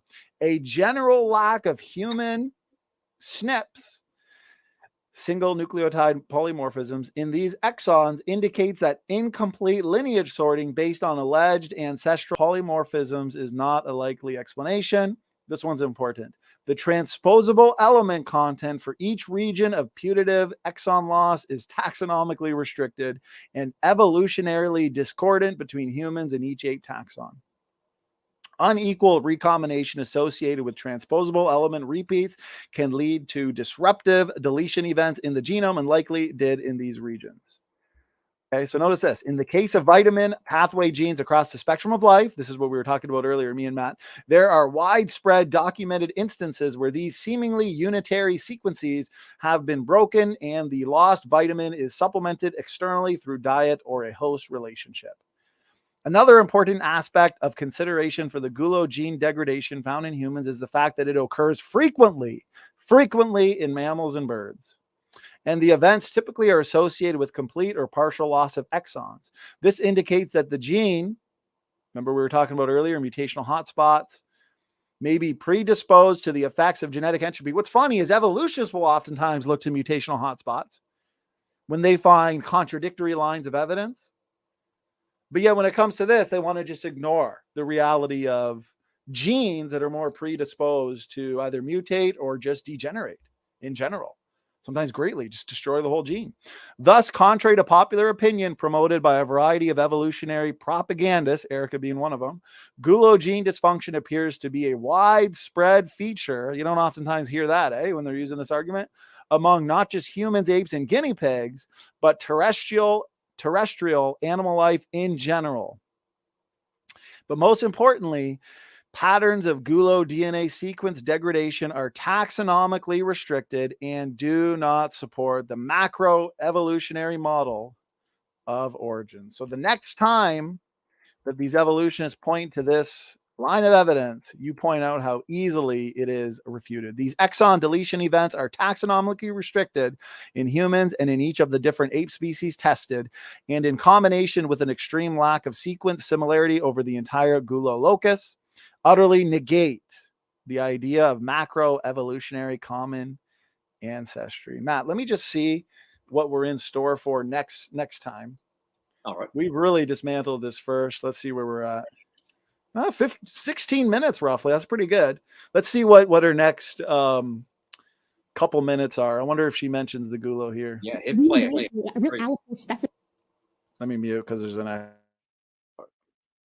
in there. It kills me that Allosaurus's ghost is probably like just writhing in agony of where it's being placed. It's like all the places really here. So yeah, it's a lot. Did you do anything on it on your channel, or have you profiled? I do. It's actually my best performing video. It's got 150,000 views right now. It's my documentary, my opus, right? My summer project. And I went through the Creation Museum and I took as many pictures and as much video as I could. And I did a long, detailed, well-sourced takedown of the science behind it, or lack thereof. Greatest hits are pretending that the speed of light can be changed to that the speed of light is variable to the degree that you can cram 13 billion years of the universe's history to 6,000 years. That's excellent. That radiometric dating doesn't work. Of course, I guess they're unaware that the entire energy industry relies on radiometric dating working to fuel our economy globally. Waddle in order to figure out where to drill for oil. That's done with radiometric dating. Isn't that argument based on the fact they're using the wrong methods to date? Oh, dinosaurs and carbon-14. You don't use carbon-14 on, right? Yeah, you can't carbon-14 date anything that is older than the range changes as our technology gets better, right? Because you can actually detect more minute amounts of carbon. But the general range tends to be 50,000 to 80,000 years, and 80,000 is really pushing it. Like if you get a 50,000 year date, it's almost definitely contamination, right? Because there's carbon in the atmosphere, and it can contaminate a lot of this material and give you these. All right. We'll deal with those parts at the beginning of our next show. So we'll deal with really quickly distant starlight, radiometric dating, since we're going on 4 hours. My voice is almost completely gone. And then and then we'll get into the boundaries and all of that. What's funny about the fossil fuel industry, we've already done a series with Professor David McQueen, just destroying that argument, and also put forth a challenge to Mr. Wilford or whoever. Debate Professor McQueen on it then, and he's run, understandably, and his responses have been really weak. So that we've already dealt with, and yeah, we'll deal with her radiometric dating, distant starlight, and then I think her last several minutes has to do with the boundaries and where we can draw the line in ancestry. So as we just hit the 4 hour mark, Matt, over to you. Any last points you want to make? Any, anything you want to make sure you get out there in order to leave no stone unturned for episode 1 of this 2 or 3 part series. We'll see. Oh my. Yeah, no, not yet. Like you said, that I'll just go on another tangent or something. We covered pretty good amount over this amount of time. Go But on a tangent. You're allowed, brother. there's still so much to cover. There's still so much. Every single thing, every word is just crazy. But yeah, it's I like when she goes on these shows because she doesn't think we'll ever watch it, right? She doesn't think a young Earth creationist will be in the audience or listen or review it at all. So she can just repeat the same thing over and over, that no matter how much it's been refuted, right? She actually thinks that young Earth creation can be taken down because of a single model that has a heat problem. Think about that kind of logic, right? So we're dealing with somebody that hates the idea that there's a theory that refutes evolution, and she is all about trying to take it out. Kind of funny. That shows how anti-science she actually is. But we've known that for a while now because we've had 3 debates against her, and she was so embarrassed she didn't even put them on her channel. So what does that tell you? Well, did you want to exactly check the description box of this guy? I think it's got a few thousand views. It's 6 hours of Team Standing for Truth debating her and not being able to answer these challenges, and she still hasn't been able to, even on her own, in her own video. She dodges. Based on her misunderstandings and misuse of carbon dating there in that last couple minutes, Matt, did you want to read out this slide, brother, and point out its significance? Oh, I can't see that. I'm on a little tiny. I guess I'll read it out with whatever last bit we have. Notice this. Most people are confused. That's the first thing I thought hearing Erika here talk about carbon-14. About carbon-14 dating. It is often thought that carbon-14 shows how very old things are. Actually, carbon-14 usually shows us how young things are. Carbon-14 mostly arises in the upper atmosphere, right? Cosmic ray bombardment in the upper atmosphere, where cosmic rays turn nitrogen into carbon-14. The resulting carbon-14 immediately begins to revert back to nitrogen. Some of this carbon-14 enters into living plants and animals. Because carbon-14 no longer enters living things after they die, the carbon-14 clock starts ticking at death. The carbon-14 in a biological sample disappears at a very steady rate, and its half-life being just 5,700 years. This means that no detectable carbon-14 should remain in any biological remains after about 100,000 years. It is remarkable. Notice this, but essentially everything in the fossil record, it's not just this rarity, everything in the fossil record. And we actually put out a video, Matt, destroying their very best arguments when it comes to contamination or the, replenishing of C14 from nearby materials and things like that, nuclear material. And we put out a whole video destroying it. So, we can link that for people who want like a full, any possible arguments that Erika could use kind of thing. We've dealt with them. Everything in the fossil record contains measurable levels of carbon-14. This seems contrary to popular wisdom, but it is widely recognized within the carbon-14 community. Taken at face value, this suggests that the entire fossil record is less than 100,000 years old. Guess what? 100,000 years is not enough to take your fish to fishermen. Many will be offended by this idea. I can already imagine Gutsick Gibbon, being sick to her gut, I guess, as her name says. But like it or not, this is what the carbon-14 dating appears to be showing. When bones of the Homogenous have been carbon-14 dated, get a little space there, they have consistently yielded young dates ranging from thousands to 10,000 to tens of thousands of years. I mean, you should see the contention when it comes to the dates derived from a lot of these hominids. Matt, how about this? The significance of this. Notice this chart. Young rocks from recent eruptions yield greatly exaggerated apparent ages. The data used in this table was retrieved from mainstream scientific journals. Creationists aren't making this up. Why is this significant? Well, Matt, how come this tells us that we probably shouldn't be trusting dates derived from rocks of unknown age? Yeah, if they can't get the ages right for rocks that are of known ages, it makes no sense that we would infer that it would work with rocks that are true. But to me, it wouldn't really matter what any of the ages say, because you know my opinion on it. Right. And what is your opinion? I think it's an irrefutable opinion, so you feel free to make it. I like that they've discovered that when super heavy elements decay into the radioactive elements that we now have on Earth today, that they form in the proportions that we actually see on Earth, and that they always date old, even though they were just made the day before. So if we look over and we assume that all of the, say, potassium or all of the iron that's on Earth had to come all the way from uranium and decay through all those things up until we have all the lead, then that assumption is now gone. There doesn't need to be a decay into those other radioactive elements because they're all formed together perfectly in the arrangement that we see on Earth today. So when we look and we see these different radioactive elements on the rock layers and they give those dates, that's what we should expect to see because they are bound by their weight on how much they're going to sink and float, right? The heavier elements are going to sink deeper, and they just happen to date the oldest.